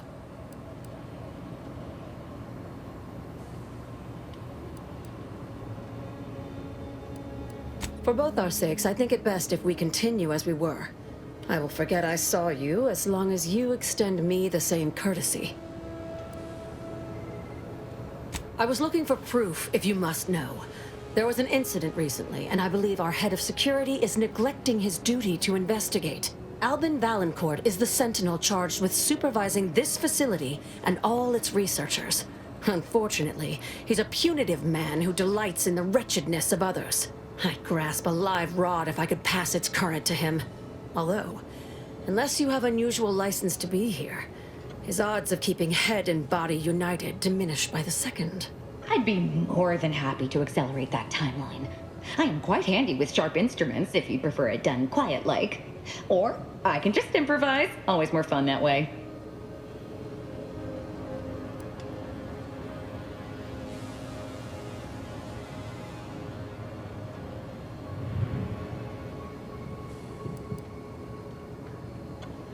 It has always worked for me. Do I know you? Your voice sounds strikingly familiar. I don't think... I mean, definitely not. You must be mistaken. Well, your assistant seems spirited. But do not mistake me. I only want the appropriate measures to be taken in response to what appears to be a significant security breach.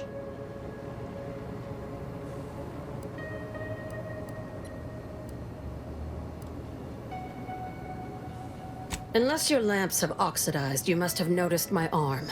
I lost it saving the Sovereign from a rift experiment gone wrong.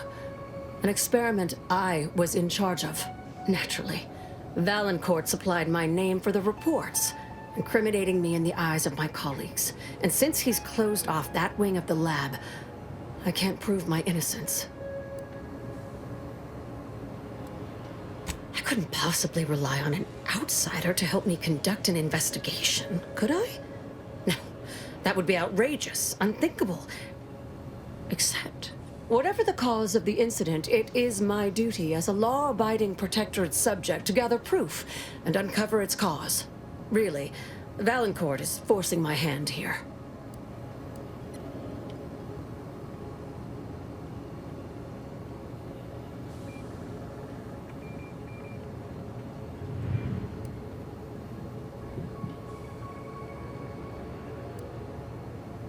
Help you with acquisition? Assuredly not. If, however, in your exploration of the lab, you happen upon the modulator, I surely would not be able to prevent you from seizing it. What I am offering is help afterward. Once you take the prototype, it will set off an immediate lockdown. I can facilitate your exit from the facility, but only if you help me in turn. That modulator will be necessary to unfold the rift and find the evidence I need. And if Valancourt suffers repercussions for its loss, I will count that as an added benefit.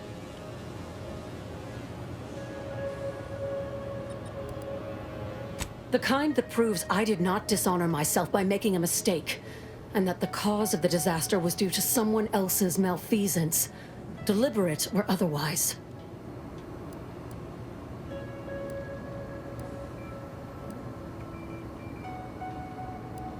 The prototype rift modulator is currently in Interstitial Hall at the top of Exhibition Tower. There's a lift in the next room over that can take you directly there. Once you have the prototype, make your way to Valancourt's quarters. He should have a spare key card that will grant us access to the restricted wing. I'll monitor your progress from here. Be cautious. The guards of this facility will attack anyone unfamiliar to them. But once you have the key card and rift device, reconvene here, and we'll go together to the wing. That is what we've agreed upon, is it not?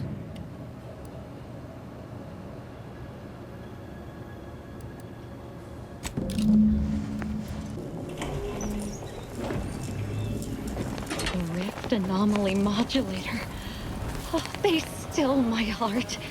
To interact with the rifts will be to touch perfection.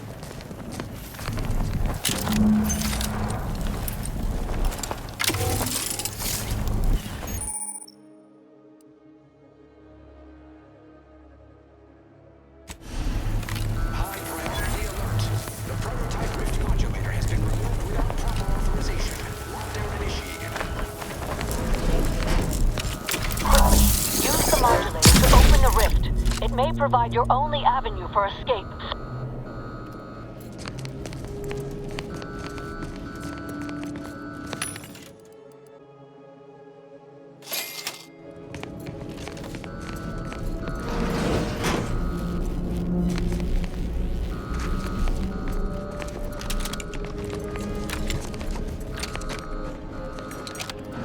To the unsubtle thief.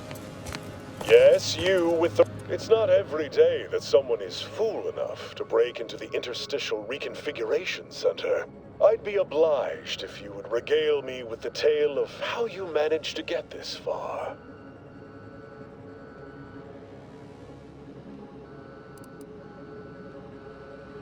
A crude assessment and utterly untrue. I am perfectly accommodating to non-incompetence. I suspect you did not reach here unaided. So who was it? Which one of my undutiful brain boxes helped sponsor this little pilferage?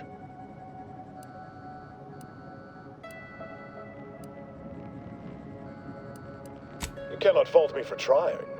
Well, there will be time to scrutinize every angle of this breach at a later date, once I have dealt with you.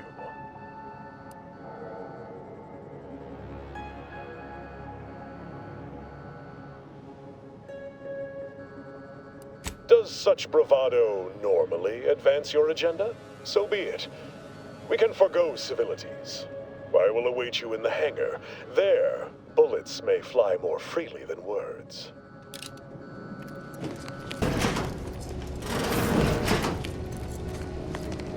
Having that device nabbed on his watch nigh guarantees Valancourt a long stay and mental refreshment, if he is not subjected to swift and fitting arbitration first.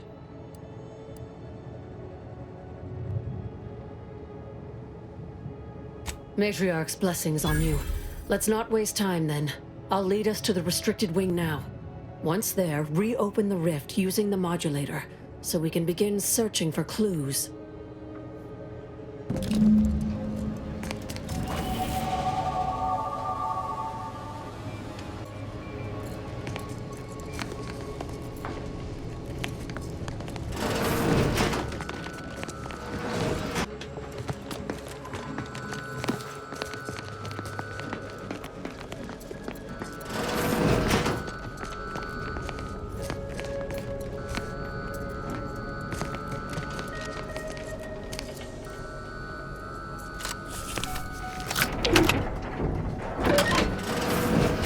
There's the sorry excuse of interstitial reconfigurating matter that claimed my arm.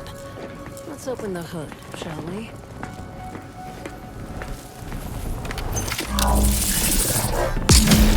Rifts reconstitute matter in an imprecise manner, but use your imagination to conjure the original seed that could lead us to the evidence we need.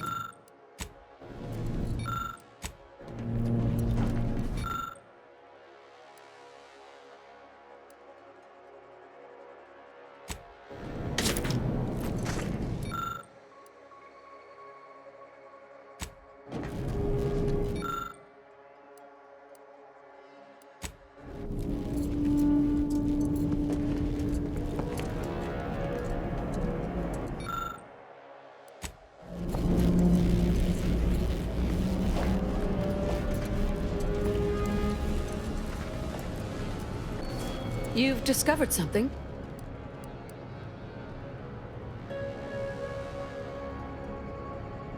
I knew it! I am absolved. And yet, I cannot possibly imagine what would have possessed him to deliberately endanger the Sovereign's life. It's unconscionable. I would characterize Valancourt as many vile and unmentionable things, but a traitor? No. A man cannot defecate without humming a protectorate anthem.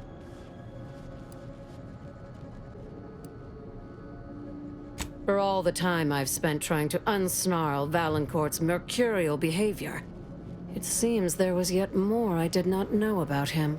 I think I'm beginning to understand exactly what happened here. But if you have any additional points of data, please share them. I think I can formulate my own conclusion from here. Our dear head of security has much to answer for. We need to go and confront Valancourt, now.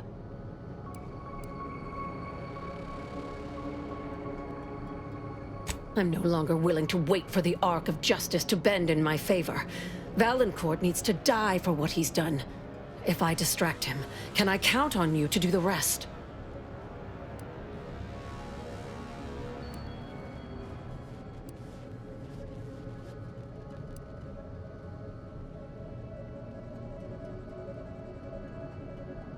The kind that buys you time to do what you need to.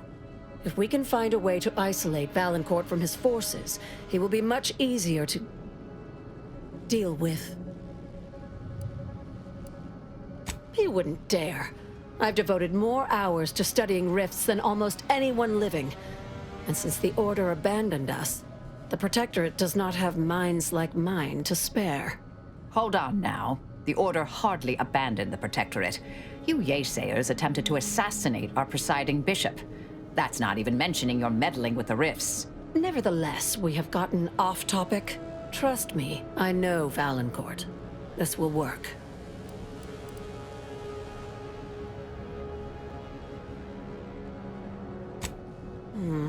The dead do make poor chroniclers. Very well. Much as I would like to be present for the hoisting of Valancourt's petard, there's sense in what you say. Valancourt is unlikely to provide conversation before slipping you a bullet, so I recommend slipping him one first. Be ready to fight and give him no quarter. When it's done, return to me. Erstwhile, I will be doing my ample best not to chew through my nail beds.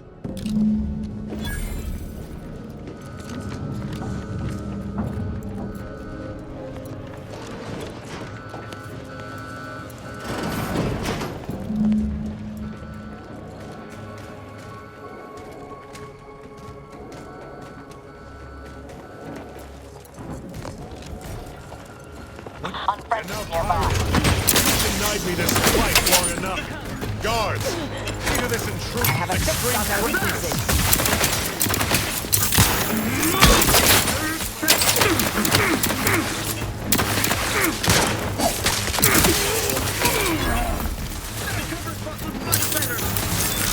Back and scan.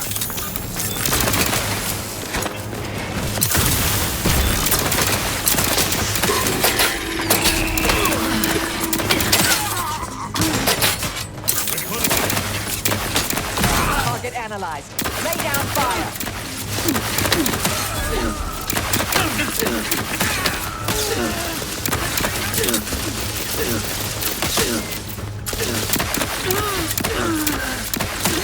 Adversary vulnerabilities identified.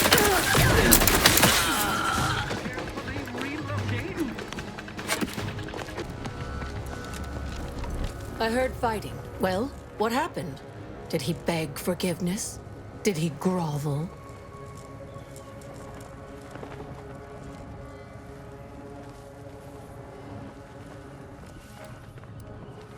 Thus always to traitors. Morale will certainly improve in the lab now, I should think, provided Valancourt's replacement is not also an absolute pilgarlic. I had prepared this trauma kit, but obviously that turned out to be an unnecessary precaution. Please, take it with my gratitude.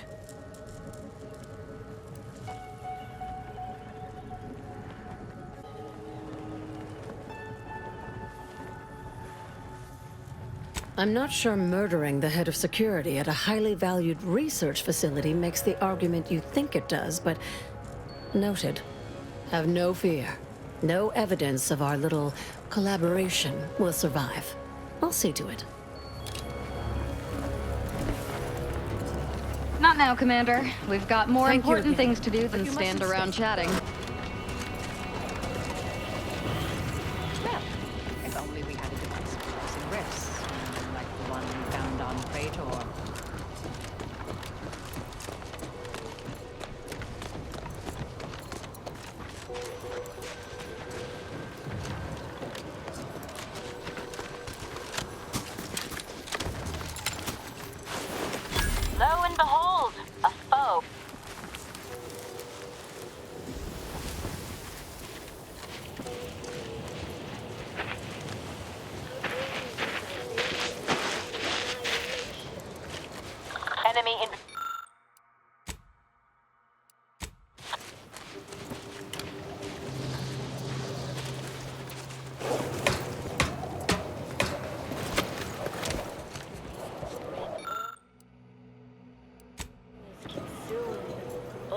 the stride. It's killing time.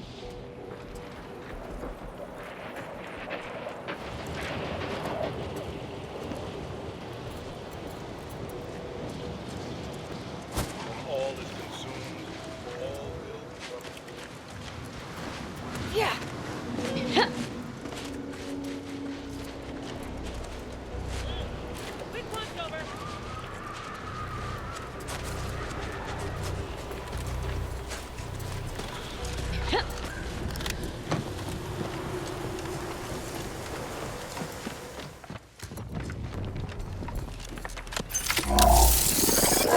Investigating hostile intent.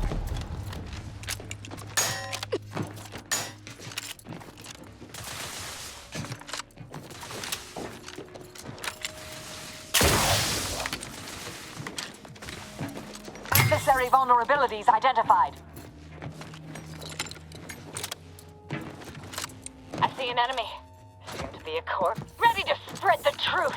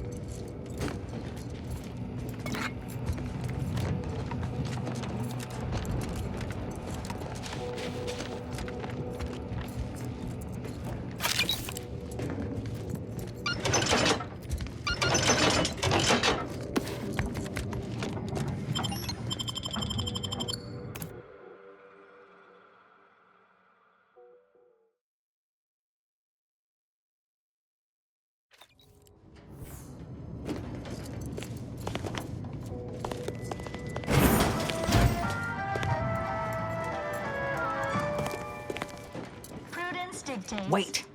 The Protectorate have the entrance to the archive well fortified. Attacking straight on seems ill-advised. Before we go further, should we discuss a plan? Not a bad idea, though I'd also suggest garnering backup. The Order desperately want to regain control of the archive. We could offer to hand it to them later, after we process the data, in exchange for help now. Anti or the Order? I suppose it depends which flavor of ally interests you. Bits, math, or both.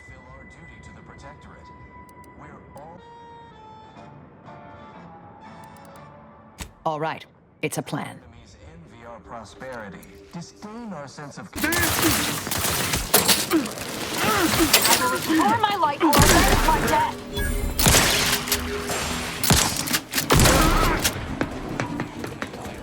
I'm alive.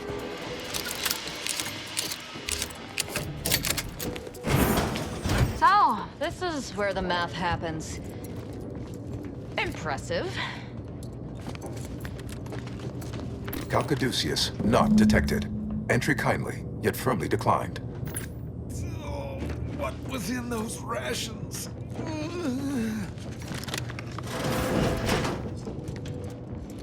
Oh, will this gastric nightmare never cease? Oh.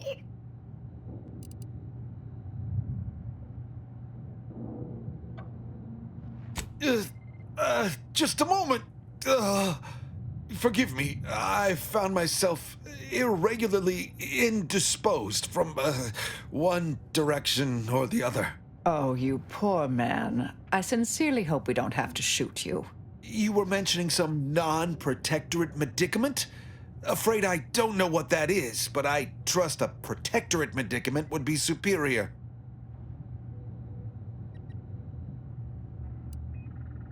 I am the Archive's current operator. As such, I am the bearer of the Calcaduceus. I still have trouble saying that.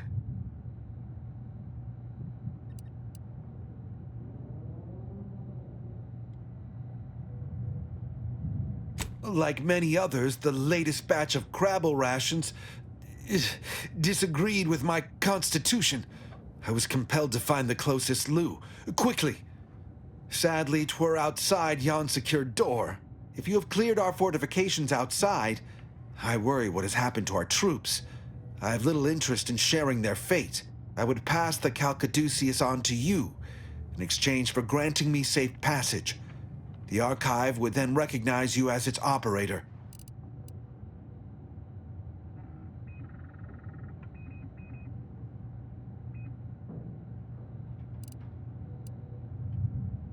By all rights, I should fight against you to my dying breath for the Protectorate, rather than concede the Calcaduceus, for all it would serve. No. Capitulation I can stomach. Collusion I cannot. I refuse to assist you more.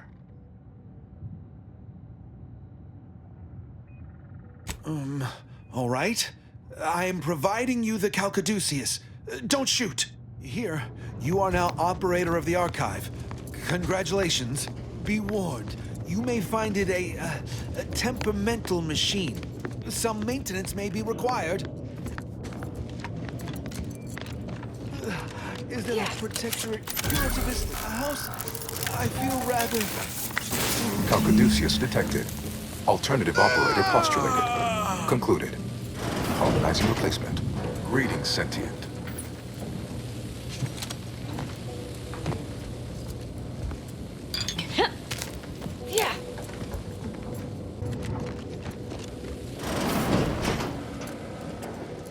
Welcome to the Archive. I am ENIAC, the Universal Equation Numeric Integration Analytic Calculator.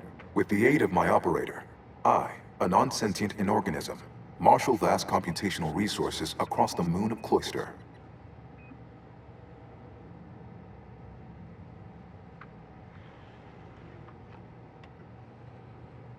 That, I fear, would be a misleading choice of words, as it implies a form of sentience or cognition. Applied statistics might be functionally more apt.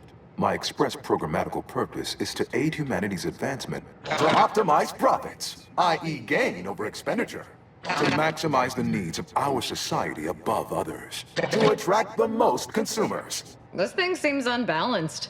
I like it. Beg your pardon. How may I best facilitate your efforts? Perusing contents. Anatomizing diversiform particulars. Concatenating manifold integrants. Cursory assessment complete. An impressive accumulation of rift data. Similar in composition, though decidedly not in scope, to that provided by the Protectorate. Information with the potential to offer unique commercial opportunities to those who wield it. But why simply huck goods better, when such a bounty could be used to flawlessly regulate societal harmony, oversight, and means of production? What is the aim of your query?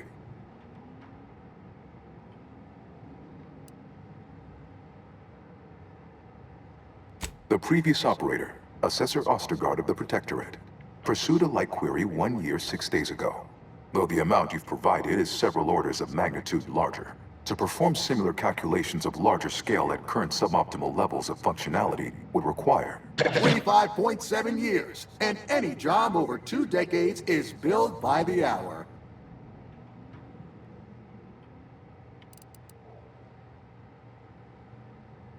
Calculatory processing presently hovers around 49.7% capacity due to internecine conflict, misuse, and a lack of technical prowess by recent operators and their associates. In order to improve calculatory processing of rift data in a timely manner, repairs must be made to address the damage done by Protectorate and Anti's Choice operators.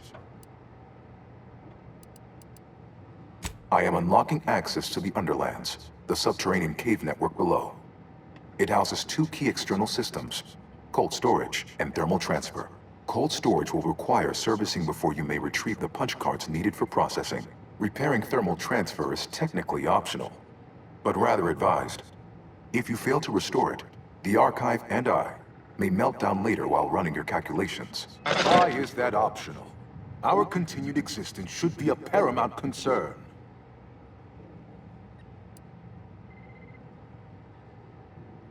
Return later to discuss the remaining subsystem work, and soon everything will be running like clockwork.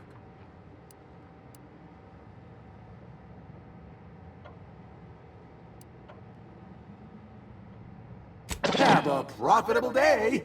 In lieu of my transactional mindset, I've unsealed one of the display cases in the central entranceway. The Sears Cerebellum Protector is now yours.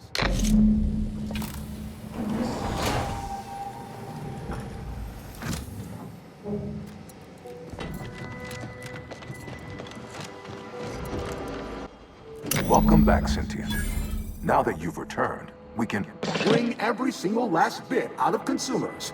Monopolize all stages of the supply chain. make the paradigm real and fashion a true utopia. Workarounds failing, erroring others supplanting commands. Purge required. Look, we need to resolve this, or we'll never get that Rift data processed. 2 of those priority sets need to go.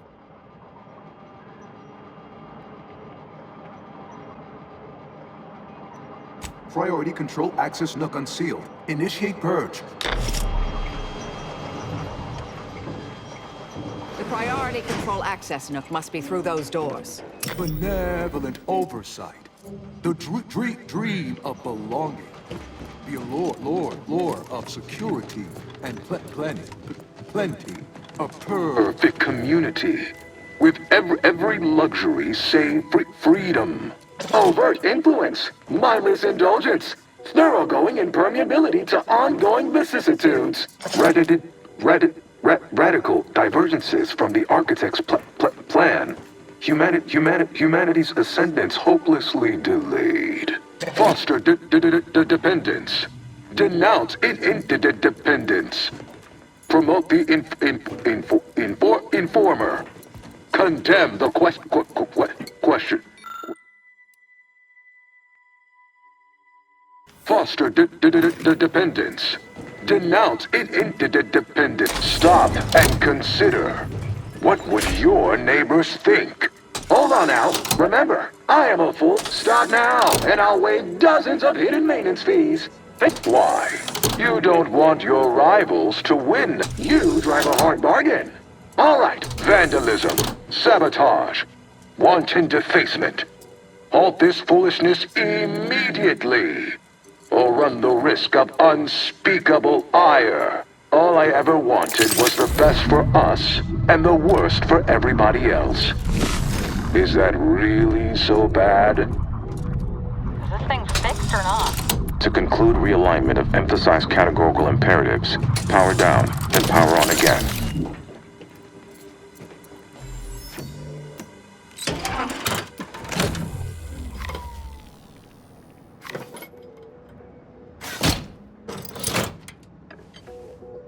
Restoring power. Commencing systems audit.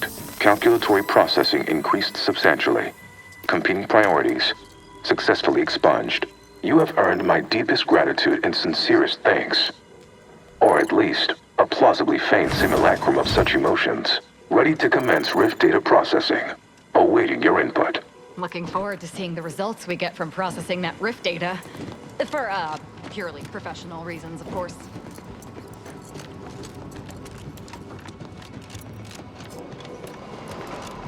Shall I proceed?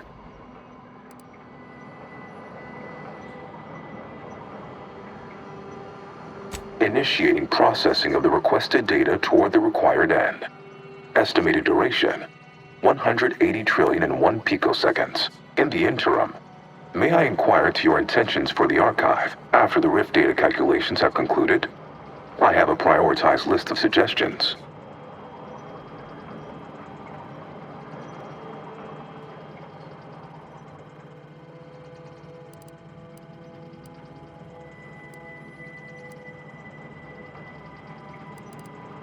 I contend that solving of the universal equation should be our initial focus. Then, once we've unlocked knowledge of the inner workings of the universe, we can begin eliminating suffering, war, famine, and disease.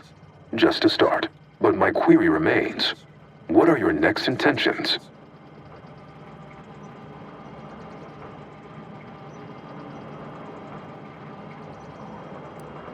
There are so many calculations left to perform. Rift data processing complete. Results provided. The previous Protectorate operator made similar calculations, but their results contained flaws. Your more comprehensive data generated a solution with 98.9% certainty. the Protectorate's was below 50%. Therefore, modifying the Protectorate's large-scale experimental rift device with this information has a high chance of success. Assuming there is nothing else, I am commencing file reorderization and will be unavailable for an unspecified period of time. The remaining display case within the entryway is now unsealed. In it contains armor worn by the first operator. For now, goodbye. Well, we could keep exploring Cloister, see if we find anything useful. Or we could head back to the ship and see where this data leads us.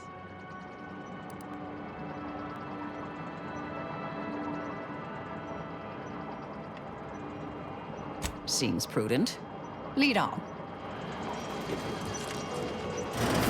Commander. This unit requests your presence in the cockpit to discuss a priority matter. A significant anomaly has been detected by onboard sensors. This unit has cross-checked all data points and verified the findings. Horizon Point Station has reappeared.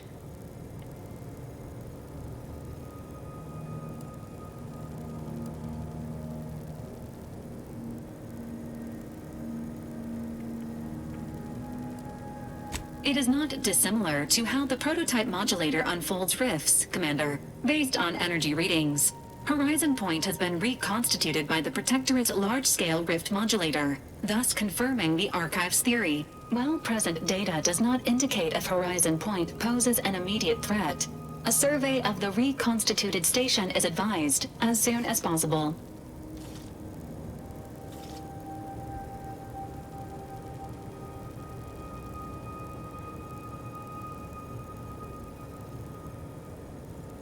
Calculating. According to the Archive, closing all rifts requires locating the Protectorate's large-scale rift modulator and inputting the rift data processed by the Archive. However, before navigating to Horizon Point Station, it is recommended you conclude all other affairs.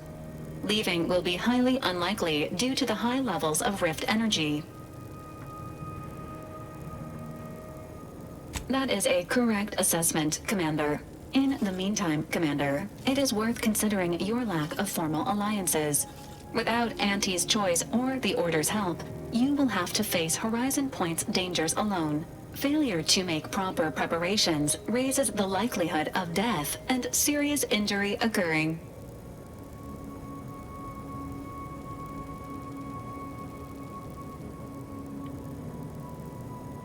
Agents are encouraged to establish themselves as a friend to colonists and other local entities. These relationships can be effective points of exploitation at a later date.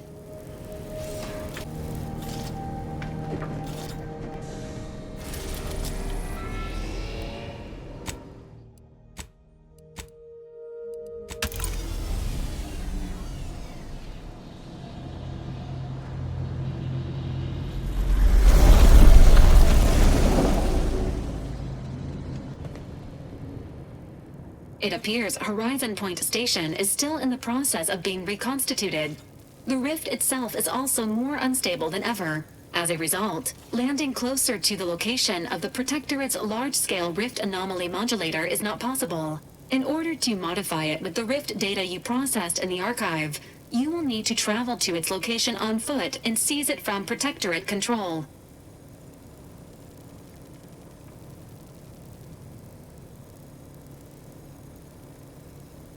The energy readings from the modulator can be traced to the Sovereign's flagship, Providence, hovering on the far side of the station. Hypothesizing. Given Protectorate hierarchy and the recent announcement about the Sovereign's mental refreshment, this is likely the Consul's doing.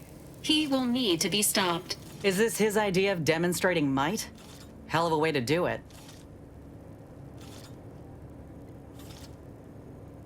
Fortunately, the Providence is not equipped with exterior weaponry. If you can reach the ship, you should find no obstacles to boarding it. This unit urges moving quickly. The rift is growing dangerously unstable. Using the rift modulator on board the Providence is the only way to prevent destruction of the colony. It seems Agent DeVries is also here, Commander. She sent word that she, quote, knew you wouldn't be able to stay away either and is ready to finish what she started, end quote. Oh good. I love when more complications are added to the pile. I can handle them with ease, Commander. Just say the word. Once the modulator is secured, it may be used to close the rift and save Arcadia and all those in its orbit. There is minimal room for error, Commander. Good luck.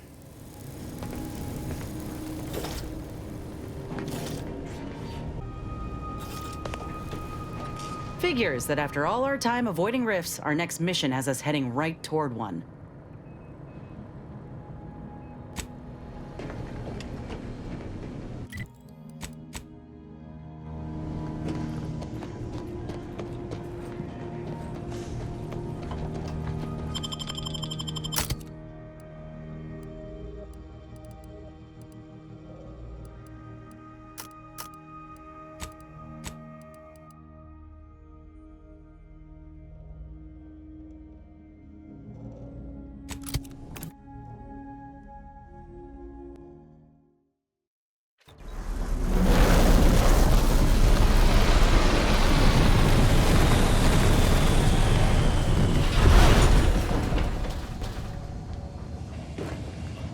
You know how some creatures can smell danger? I think I might have absorbed some of that. Watch those troops carefully. That must be the Providence. Were it in other hands, I can imagine the real good it could do. I can't imagine a worse fate than forever hanging between life and death.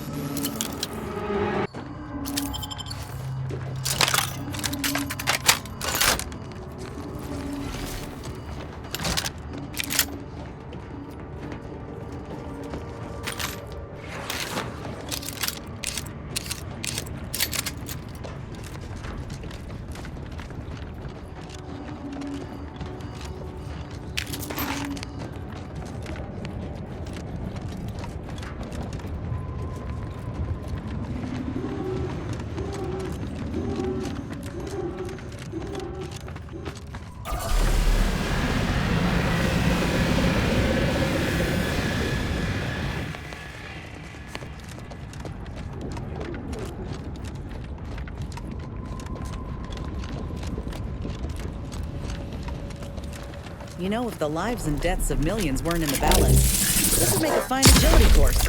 But the rift modulator ought to make our path clearer.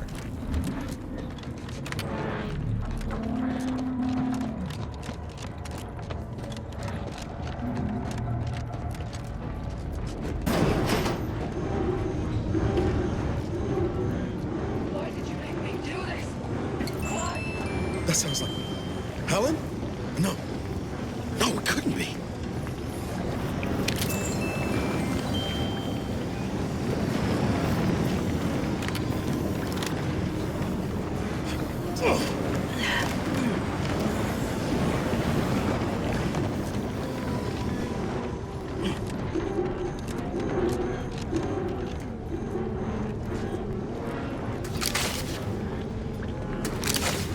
Get away from me. See them? They were my teammates and they didn't listen neither. You'll end up just the same. Helen? It's me, Niles. Wait, Rookie? Commander? Is that you? No, this must be some kind of trick. Oh, what's happening to me? So it is you. Thank Law. I don't understand what happened, Commander.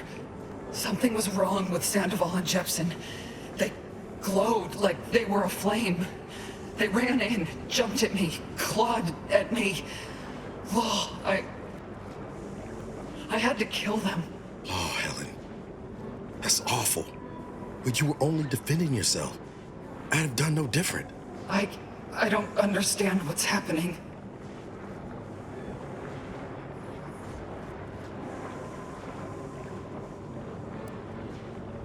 Everything was fine, till the explosion. I was pinned. Fire closed in. I tried to move. I tried to find the Rookie.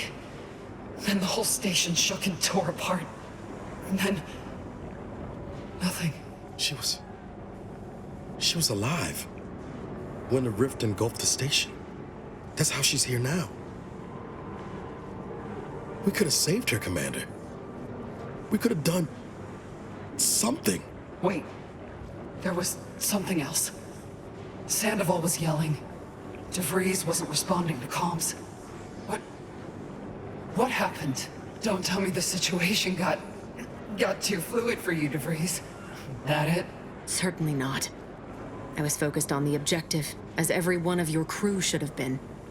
Isn't that right, Commander? Yeah. Something tells me that ain't quite true.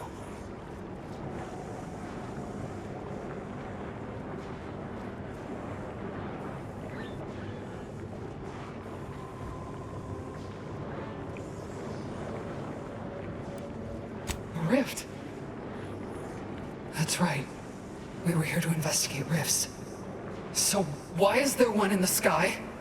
Why is everything destroyed? What's happening to me? And Sandoval? Jepson? It's called reconstitution. The Protectorate are trying to put the whole station back to how it was before it was destroyed. You included. But it's failing. So I've come back from death to some warped version of life? All because of some twisted experiment? Is that about right? You can help me though. Right, Commander? You can do something to fix this.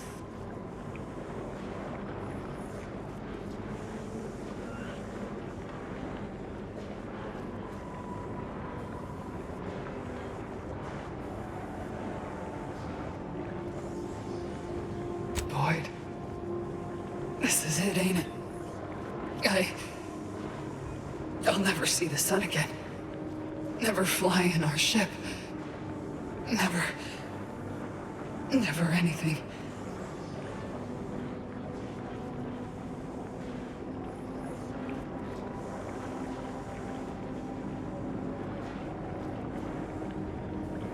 Makes two of us. But maybe you could do me one final favor. End this for me?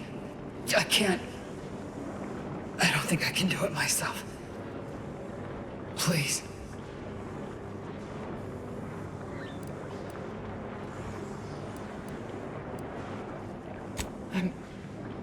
I'm sure. Glad we could do you this one last kindness. Rest easy now, Helen. You've earned it. Won't let no one forget your bravery. Always knew I could count on you, rookie. You've made a damn fine agent. Only wish I'd been there to see it. Pascal? Helen? If I may, I'd like to see to your proper burial as an Earth Directorate agent. If you wish for it. That'd be nice. Being seen off, right? This is the final kindness you'll do for me, Commander. Thank you. Try not to miss, huh? It's all right. This will be over soon. I swear it. Thank you for putting an end to her suffering. I know that wasn't an easy decision, but it was the right one.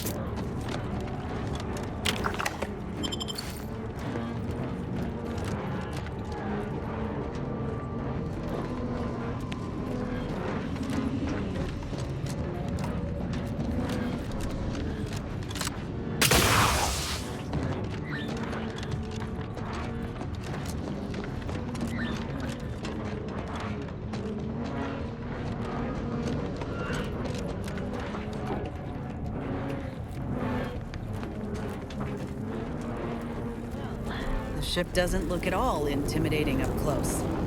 Though, I got my questions about that rover they're sending down.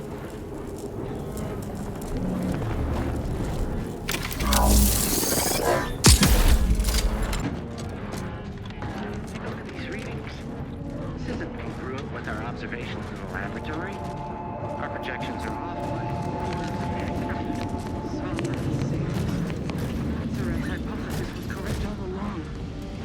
from the experiments were faulty. Capture the readings. Let the flame settle in the month. Data retrieval complete. The others return shortly.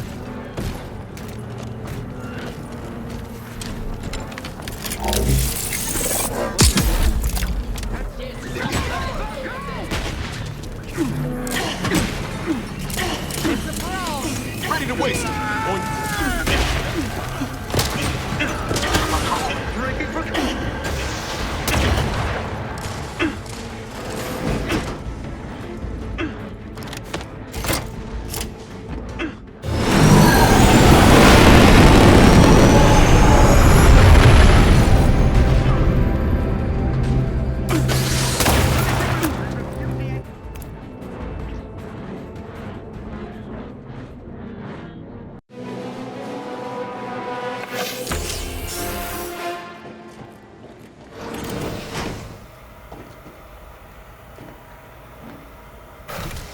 Attention, please report to intake for processing. Now, let's find a way to unseal the hangar before we're noticed.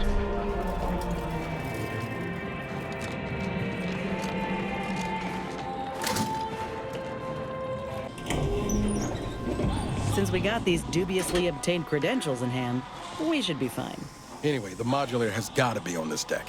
We should poke around, but quiet-like. See what information we can uncover.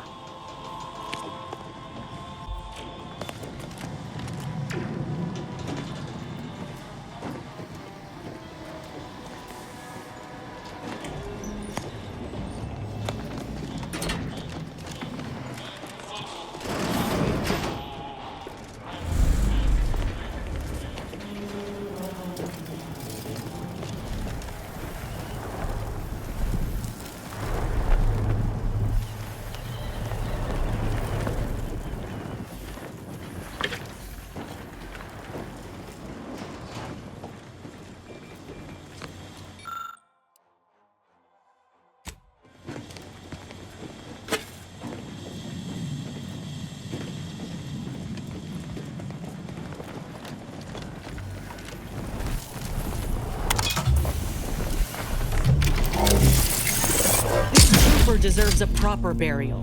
Not this. Damnable bastards.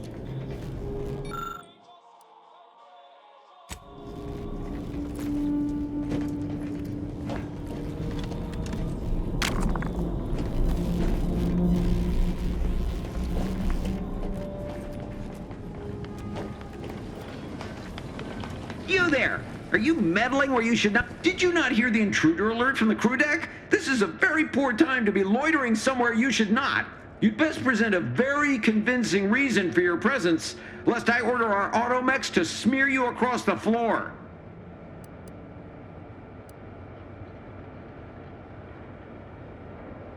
Oh, I apologize for my tone.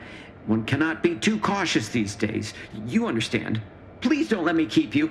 Speak with Chief Scientist Montserrat in the Rift Chamber. He'll help you get situated. I would appreciate it if you did not mention my tenor to him.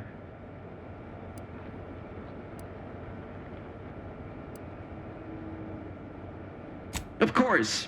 The console's vision for an idealized version of Arcadia are paramount to my own aims. It's my wife, you see. She's never loved me, and she chews with her mouth open. Through the console's plan, I expect to see both issues rectified, especially the latter one. Montserrat asserts that this is not how the rift shall work, but I believe he simply needs to redouble his devotion.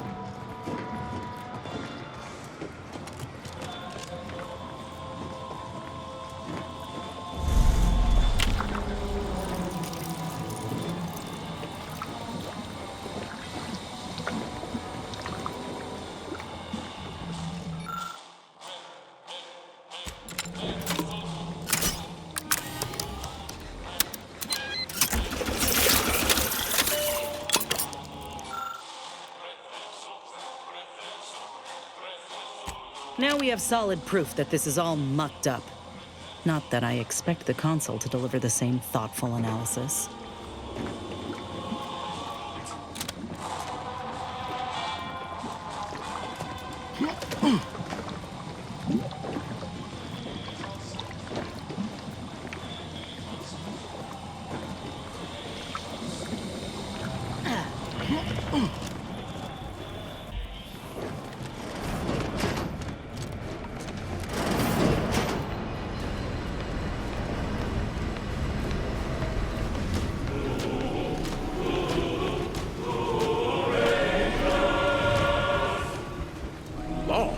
Size of that thing. No way we're getting the modulator off the ship. Best we can hope is to get closer and learn more about it.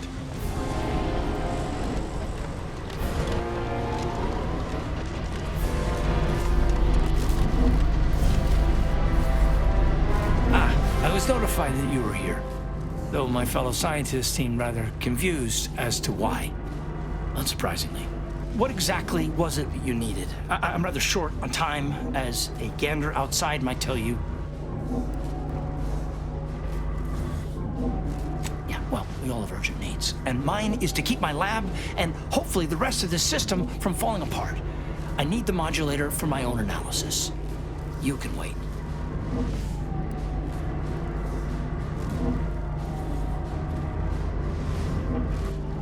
So you are familiar with the work we're doing. Tell me, what do you make of our experimentations?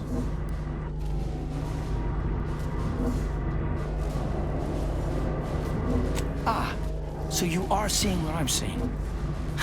I feared that I was alone.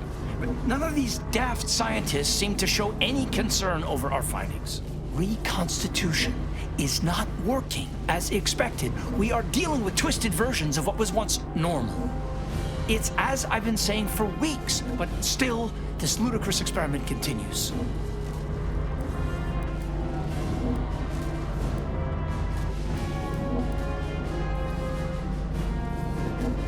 And what makes you think that you have the authority to fix this? I don't know what that is. And either way, you are not the one I must convince to deviate from this mess we're in. Our situation is far more dire than it may seem. There is no proof that Rift data can be stabilized or even edited. The console's plan will fail completely. But he no longer listens to me, which is distressing. I've prepared a report for him showing how the very structure of the modulator makes what we're attempting impossible. But I doubt he will pay it much mind. Yes, but as I said, I fear the report won't do any good.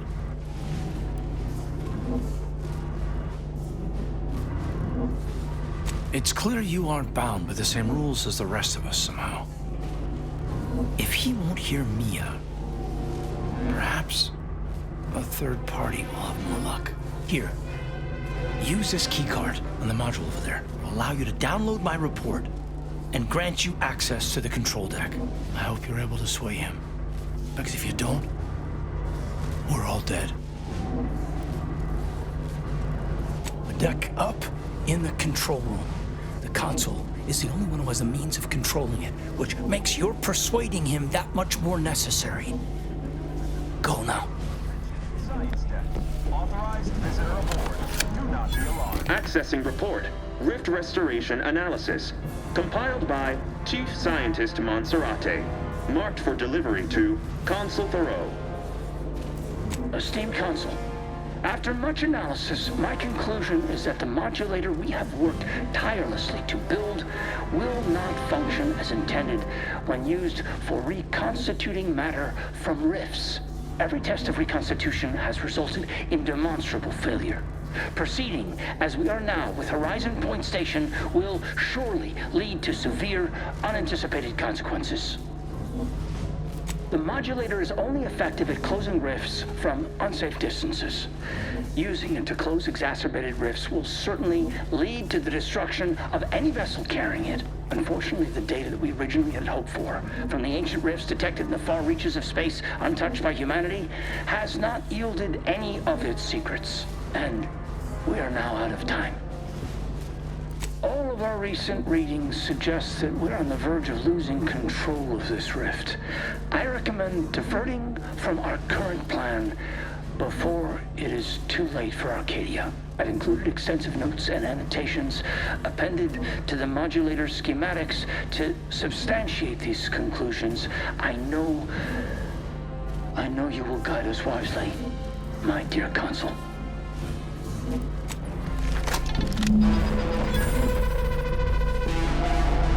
Well, we got the schematics. This report got me asking questions. If they found rifts in deep space, where humanity supposedly ain't been, how did they form? It don't add up. It's a stumper, all right. But we'll have to worry about it later. Right now, we should concentrate on finding the console.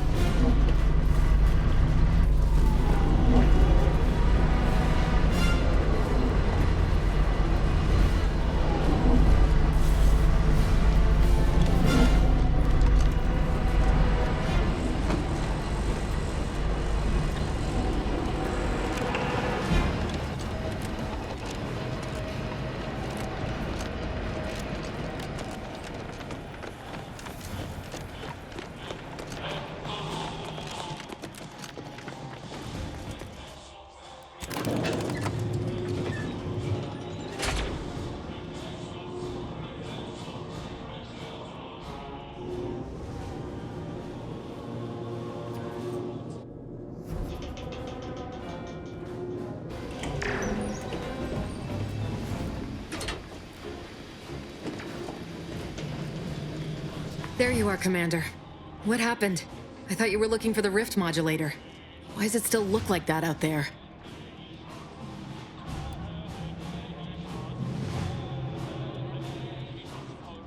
That's unacceptable. That complicates matters greatly. What should happen if it's damaged as we seize control from the console? We've the schematics for the modulator. Worst comes to worst. So you've learned the art of a good contingency plan, at last. Well done. Did you happen upon anything else that I should know about?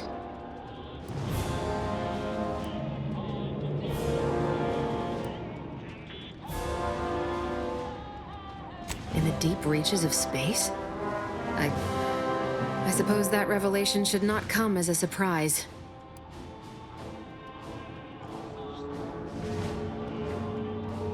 They are proficient at monitoring space. How else do you think they effectively obfuscated their existence for so long? If this is what they say, I believe it.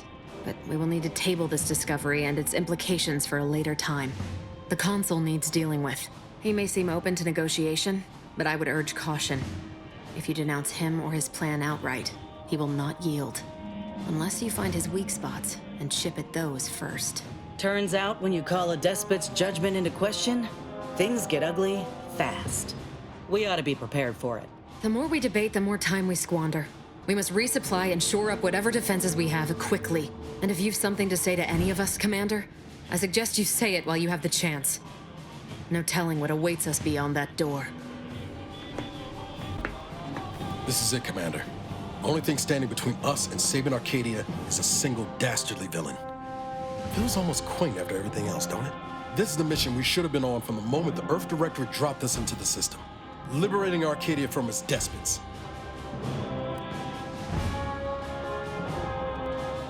I think of it as more of a group effort, but you're welcome.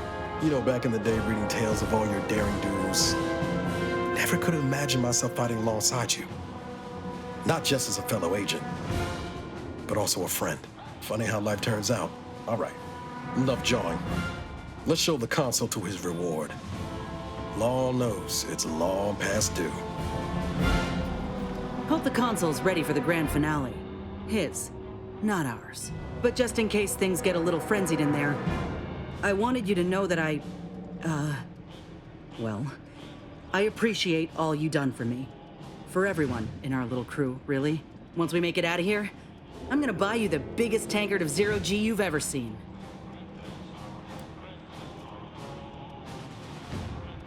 Ain't heartburn I'm feeling right now, is it? No, must be sentiment. I appreciate you too. Ought to get back to our preparations, Commander. We got a colony to save. We'll succeed in our mission, Commander. We must.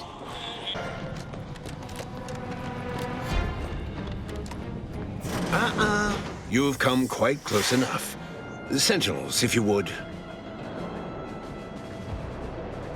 Got 4 snipers in my sight, Commander. You got something to say? Best make it count. You're right on time for the show. In a matter of minutes, I'll be transforming Arcadia for the better, and ridding it forever of trespassers like you.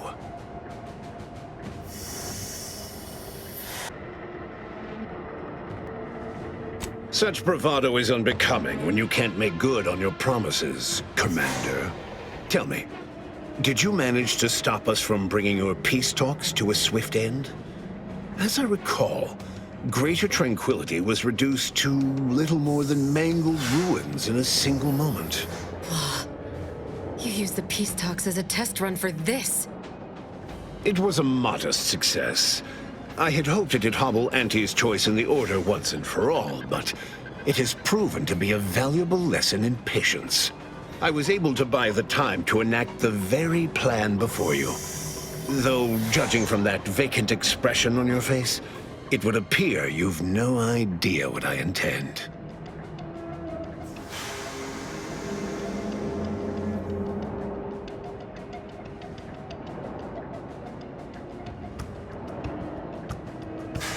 Very well.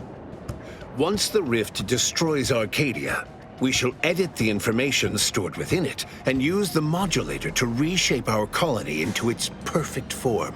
Horizon Point's destruction all those years ago was a tragedy, yes, but without it, we might never have opened our eyes to our true purpose and the possibility of Arcadia's rebirth. When the matriarch discovered the first skip drive, she set us on a course to elevate humanity. We're now writing our path, and I will do my part as the architect intended.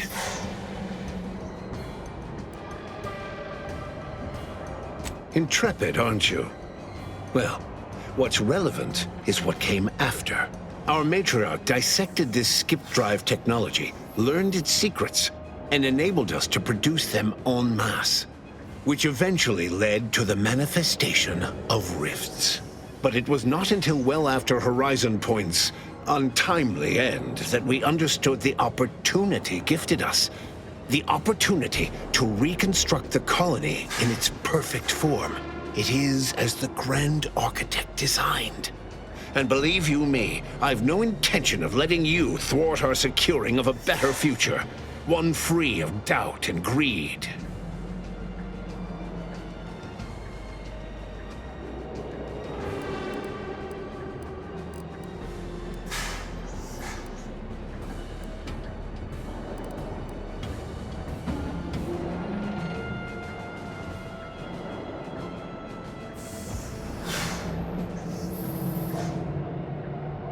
It's your time that's running out, not mine. So go on, tell me all the ways I'm wrong. Better yet, tell the whole room how His Eminence, the Sovereign, was wrong. This was originally his plan, after all. I am merely a partner, seeing it carried out. Do not presume to tell me what is or isn't the truth. I was advisor to the original Sovereign. I know the mind of a true leader. This is the path Henry should have taken.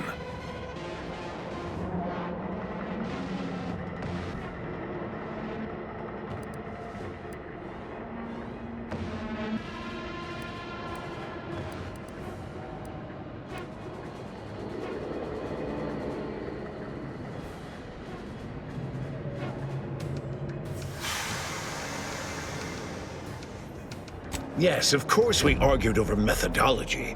Henry was always too stubborn, too focused on the past to understand the opportunity before him. I regret that he had to make such a difficult choice. That one of the matriarch's heirs is not guiding us. But he needed to look beyond himself, like I am doing now.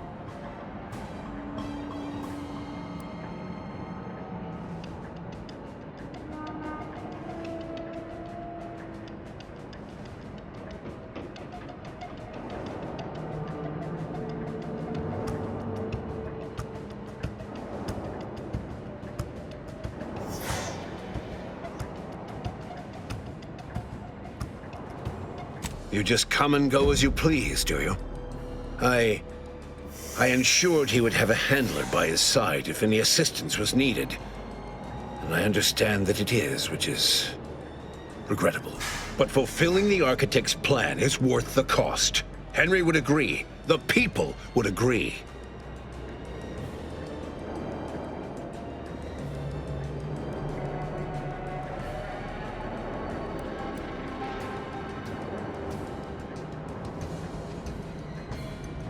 So you say, but you've yet to deliver any compelling evidence. Though it matters not, you've little chance of swaying me. I am doing what I must to restore this colony to what our matriarch envisioned. Free of war, strife, heresy. You will not distract me from taking what is owed to us.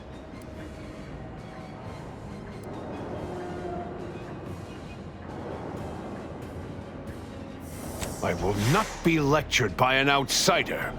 It's just like the Earth Directorate, or any other interloper, to claim to better know the customs of those they invade. Certainly if you had your way, you would claim Arcadia as yours, and rewrite history to suit your own aims.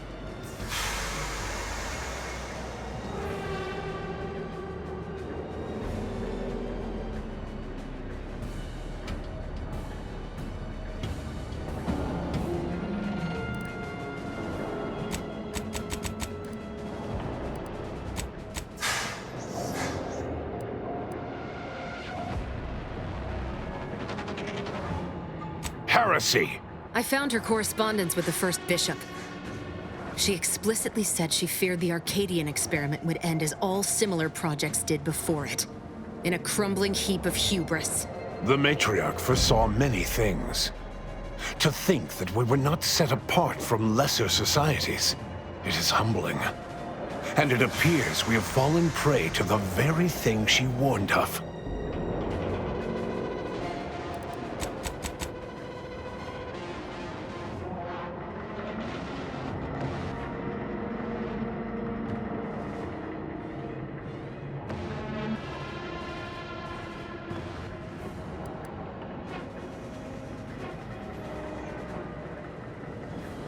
Yes, we have established that. But regardless of how I may have misstepped before, I am not in the wrong now. All your so-called arguments are pure hearsay. You came here claiming so boldly that I would fail, but you have yet to provide any proof. So where is it? What do you have?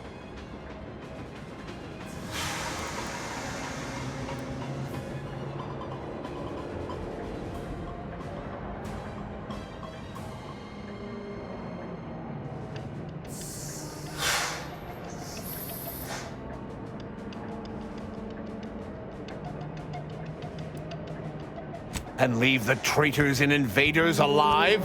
No! Death is the only way forward.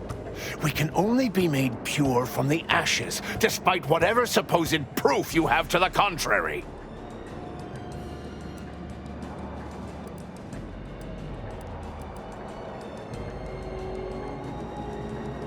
Claim? If you cannot see the truth of my devotion written plain, then now I see why you are against me so. But you are wrong about the risk. We are losing this war. It is inevitable. The victors will brutally subdue us until we become corrupted.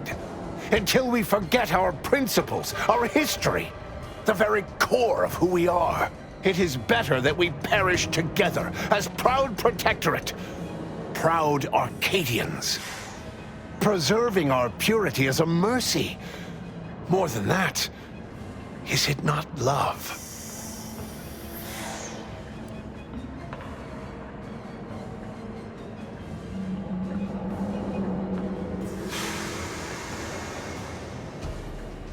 Even through extreme hardship and the tyranny of corporatists? Even if every aspect of the framework we've established is torn down around them? No.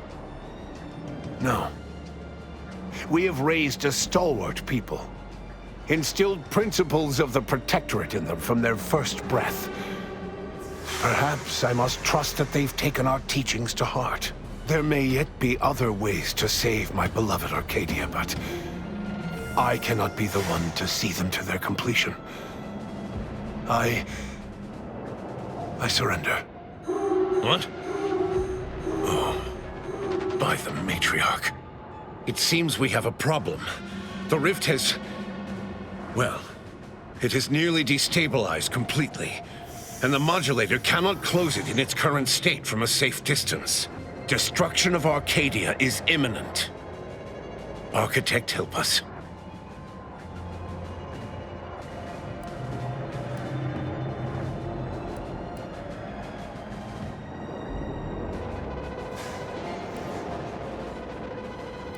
There is.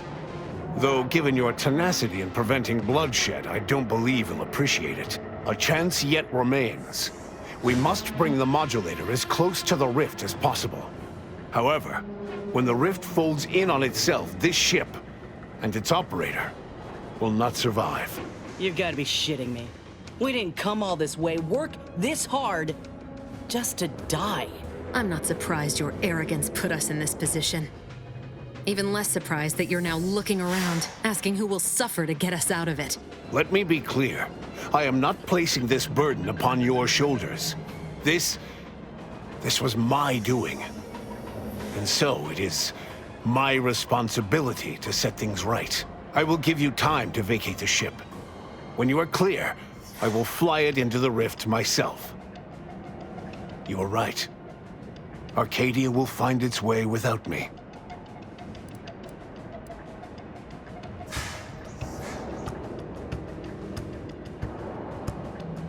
Think what you wish of me, but this is my responsibility. And that is something I will never shirk from. I will accompany him and ensure all goes as planned. It's only right that I complete the very mission I came here for.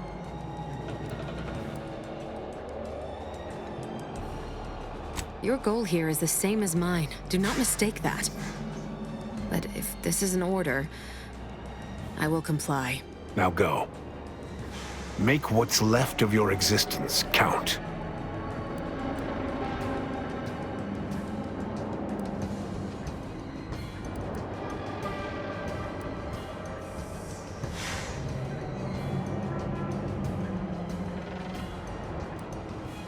Damn right. Let's get on with it then.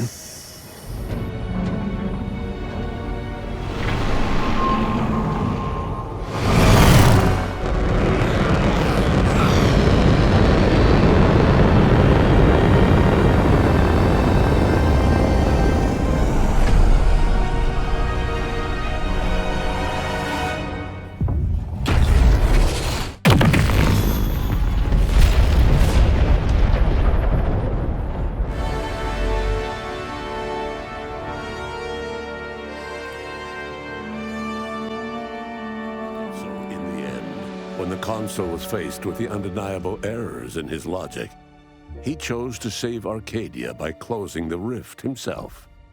He died hoping his sacrifice might make up for the disastrous decisions he had made.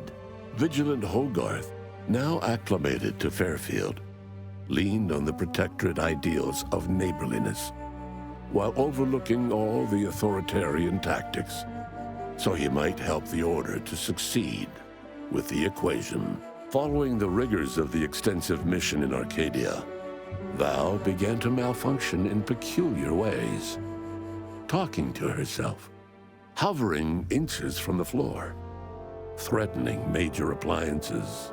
Niles ultimately and tearfully decided to deactivate her after a culmination of these strange incidents. Following Inez's humiliation of Auntie's Choice VP Willard Conan, the grafting program was shuttered forever. Inez ensured that all surviving grafted soldiers received full medical treatment and were compensated for their suffering. Those who died from the experiments were honored. After thoughtful cogitation and calculation, Marisol slowly began to reject violence as the sole method for eliminating random variables. Not coincidentally, her social calendar began filling up. After Azza disbanded the Glorious Dawn, its members quietly tried to resume lives forever disrupted by the Arcadian conflict. As the cult's murderous legacy faded, average colonist life expectancy increased by 0.23%. Forced to think for themselves after a lifetime of luxurious certainty, Protectorate hardliners banded together to preserve their society. Without the Order or the corporatists controlling Arcadia, they had a real chance at making a comeback. Sovereign Varric was eventually discovered in mental refreshment in a placid and compliant state. All parties felt it would be best to leave him in the hands of the remaining Protectorate, who had the most experience with refreshment's process and victims. Despite the recent tumultuous events in Arcadia, it was business as usual for Free Market Station. Sub Rosa continued to supply the colony in the wake of the commander's actions. With unfettered access to skip drives, and its reputation untarnished by its still secret agreement with the Protectorate, the Earth Directorate became what it was always meant to be, the ultimate authority in Arcadia. The colony served as a base to expand the agency's reach across the galaxy. All of these events turned on the decisive actions of the Earth Directorate agent and their unique way of navigating Arcadia, its disparate factions, social complexities, ubiquitous product placement, and arsenal of absurdly satisfying weaponry. But through it all, and to this day, Earth has remained inexplicably dark.